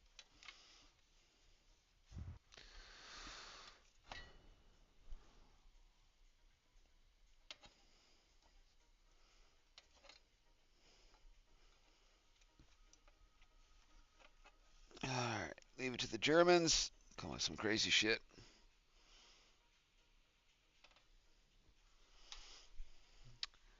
Crazy shit is just pay attention and you'll see a screw in the bottom.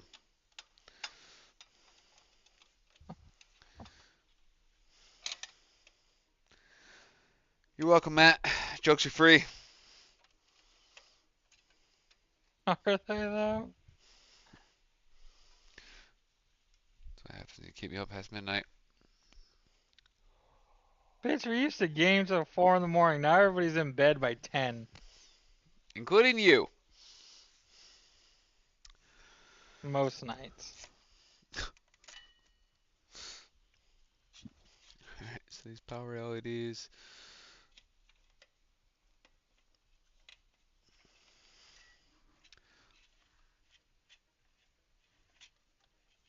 Alright.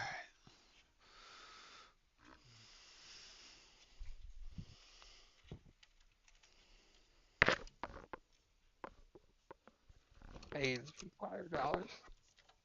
What? This post.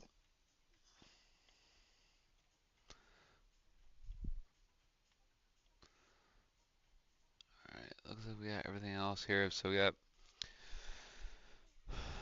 HD audio, USB 3, USB 2, power LED connectors.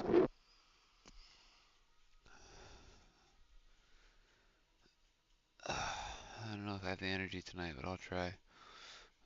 It's the next thing we have to. That's not the energy that a computer builder has, alright? We need Moss energy. Moss! Well, if you would have taken off work when you said you were going to. Yeah, I was trying. You know what? People have jobs. Bitch! Don't bitch me, bitch. Fuck you.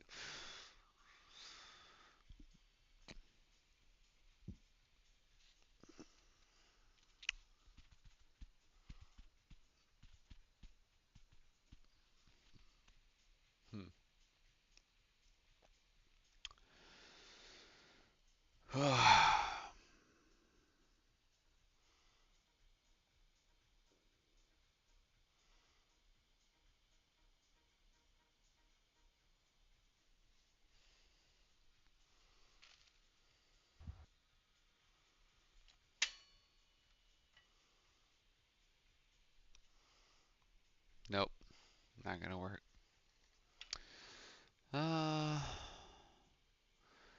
Don't really want to block our radiator.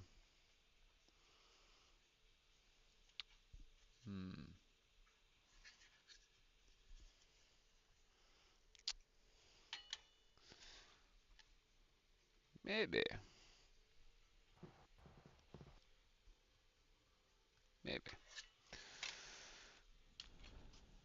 All right, we'll flip around. Show you some front side Mobo connections.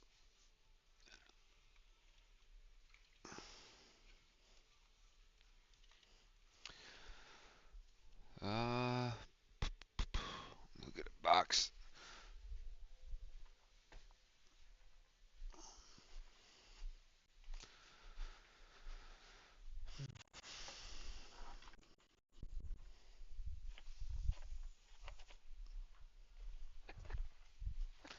What, Matt?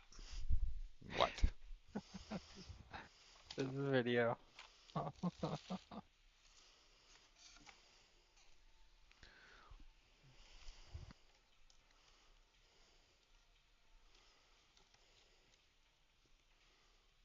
What are you going to get a box for?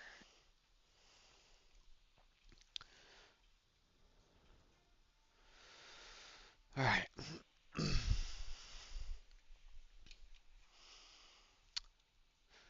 Interior connections.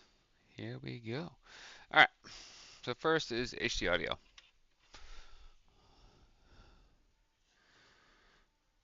HD audio. I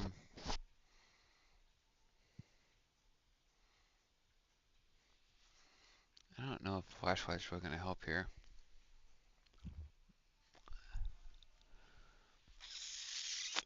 Will it help? I don't know.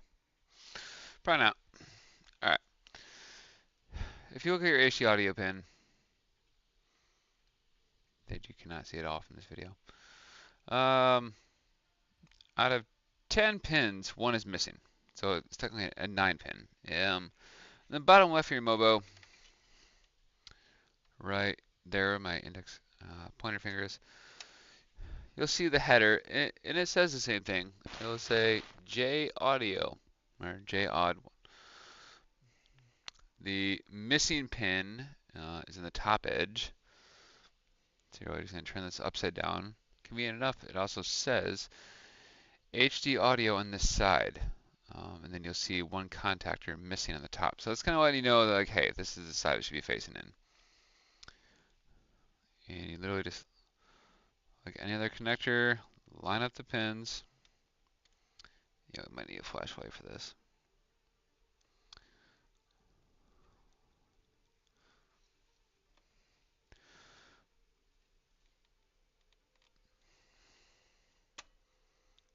Pretty stiff connection, which is a good thing. You want a stiff connection. There you go. Just press this into place. And he's gonna go right like that, just behind the board. Where's he wiggling? Right there. All right, so we got our audio connected. Not a crazy requirement, because technically all it's providing you is the headphone jack on the top of your I/O. So up on top here. If you plug a headphone jack in, you can use it. But for everyone who uses USB headsets and kind of newer tech, not as necessary.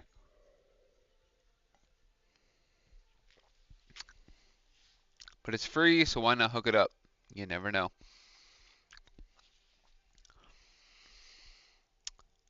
All right.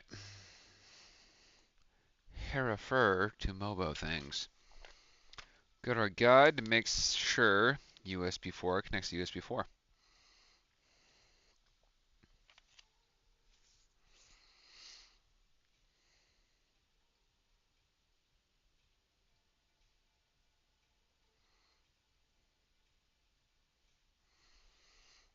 All right.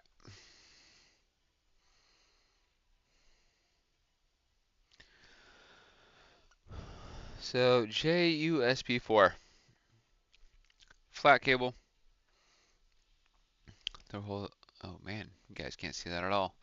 Let's go get a flashlight. One sec, chat. I hate you, Matt. Thank you. So fucking tired. Well, your bitch ass shouldn't have started so late.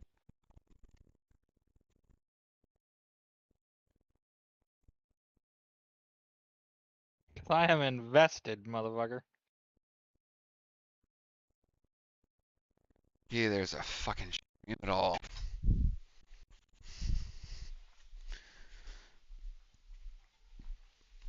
Alright, flashlight. Probably not the best angle.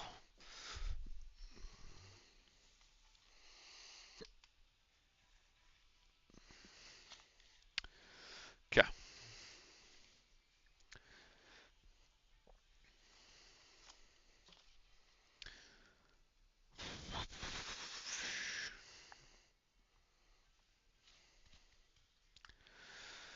Alright, we're gonna move camera and goddamn pain in the ass. Can't do that way. Into the light.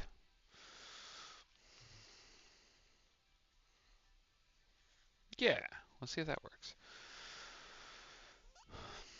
Alright, so we're going right up there. USB 4, hence the cable sticking out right fucking there. This one's not too bad. Nearly symmetrical. If you were to zoom in super close, you'd see there's a slight difference. Yeah, so the one top edge is slightly wider than the other. Nothing crazy. Gonna pull it out. Yeah, that's what she said.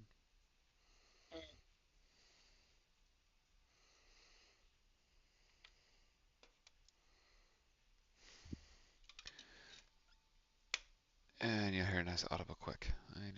That's it. He's flipped in there. And what you want to do here, like right now you see we got a pretty nice twist in our cable. So I want to flatten that out. And this is a ribbon cable, so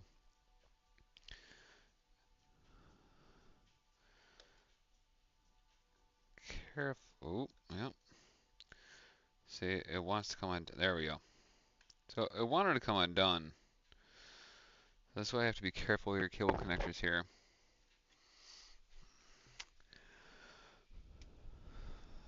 As the cables themselves can take twisting and stuff. So you can see what we did right here. The cable,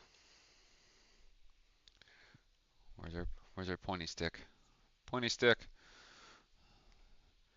Cable right here, right? It's nice and just got a simple fold right now. The cables themselves can take twisting. What can't is the actual mounting point where it clips onto the motherboard or the power supply.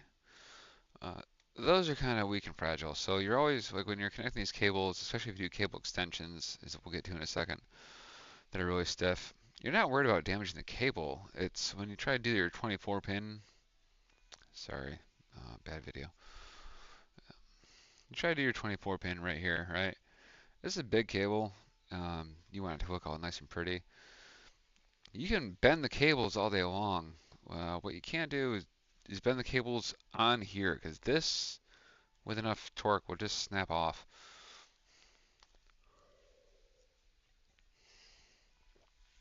The only analogy I can give you there would be like, you got like one of those, like a dresser or some type of like thing up against the wall, and you're trying to put an outlet socket in there, and there's not enough room, so you just kind of smash that motherfucker into the socket, but he's already in there. More likely, the socket will break, not the cable. So in this analogy, you would already have the item plugged in, and then you would slowly compress it so that cable bends, and then not put pressure on the socket. If you have no idea what I'm talking about, then don't worry about it. I have no idea what you're talking about. All right. We'll try to do a better demo here, you fuckbag. It's just because it's me. That's why All I right. bought a pre-built. So, oh, sorry. All right. So what we have right here in my fingertips, right, is the actual head of the cable. This guy can bend quite a bit at the cable. Not a problem. Where you don't want bending is when it's plugged in and then you're trying to bend the cable, right? Because these things can break off. So you don't want to have it plugged in and then try to make your hard angle. So Mhm. I'll try to demonstrate it here. So this one, for example, USB 3, which is one of the cables you have to be very careful with because there's only one, and if you break it, you're shit out of luck. So there's a small notch in it, right there. Um, so it's gonna end up facing like that. So you can see we got some twists in this cable already. Let me try to fix that in the back end a little bit to help it. So we want to flip it. There we go. So we have it flipped. And so the cable can take twists. Alright, so you see what I'm doing right now? Is that I'm putting this bend in here right now. I'm just going to hold Mhm. it for a few seconds. This is okay. What you don't want to do is like plug it in and then start doing with it because you want your plug-in to be as straight as possible. And then if you plug it in and it's not straight and then you're trying to apply pressure, it it might apply pressure from like a crooked angle and then break the actual connector on the motherboard. So we're going to give them a nice pre-bend. Line it up.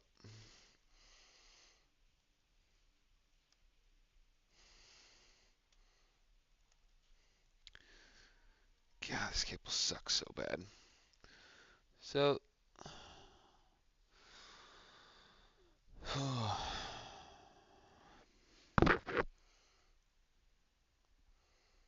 cable takes a lot of pressure.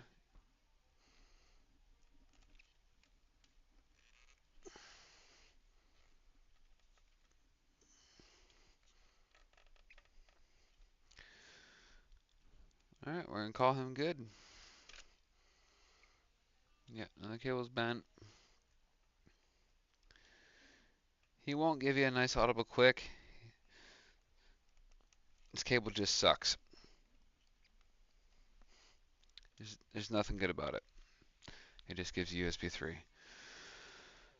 So he's in there nice and straight. Yeah, the cable doesn't look great right now. We'll pull it up.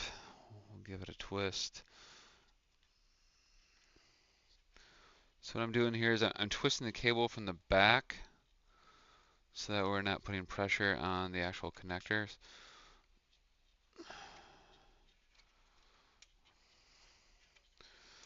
Or I'm attempting to. There we go.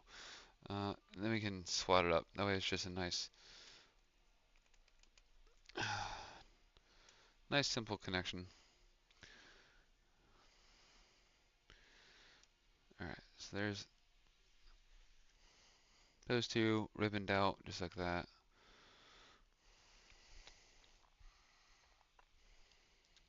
Questions? Nope. Alright.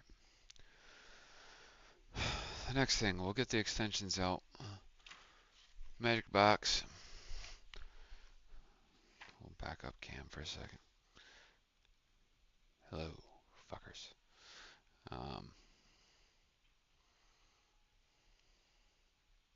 Let's go there.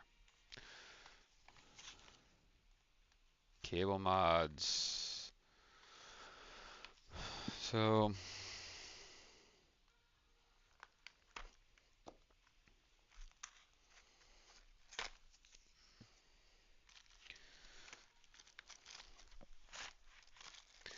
it's going to come with a whole bunch of these, which are the little cable grommets to help keep your cables organized.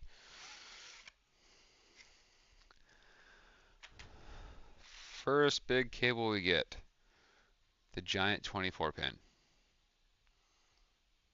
You can see like very little flex.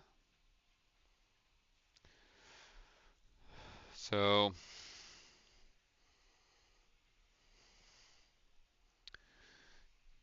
he needs to connect into here like this. As you can see, it's sticking straight out. There is zero fucking bend. And it needs to go from this connector right here to right in here. So it's a full 270-degree bend. So to make that possible,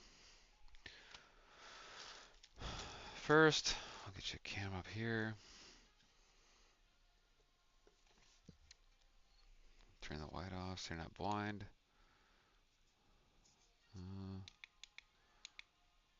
Yep, just light off. Fuck it. All right, so we got cables.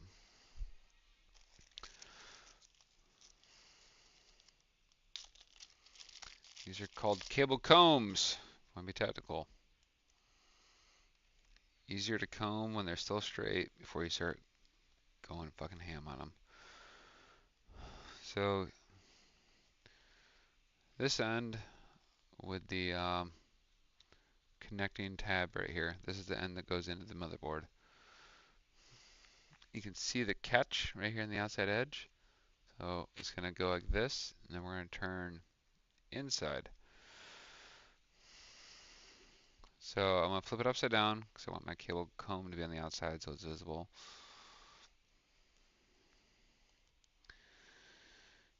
And you're just going to start pressing these cables in here. It kind of sucks. Get them all in a row and shit. And that's enough space. Give it some more space. We'll try that.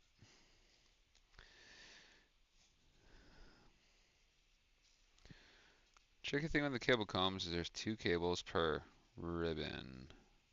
So when you start pressing these up, you want to make sure that you're not shoving the bottom cable from the last deck into the next slot.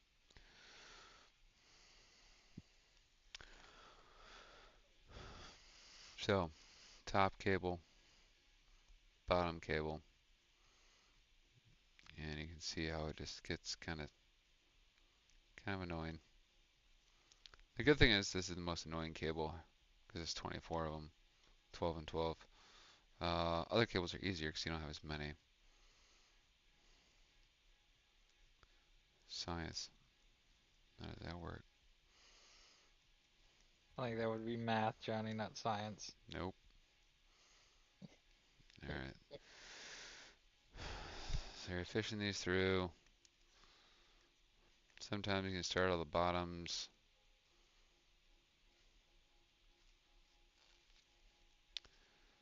So you flip it over, you can see we got most of them fished through. Pretty close. And we got a couple that are fucking twisted. That's why we're fucked up right now.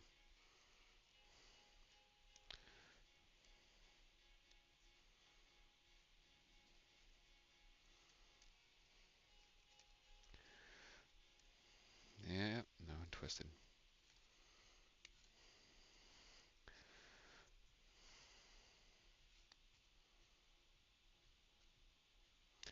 No other one twisted. Yeah, the 8-pin, all that stuff, it's a lot easier. What's up? What's this cable? This is your cable extension. So then you plug it in to your Mobo, right? You have that nice pretty white cable that does that. The reason you gotta comb it is when you don't comb it, it does this. Braids out like crazy. Yeah. And so as you do that, I don't think you need more than 2 combs because you really don't care what it looks like on the backside. You're just trying to get the front to look decent.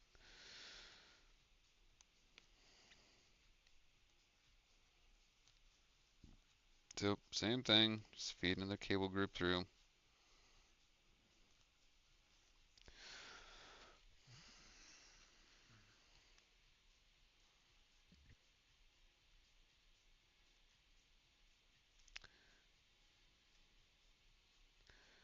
This one, the comb is kind of soft, so it keeps fucking shit up.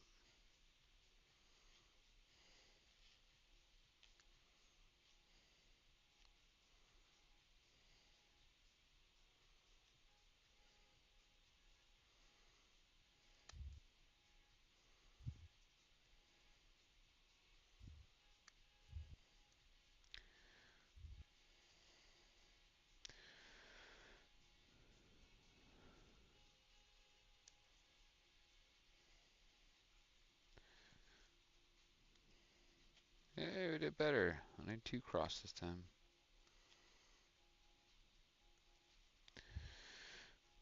Alright, so you see what we're doing here. Trying to get them nice and lined up. All pretty. And then the bend.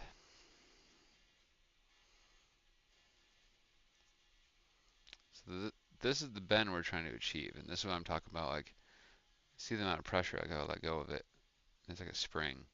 You don't want that amount of pressure on this center bracket. 'Cause it's not meant for lateral pressure. So you're trying to get the bend as pre-seated as possible. Just kind of hold it like that and hang out, drink some apple juice, quite literally and figuratively. Some flavored apple juice Mm-hmm. of grapes. I got both. I watched a whole 45-minute video of some dude making his own wine. Mm. That shit looked tedious. Here watching a 5-hour video of a dude making a fucking computer. Where we went. It's true. Alright, so the reason I'm putting this super bend in here is because it goes straight. You can't see it very well behind these cables, but it goes straight from behind these cables. And then the pass-through is behind here. So I basically need my cables to do this exact angle. Like we'll plug it in, and they're going right behind the motherboard. So just kind of like that. It'll be plugged in and go right behind. So that's why the only really part we care about visually, as far as like, oh, it's all nice and linear and stacked, is these first 2 combs. The rest, twisting, like, we don't care about so much. But you can see, like, I'm holding this with full hand, just, and it still will release. So that's what you're trying to help preset, because you don't want that pressure on your um, socket connector for the motherboard. And then you're just gonna slip this through right here, which is a tight as fuck connection.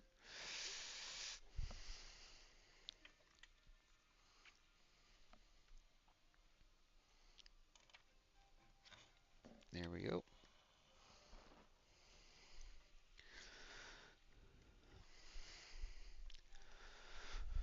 All right. And it's already halfway undone itself.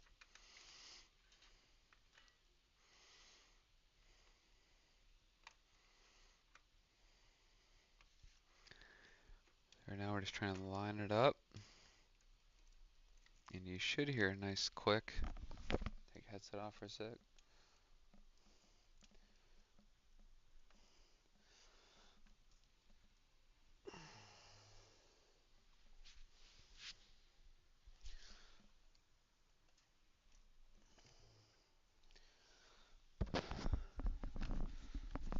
Okay, so we got it. And we'll get the flashlight real quick.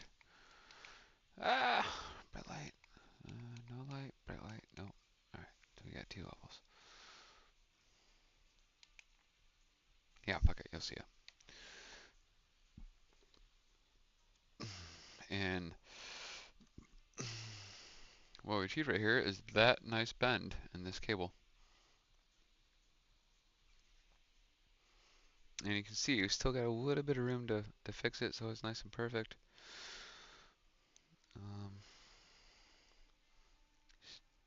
Trying to unwind itself just a hair.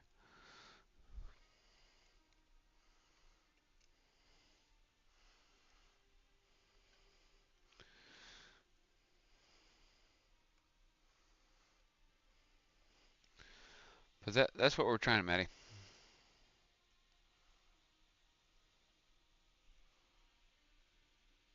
It's just for that to be a pretty looking power cable.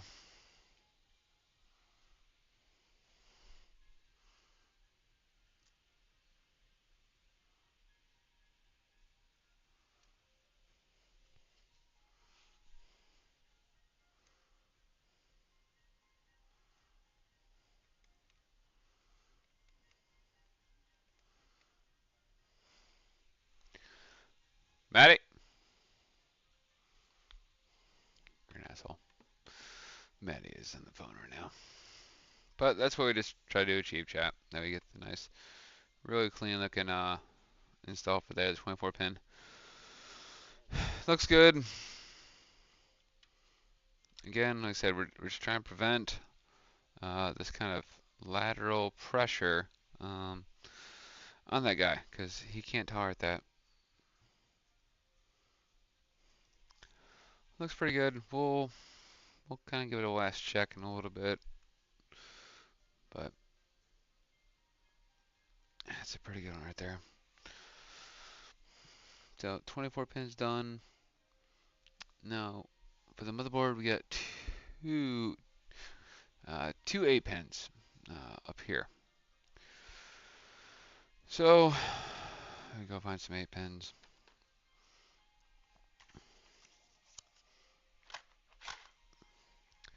We got a 6. We got a 6. We got an 8. We got an 8. We got an 8. Tough call. What do we use in the GPU? Let's go check the books.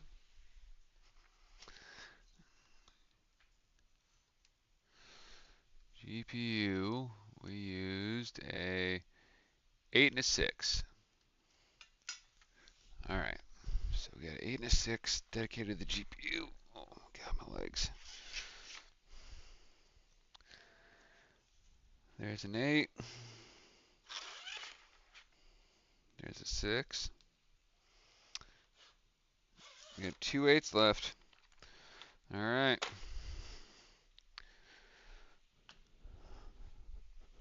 Oh, it's a lot of cabling. A lot of cabling.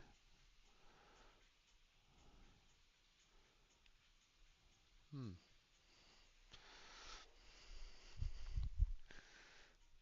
I'm gonna take this as a split. This is an 8. That's an 8. Alright. Alright. So, sorry, cams. Keep smashing you. Boo. Alright. So we got 8 pins. And they connect like this. So I find our 8 pin combs. Same thing. So it's going to go top, bend out. So same. We'll flip it upside down. We'll just do 1 comb this time. And based on that angle, we can kind of go like that.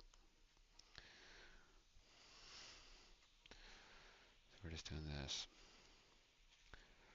And 8, the less cables you got, it's easier to slide up and down. So if you go like this, I think 1 comb will be okay, but we'll see. Yeah, 1. I need 1 for that guy. 8. Need 2 for the GPU.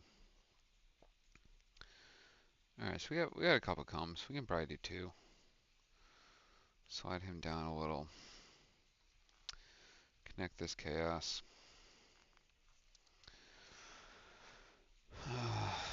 Let's see here. We'll go like this.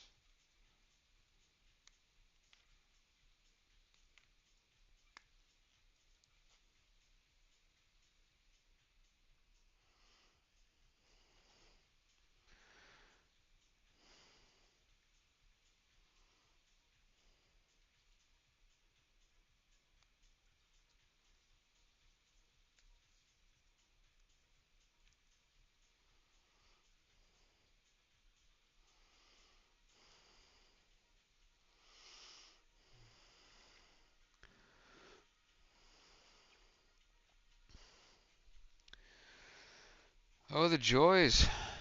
Chat, the joys. Right? You thought this was going to be crazy. But it's not. Ooh.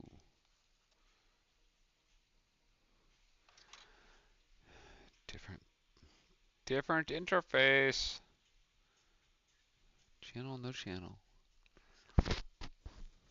Alright, so that won't work.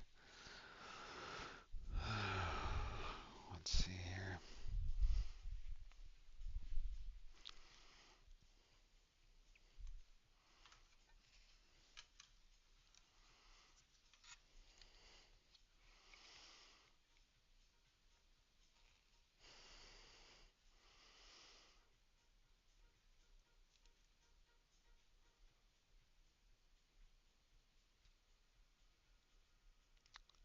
Flat top, point down.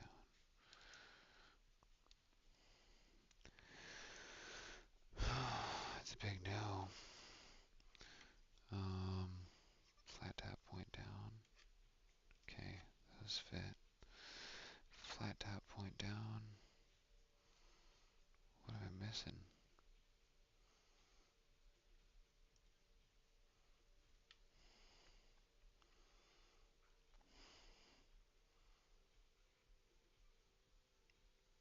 Two squares in the middle. I mean, not super far off.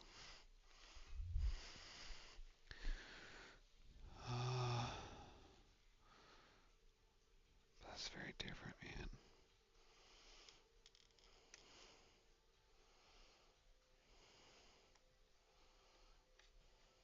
Okay, that fits.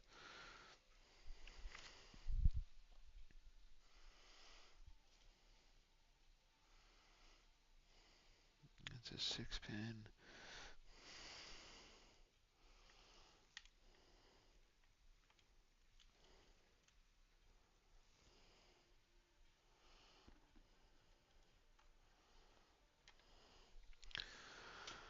Oh, son of a bitch.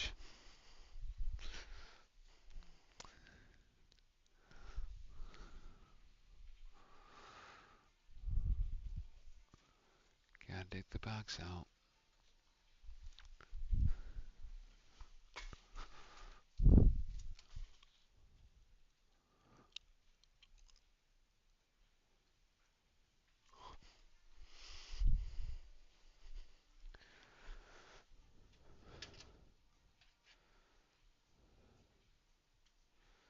No, I still had it.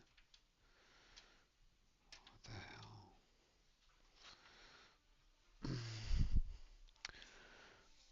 Motherboard.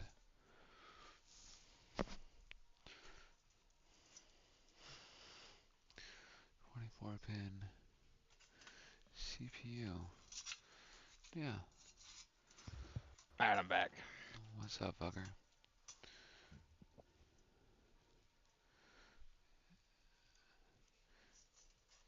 Yeah, so you get a white and a fucking...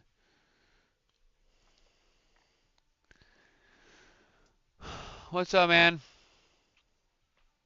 Nothing much. PCI CPU. PCI CPU. Alright, so you got a CPU with an 8-er. PCIe with a fucking 8-er.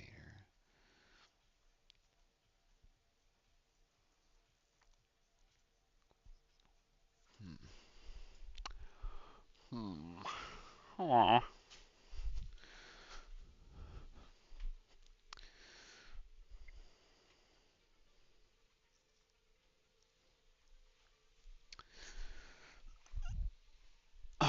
Trying to figure out cable games.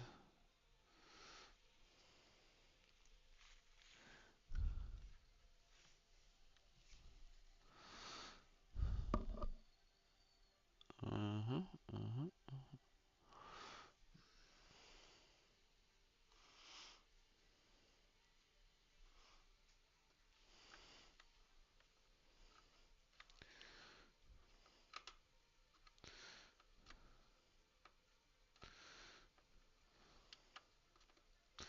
Oh, it does fit. It does fit. Okay, chat. Figured it out. So let's go like that. About damn time. Bro, it's a struggle fest over here, okay? Go fuck off. I need you to just Fuck off, you're fucking off. Jesus. You wanted this is what you got.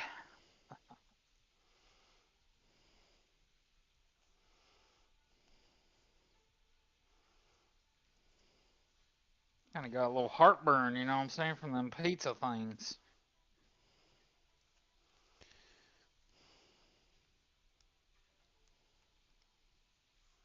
Can your bladder tolerate any form of spice?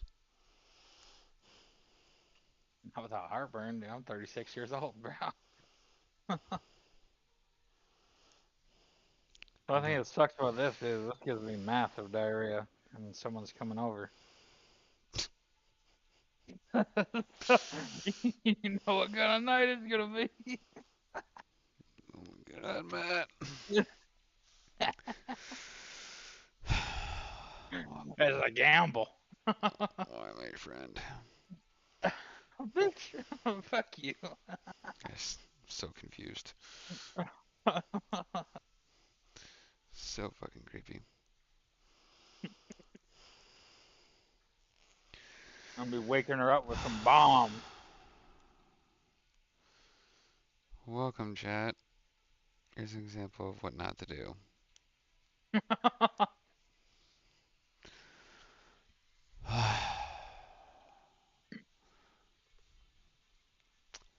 Alright, chat. We have got the two fucking CPU cables.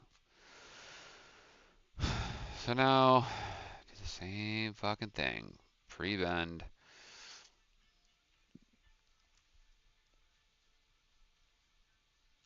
Let's be a pretty gnarly bend, just like that. And what side is that? Top bend out. Yep. Did we build this correctly? Fuck Plug it in. no. Yeah, we did. Alright, cool. So bend. Jesus, man, we're so far away from bending or plugging it in. We're still routing fucking cables. What?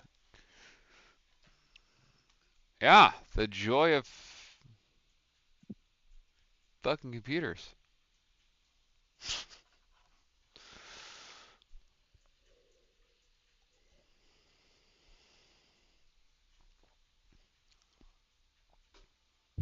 Oh, hot girls here, 41. Watch out. Say what? I don't know. Fucking stupid sex robot.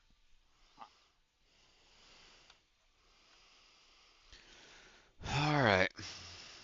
Alright, chat, we got this thing fucking bent.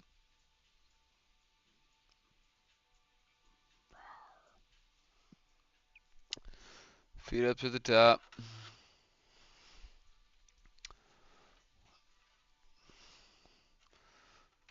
Pull through. Alright, what is this? Is that a double or a single? This looks like a double. So we'll feed it through the outside.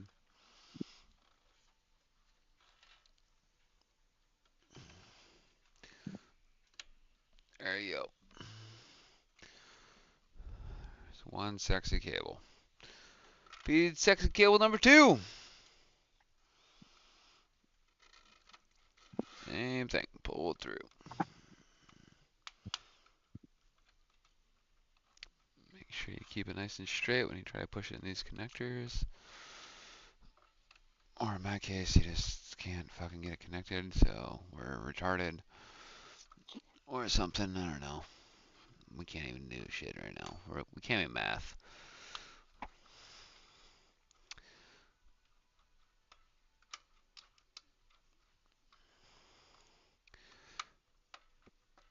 What the fuck?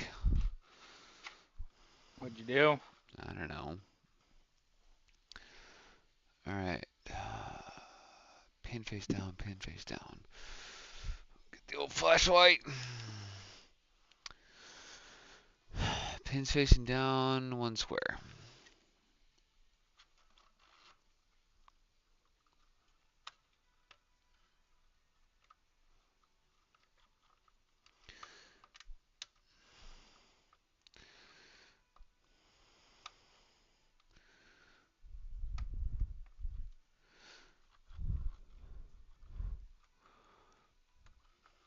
users.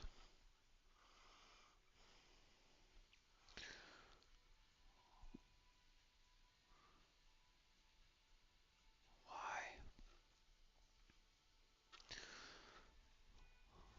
Why, that's a good fit. Oh my god. If this is a fucking 8-pin sham, I guess. I don't know. Let's see here.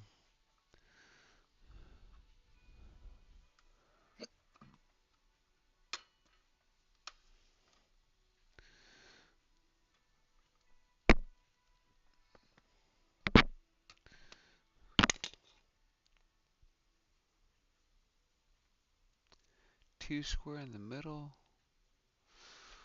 Bump, bump. Those are rounded.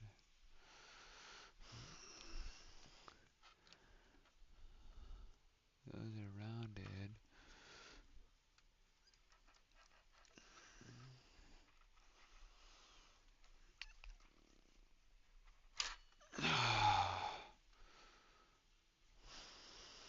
I don't know, fucking Matt. What? I don't know. Look at these connectors here.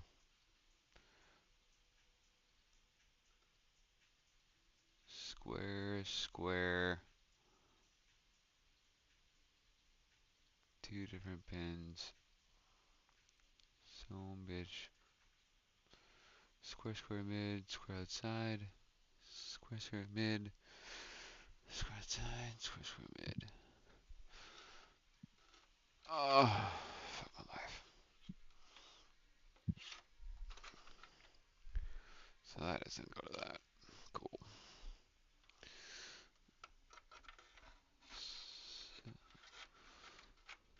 So you're saying there's a chance? Is there? No. Yeah.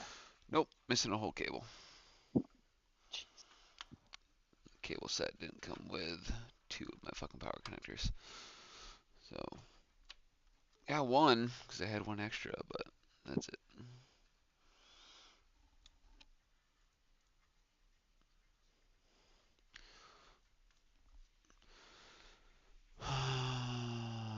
Looks good, but yeah, that's all I got.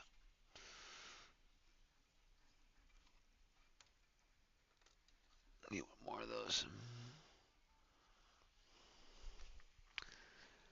Fuck!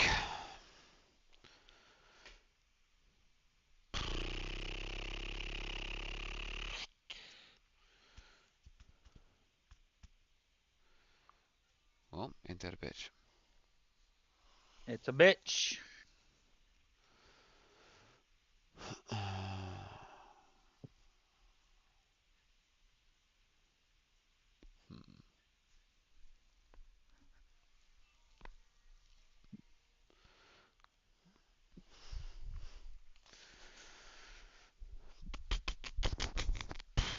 What is on the power supply? Alright, so we got CPU.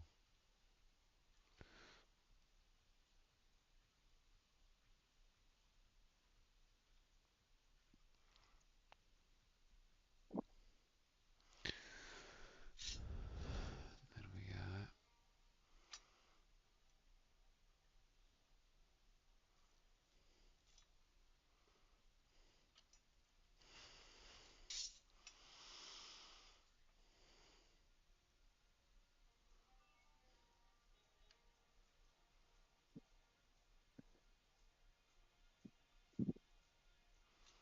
mm-hmm.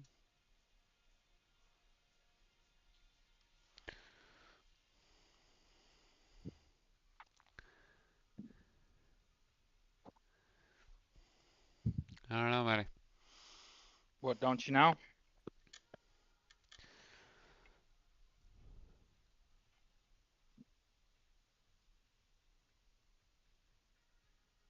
Why I have two different fucking connectors? Nobody knows. Let's see. Could potentially run this for CPU. Alright, let's see here.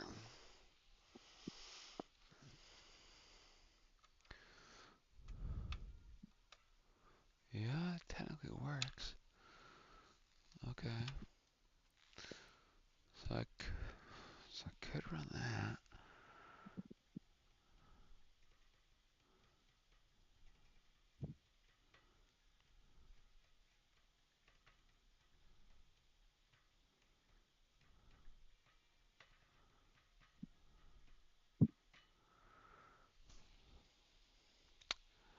Alright, chat. We're missing a cable. How are you missing a cable? The kit I ordered didn't come with enough. This guy requires 2 of the CPU motherboard things. So, Better get that shit ordered. we'll have to continue this tomorrow.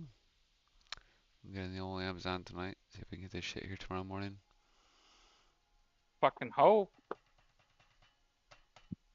Fuck. Fuck. Alright, chat. It was fun.